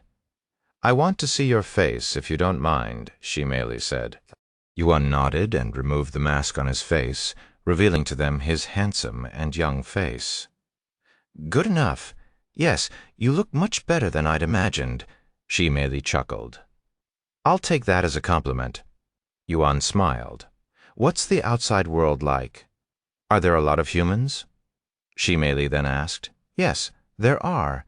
The only thing different outside is that we're not surrounded by clouds like we're here. This reminds me, are we somewhere in the sky or something?" Yuan then asked. "Nope. That's just how this world is. The ground is made of clouds, and the sky also has clouds." "I see. What a mythical place." Yuan nodded. Some time later they arrived at the ritual site, which was a couple of miles behind the Dragon Palace. The ritual site itself wasn't anything too special. There were 9 dragon statues placed in a circle formation, and in the middle of this formation was a crystal ball shaped like a dragon's head. "What are we supposed to do here?" Yuan asked them. "Do you see that crystal ball in the middle?" The Dragon Emperor asked him, and he continued without waiting for a response. "That is the crystal of fate. If you drop your blood onto it, the crystal of fate will evaluate your talents, and the dragon statues will release a pillar of light that corresponds to your talents. If you can somehow make all 9 dragon statues release a pillar of light, a treasure will reveal itself. This treasure was left behind by our ancestors, and we have been trying to obtain it for millions of years now. However, we've never been able to release all 9 pillars of light, only 7 at most. Now, this is where their prophecy comes into play. They said that one day someone, a human, will arrive in our world and release all 9 pillars of light." As if a mere human could possibly have more talents than us dragons. The Dragon Prince suddenly snorted. He then looked at Yuan and said, "Just so you know, I have managed to release 7 pillars of light, and I am recognized as one of the most talented dragons since our ancestors' era. If you can release more pillars of light than I did, I will lower my head and call you boss." Yuan was at loss for words. "By the way, I also managed to release 7 pillars of light." Shi Mei said a moment later, "Now, which one of you would like to go first?" The prophecy only mentioned a single human, so I wasn't expecting 2. The Dragon Emperor said to them. Yuan then said, "If we help you in this ritual, will you help us return to our own place?" as in Return to the Mystic Realm. That's going to be a little tricky since it's been a long time since anyone has left this world, but we'll try to assist you to the best of our abilities." "I understand." Yuan nodded, then he turned to look at Wang Xuying and asked her, "Do you want to go first?" "I do." Wang Xuying immediately nodded her head. Chapter 355, Dragon Awakening Ritual. "Okay, then this young lady shall go first." The Dragon Emperor nodded his head at Wang Xuying. Wang Xuying then approached the crystal ball in the middle of the formation. "I just need to drop some of my blood onto this crystal ball, right?" she asked for confirmation. "That is correct. You may use the dagger beside the crystal of fate to release your blood. Just a few drops will be enough." The Dragon Emperor nodded. Wang Xuying grabbed the cool-looking dagger with a dragon design on the handle and poked a small hole on the tip of her finger. She then squeezed a few drops of blood onto the crystal ball. The crystal ball immediately absorbed her blood and began glowing a subtle golden light. A few seconds later, one of the dragon statues emitted a golden aura before shooting into the sky. A few more seconds later, a second dragon statue released a pillar of golden light into the sky. Then a third pillar of light appeared in the sky for all of the people in the city to see. Someone is partaking in the Dragon Awakening ritual. Who could it be? The people in the city stopped whatever they were doing to spectate the ritual like they always do. However, the ritual ended sooner than the people had expected, as the pillars of lights had stopped at 3, ha ha ha ha. Which trash is participating in the ritual? 3 pillars of light? That's pathetic. When was the last time someone released only 3 pillars? I don't remember. The people spectating the ritual from afar burst out laughing when they saw the results. Meanwhile, at the ritual site, Si Morong slapped his thighs and laughed out loud. 3, ha ha ha, how laughable. I guess you're not the one. The Dragon Emperor shook his head at Wang Xuying, who returned with a somewhat embarrassed expression on her face. "Don't mind it, young lady. Releasing 3 pillars of light is actually very good for someone from the lower heavens. You should be proud of yourself." Shi Meili approached Wang Xuying to comfort her. "Thank you, Dragon Princess," Wang Xuying said with a slight smile on her face. "I am serious, young lady. Releasing 3 pillars of light is an incredible feat for a human. This Dragon Awakening ritual is meant for dragons. If other humans in the lower heavens were to take this ritual, they might not even be able to release a single pillar." Shi Meili reassured her that it was nothing to be embarrassed about. "If you say it like that, I guess."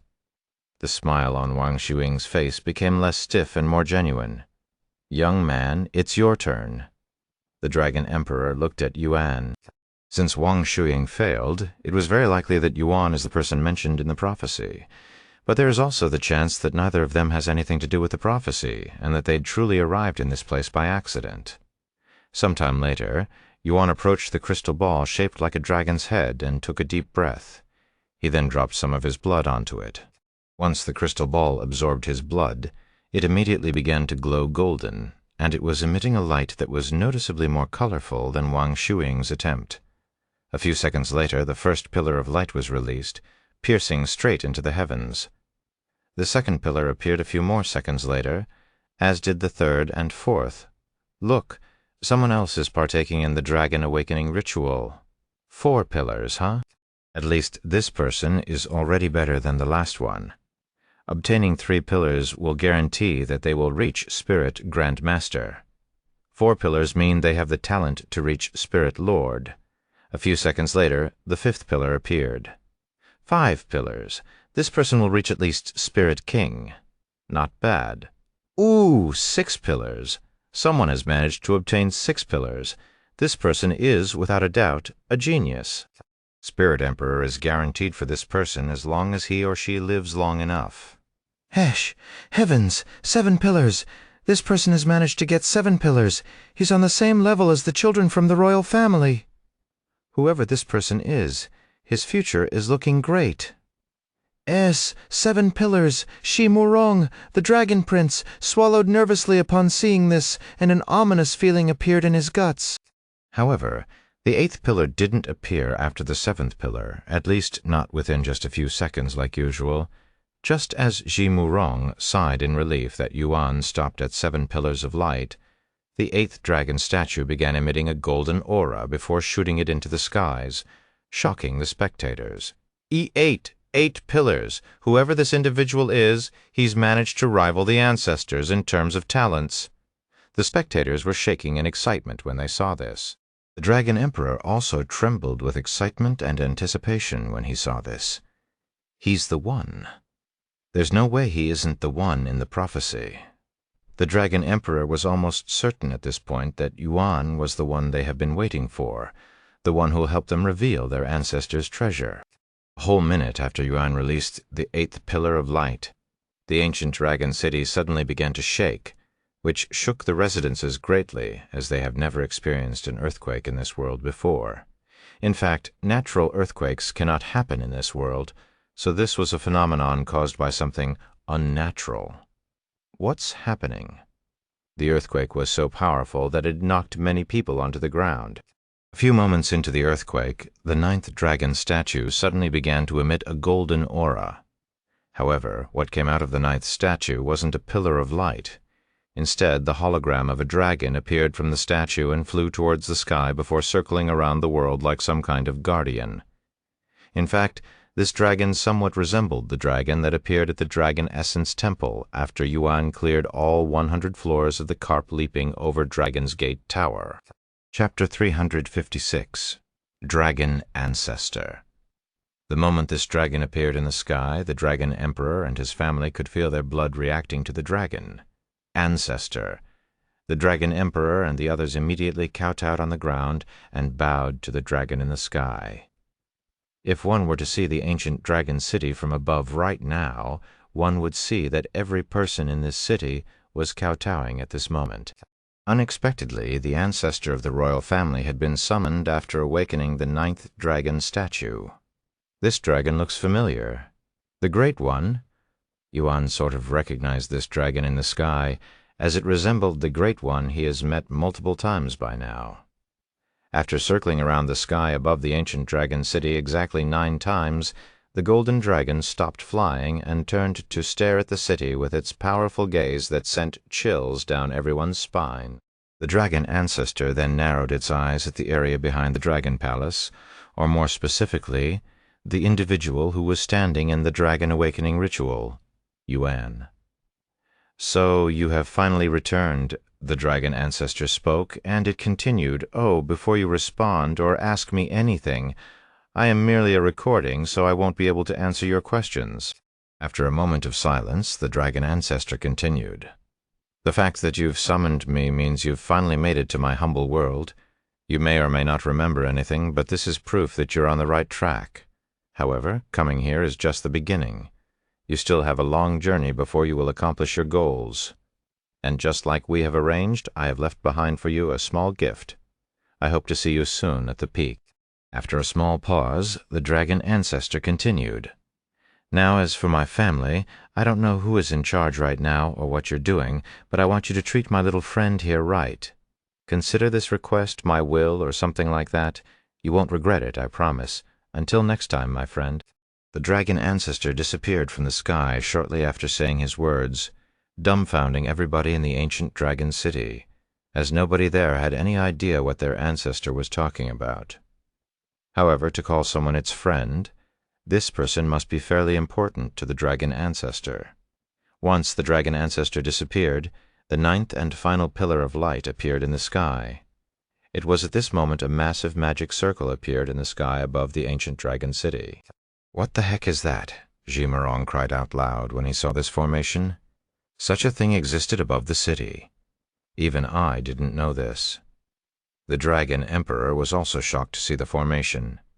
A few moments later, this formation in the sky released a powerful light that basked everyone in the ancient dragon city. "Father, I can feel my body growing more powerful. I think this light is affecting our bloodline," Ji suddenly exclaimed. "What?" When Shimeli mentioned their bloodline, the Dragon Emperor and Dragon Empress immediately checked their bodies, and sure enough, their bloodlines had improved. The formation in the sky disappeared exactly a minute later, and a small object could be seen descending from the sky afterward. This object descended towards the Dragon Palace and hovered in front of Yuan some time later. "This is a drop of blood." Yuan grabbed the bottle that contained a single drop of blood inside. "You have completed the hidden quest, Dragon Awakening Ritual. You have obtained Dragon Ancestor's Blood Essence. You have obtained Fame plus 500. Peace quickly returned to the ancient dragon city, but the people there were still filled with shock and disbelief about the events today, and they will remain that way for the next couple of days." Young man, what was your name again?" The Dragon Emperor looked at Yuan with a complicated look on his face. "Yuan, do you think I can take a look at that treasure, Yuan? Don't worry, I won't take it from you. The ancestor has already spoken. That treasure belongs to whoever manages to release all 9 pillars of light." The Dragon Emperor reassured him that they won't take away the treasure. After all, if they went against their ancestors' wishes, it might affect their bloodline, and no treasure in this world is worth more than their own bloodline. Yuan nodded and handed him the bottle. The royal family gathered around the Dragon Emperor and looked at the drop of blood inside the bottle. "My bloodline is reacting to this drop of blood," Shimeli said. "Mine as well," Shimerong agreed. "I think this drop of blood belongs to the ancestor," the Dragon Emperor said. "If that's true, this drop of blood is too precious to be given to a human. We cannot give it to him. It'll be worth more in our hands," Shimerong said. Shimerong suddenly cried out loud in a painful voice when the Dragon Empress slapped him. She then said with a frown on her face, "Were you asleep just now when the Dragon Ancestor spoke? The Dragon Ancestor wants this treasure to be given to Yuan, so it will be given to him. No questions asked, unless you want to challenge the Dragon Ancestor." I don't dare," Shimerong quickly said. "Challenge the Dragon Ancestor who dominated the 9 heavens and created this utopia for them? He'd be cursed to death by everyone around him, regardless of his status as Dragon Prince." Sometime later, the Dragon Emperor handed the bottle back to Yuan and said to him, "Please take care of this treasure, Yuan. This drop of blood is worth more than you can possibly fathom. It's not something a human being should hold, if I have to be completely honest with you." "I understand, thank you." Yuan nodded and accepted the bottle of blood. Do you have something I can use to hold it?" "I don't have my spatial ring with me." The Dragon Emperor nodded and said, "Of course, we have plenty of those. Come with me." Chapter 357, Shimeli. Sometime later, Yuan and Wang Xuying followed the royal family back into the Dragon Palace. "Congratulations, Yuan. You've managed to obtain a treasure that even immortals would kill for," Shimeli said to him. "Immortals? How powerful are immortals?" Yuan asked. "Real immortals are extremely powerful. They're so powerful that even my parents cannot do anything to them despite their cultivation bases," Shimeli said, and she continued, "By the way, my parents are one realm above spirit emperors, spirit sovereigns." "I see, but what can I do with this drop of blood? Can I consume it?" Yuan then asked. "After all, he's already consumed phoenix blood before." "Yes, you can consume it to increase the grade of your bloodline. And depending on your bloodline, it might increase the grade of your bloodline by more than 1 grade. Crazy, right? Humans would go to war for this drop of blood," Shimeli said. "How lucky, Yuan.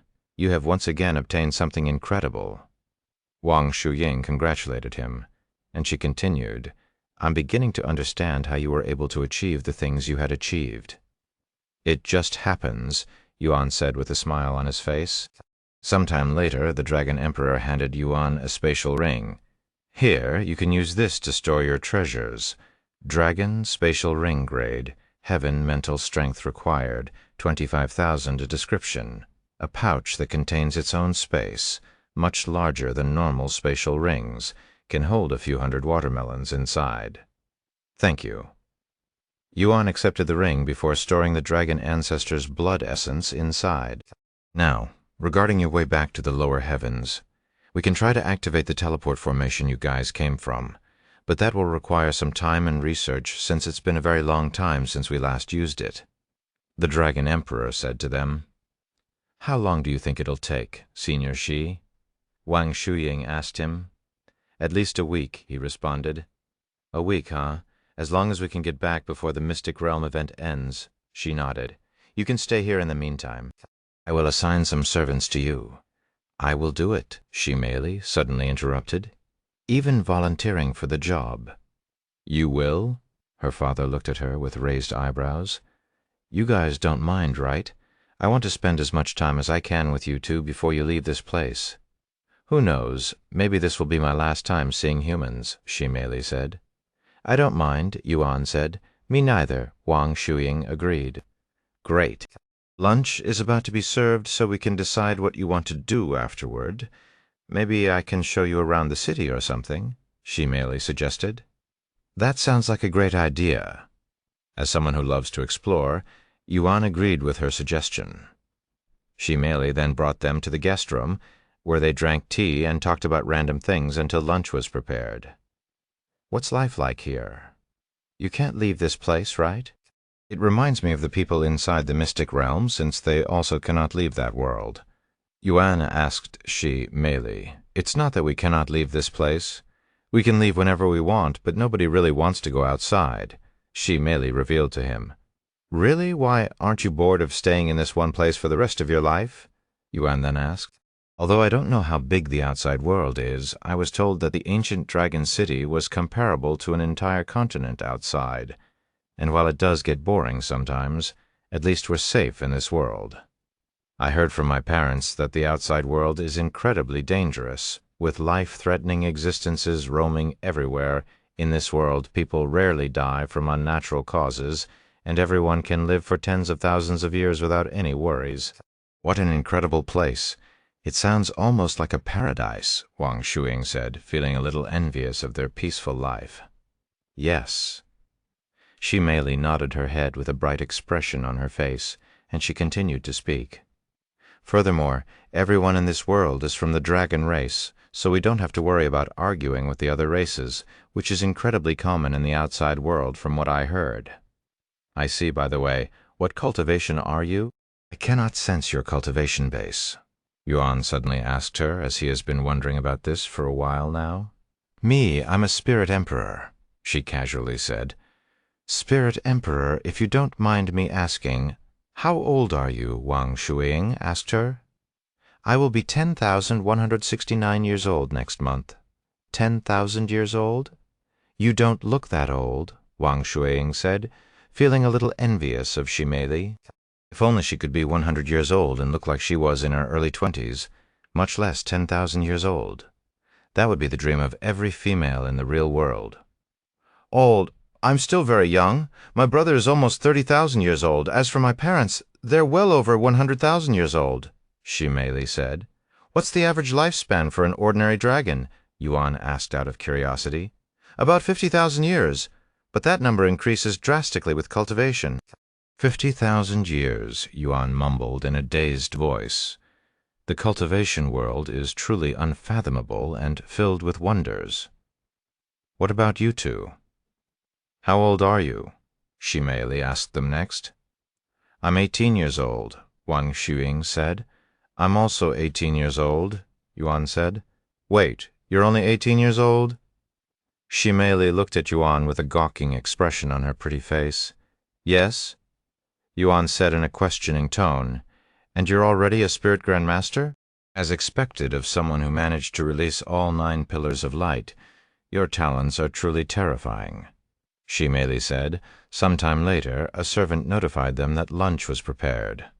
Let's go eat for now. We can talk more later, Shi Mei said, escorting them to the dining room shortly after Chapter 358, A Dragon's Pride. Once Shi Mei brought them to the dining room, they were greeted by a large table that was filled with food from the center to the edge of the table. There was so much food on the table that it looked like a feast for 100 people. Wang Shuying was left speechless by this. Surely they didn't have to cook that much food for just 6 people, right? That's a lot of food, Yuan said out loud after seeing it. Shi Mei chuckled and said, We're dragons, we eat a lot. Come, take a seat, the Dragon Emperor said to them with a bright smile on his face, clearly in a very blissful mood. A few moments later, once they were all seated, the Dragon Emperor spoke again. Yuan, I will raise this cup for you, who released all 9 pillars of light and made history today, even helping us improve our bloodlines. Thank you, Yuan. The Dragon Empress also raised her cup. Che, as much as I hate to admit it, you're pretty good for a human. Ji Morong also raised his cup. After spending some time alone, Ji Morong realized that Yuan wasn't like the other humans, and that he was qualified to be acknowledged by them. If I remember correctly, you promised to address Yuan as boss if he managed to release more pillars than you, elder brother. Ji Meili reminded him as she raised her cup. Shut up. Why did you have to remind him? Ji Morong's face quickly flushed with redness. Go ahead, eat whatever you want and as much as you want, the Dragon Emperor said to them before digging in. The royal family immediately started grabbing the food and tossed them into their mouths, taking large bites and eating them in a somewhat barbaric manner, completely unbefitting of their status. Wang Shuying was left speechless by their eating manner, but when she thought about it, they were not human, and their eating resembled how magical beasts would eat their food. Wow! These foods have so much spiritual energy in them. They taste great, Yuan exclaimed after swallowing a mouthful of food. Almost everything on this table was raised by the royal family. I'm glad you like it. The Dragon Emperor laughed. I can feel my cultivation base soaring just from eating. I have never experienced this before. Wang Shuang managed to enter the Spirit Warrior realm after swallowing a few mouthfuls of food. Most of them are raised to Spirit Grandmaster before we eat them, so you're consuming Spirit Grandmaster spiritual meat. You'll most likely increase a few more levels during this lunch, Ji Meili said to her. Is Spirit Grandmaster spiritual meat? I don't know about the spirit heavens, but the lower heavens definitely don't have such luxury. Wang Xuying mumbled, and she quickly began stuffing more food inside her mouth, as this was a great opportunity to raise her cultivation easily. It was the right choice to follow Yuan. If I continue following him, who knows what might happen. I might even become a top player just by following him. Wang Xuying thought to herself, unfortunately, I am not playing this game to become the best player out there. Since her main objective was to find a cure for Yu Tian in this vast cultivation world, she will be focusing on that. If I can go to the spirit heavens, I will be able to learn even more things. I might even find a cure for Yu Tian, Wang Xuying thought. Sometime later, once they had consumed over half of the food on the table, the royal family began worrying if they would have enough food or not, as they had underestimated Yuan's eating capabilities. Heavens, this human's appetite is as big as us dragons, and dragons are known for having huge appetites compared to the other races. Ji Morong cried inwardly when he realized how much Yuan had eaten. Meanwhile, Wang Shuying had stopped eating long ago, and she was on the verge of collapsing from eating too much. However, she'd managed to increase her cultivation base to 9th level Spirit Warrior from her effort. Tell the cooks to bring us more food, and tell them to not stop cooking until I say so. The Dragon Emperor commanded the servants there, as he wasn't going to risk running out of food, which would be an embarrassment for their family. A royal family running out of food during a feast. If word got out, they would become laughing stocks. If there's not enough food, you don't have to mind me, Yuan said to them with an innocent face. Ha ha ha, nonsense. Eat as much as you want. In fact, don't stop eating until you're full, the Dragon Emperor said. Yuan nodded and continued to stuff his face with more food. When Ji Morong saw this, he quickened his eating pace, not wanting to lose to Yuan for a second time. Although you might have beaten me in terms of talent, I will never let you beat me when it comes to eating. My pride as a dragon is on the line here, Ji Morong cried inwardly. A few hours and a couple 100 pounds of food later, Yuan patted his round stomach and finally stopped eating. I am full, he said with a satisfied look on his face, as it has been a long time since he'd been this full. Yes, I won, Ji Morong said with a somewhat sick look on his face. Huh? Yuan looked at Ji Morong, who was looking in his direction with a prideful look, unaware of the battle they just had. Are you sure you're really human and don't actually have a dragon bloodline? She merely chuckled. I'm pretty sure I am human. Yuan smiled. Anyways, it's getting late, so we'll have to visit the city tomorrow. I'll show you the guest rooms now if you're ready to move, she merely said to them. Give me a few minutes, Yuan said while pointing at his round belly. Me too, Wang Shuying also said. Don't worry. Take all the time you need. I'll go prepare your rooms now, she merely said to them before leaving the dining room. Chapter 359, Rivals. While she merely went to prepare their rooms, the Dragon Emperor remained in the room with them and spoke.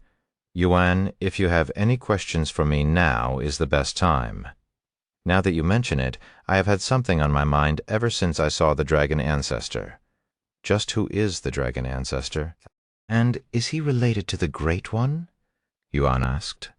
The Dragon Emperor immediately frowned upon hearing Yuan mention the Great One, and he spoke in a serious voice. Where did you hear about the Great One? Oh, I met him a few times. Well, not actually in person, but I have spoken with his illusions a couple of times, Yuan said. I see. The Dragon Emperor closed his eyes for a moment before speaking. The Dragon Ancestor and the Great One are not related at all. The Dragon Ancestor is an incredibly powerful divine beast who has existed since the primordial era with multiple empires across the 9 heavens, and this ancient dragon city is merely one of them. As for the Great One, he was born in the same era as the Dragon Ancestor, and they were rivals of sorts, both racing to the peak. Rivals, huh? Do you know who won? Yuan asked. Sorry, but I can't tell you as I don't have the answer to your question. According to the rumors, they were both equally as talented. So who knows, really? I see, Yuan mumbled. Then do you know where I can find the Great One? Unfortunately, the Great One isn't someone you can just find. You must have a strong destiny if you want to find him, and even then, you don't know when or where you'll find him, the Dragon Emperor said. And from my knowledge, the Great One is always traveling the 9 heavens. I see. Yuan nodded. By the way, I have been wondering as well, what was the Dragon Ancestor talking about? They had anticipated your arrival and even expected that you'd release all 9 pillars of light. It seemed like they had arranged for everything that happened today. Honestly, I also have no idea. This is my first time in this place, and I have never met any dragons besides the Great One before coming here. Yuan shrugged. How weird. The Dragon Emperor mumbled. The Dragon Ancestor definitely expected Yuan's arrival, even speaking to him as though he was very familiar with Yuan. Of course, it was only a recording, but something felt odd about this situation. Sometime later, she merely returned and said, Your rooms are prepared. Can you guys walk now? Yes, I can, thank you. Yuan nodded as he stood up from his chair, feeling as though he'd gained some weight overall. Thus, Yuan and Wang Shuying followed Shimeli to their rooms. Wow, what a massive room! I have never been to such a luxurious room before, and I have been to many high-grade hotels because of my grandpa. Wang Shuying exclaimed. As the granddaughter of one of the most famous doctors in the world, it was only natural that Wang Shuying would have plenty of experience as a rich young lady. However, no hotel in their world could rival a mere guest room in the Dragon Palace that was as spacious as an entire house. Yuan, your room is right next door, Shimeli said to him. Okay, thank you. I'll leave you two alone to rest now. Tomorrow I will show you guys around the city, okay? That sounds great. Yuan nodded. Great, then good night, Shimeli said to them before leaving and returning to her own room. This is such a wonderful room that I'm going to sleep in here tonight instead of my own room, Wang Shuying declared with an excited look on her face. What happened to sleeping every day? Yuan said with a teasing smile on his face. Shut it. Once in a while is fine, and I'm still technically sleeping. It's just that I'll be doing it inside the game.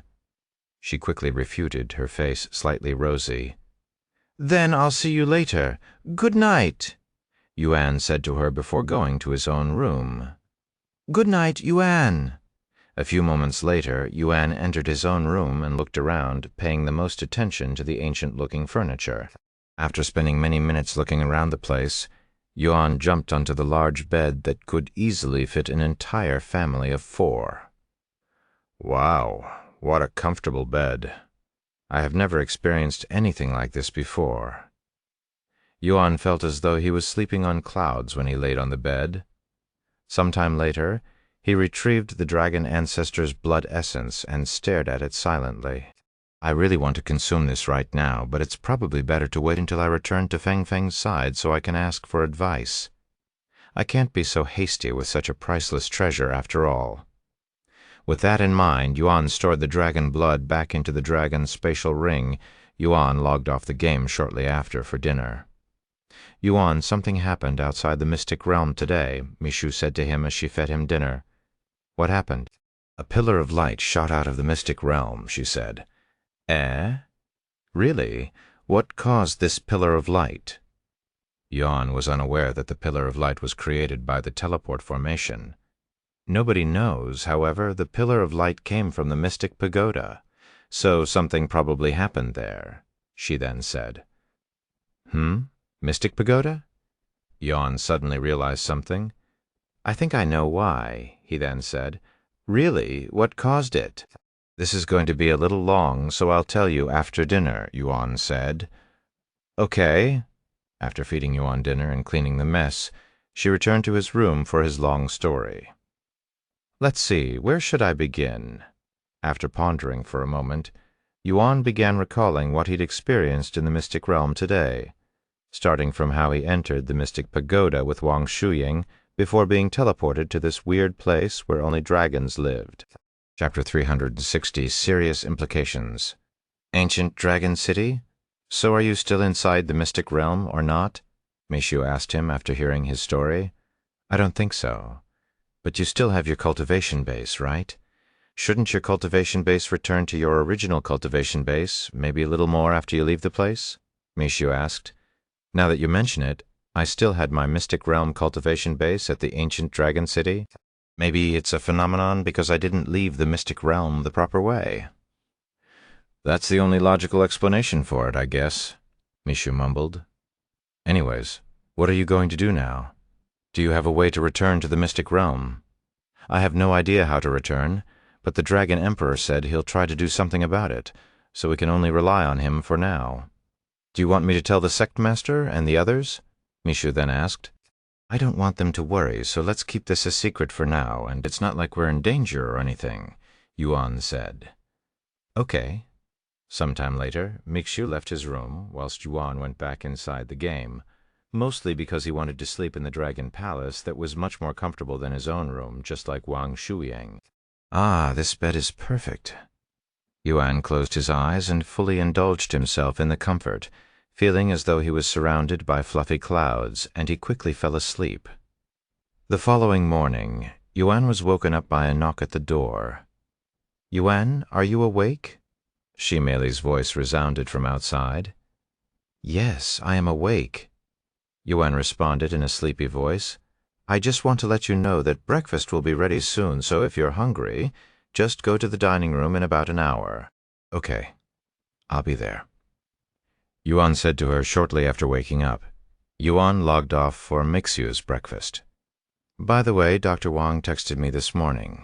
He said that he'll be here in a bit. Okay. About half an hour after breakfast, Dr. Wang knocked on their door.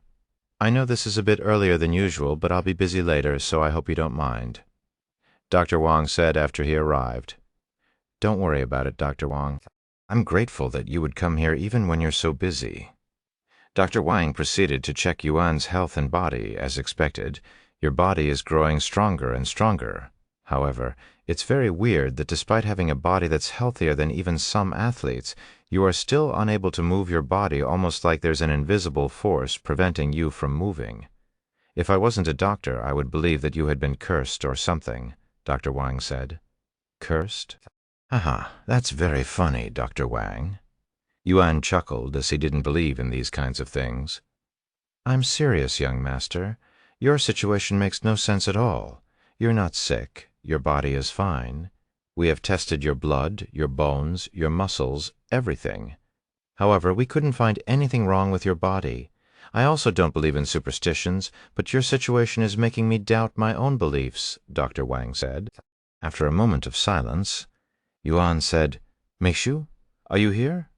Yes, I am. Sorry, but can you leave for a moment?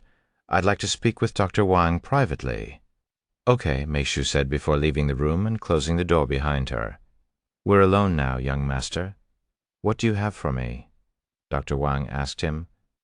Yuan didn't say anything, only lifting one of his arms a little off the bed. What? You? Lower your voice, Dr. Wang. Yuan quickly interrupted him. Dr. Wang subconsciously covered his mouth with his hands, and he stared at Yuan with his eyes wide with shock. Once he'd calmed down enough, he spoke, Yi, young master, since when can you? A couple of weeks ago, I guess, Yuan said. I'm sorry for keeping this a secret, but I wanted to wait until I could move properly so that I could surprise you all. Who else besides myself knows about this? Dr. Wang asked him. Only you and Miss Meifeng know about this, Yuan said. Meifeng? Meixiu's mother? Yes. Tell me more about this, young master. Did it suddenly happen? Or did you do something special? Dr. Wang asked. Well, my recovery began when I started playing Cultivation online. What? That super popular game that's currently dominating the world. My granddaughter also plays it. This is going to sound crazy, but I think the game somehow affects our real body as well. Although I have no concrete proof, I have a feeling that's what is happening, Yuan said. Indeed, that does sound a little... No, it definitely sounds crazy. Dr. Wang agreed with him. I know, but Dr. Wang, do you remember when I was covered in that smelly stuff? The impurities? There's no way I could ever forget about that, and I can still smell the stench very clearly. Dr. Wang shuddered, just thinking about the stench. Well, to tell you the truth, that also happened to me when I was playing the game. I ate some kind of treasure that cleansed all of the impurities from my body. When I logged off the game, I was shocked to find out that it had also happened to my real body. Dr. Wang pondered with a serious look on his face. I understand. I will do my own investigation as well. If it's true that this game can somehow affect the real body, it will have some serious implications that could change the world, Dr. Wang said. Oh, I'll also keep this matter between us so you don't have to worry about that. Thank you, Dr. Wang. Anyways, it's a great thing that you're finally recovering. It's been long overdue. I cannot wait to see you walk on your own again, Dr. Wang said with a genuine smile on his face.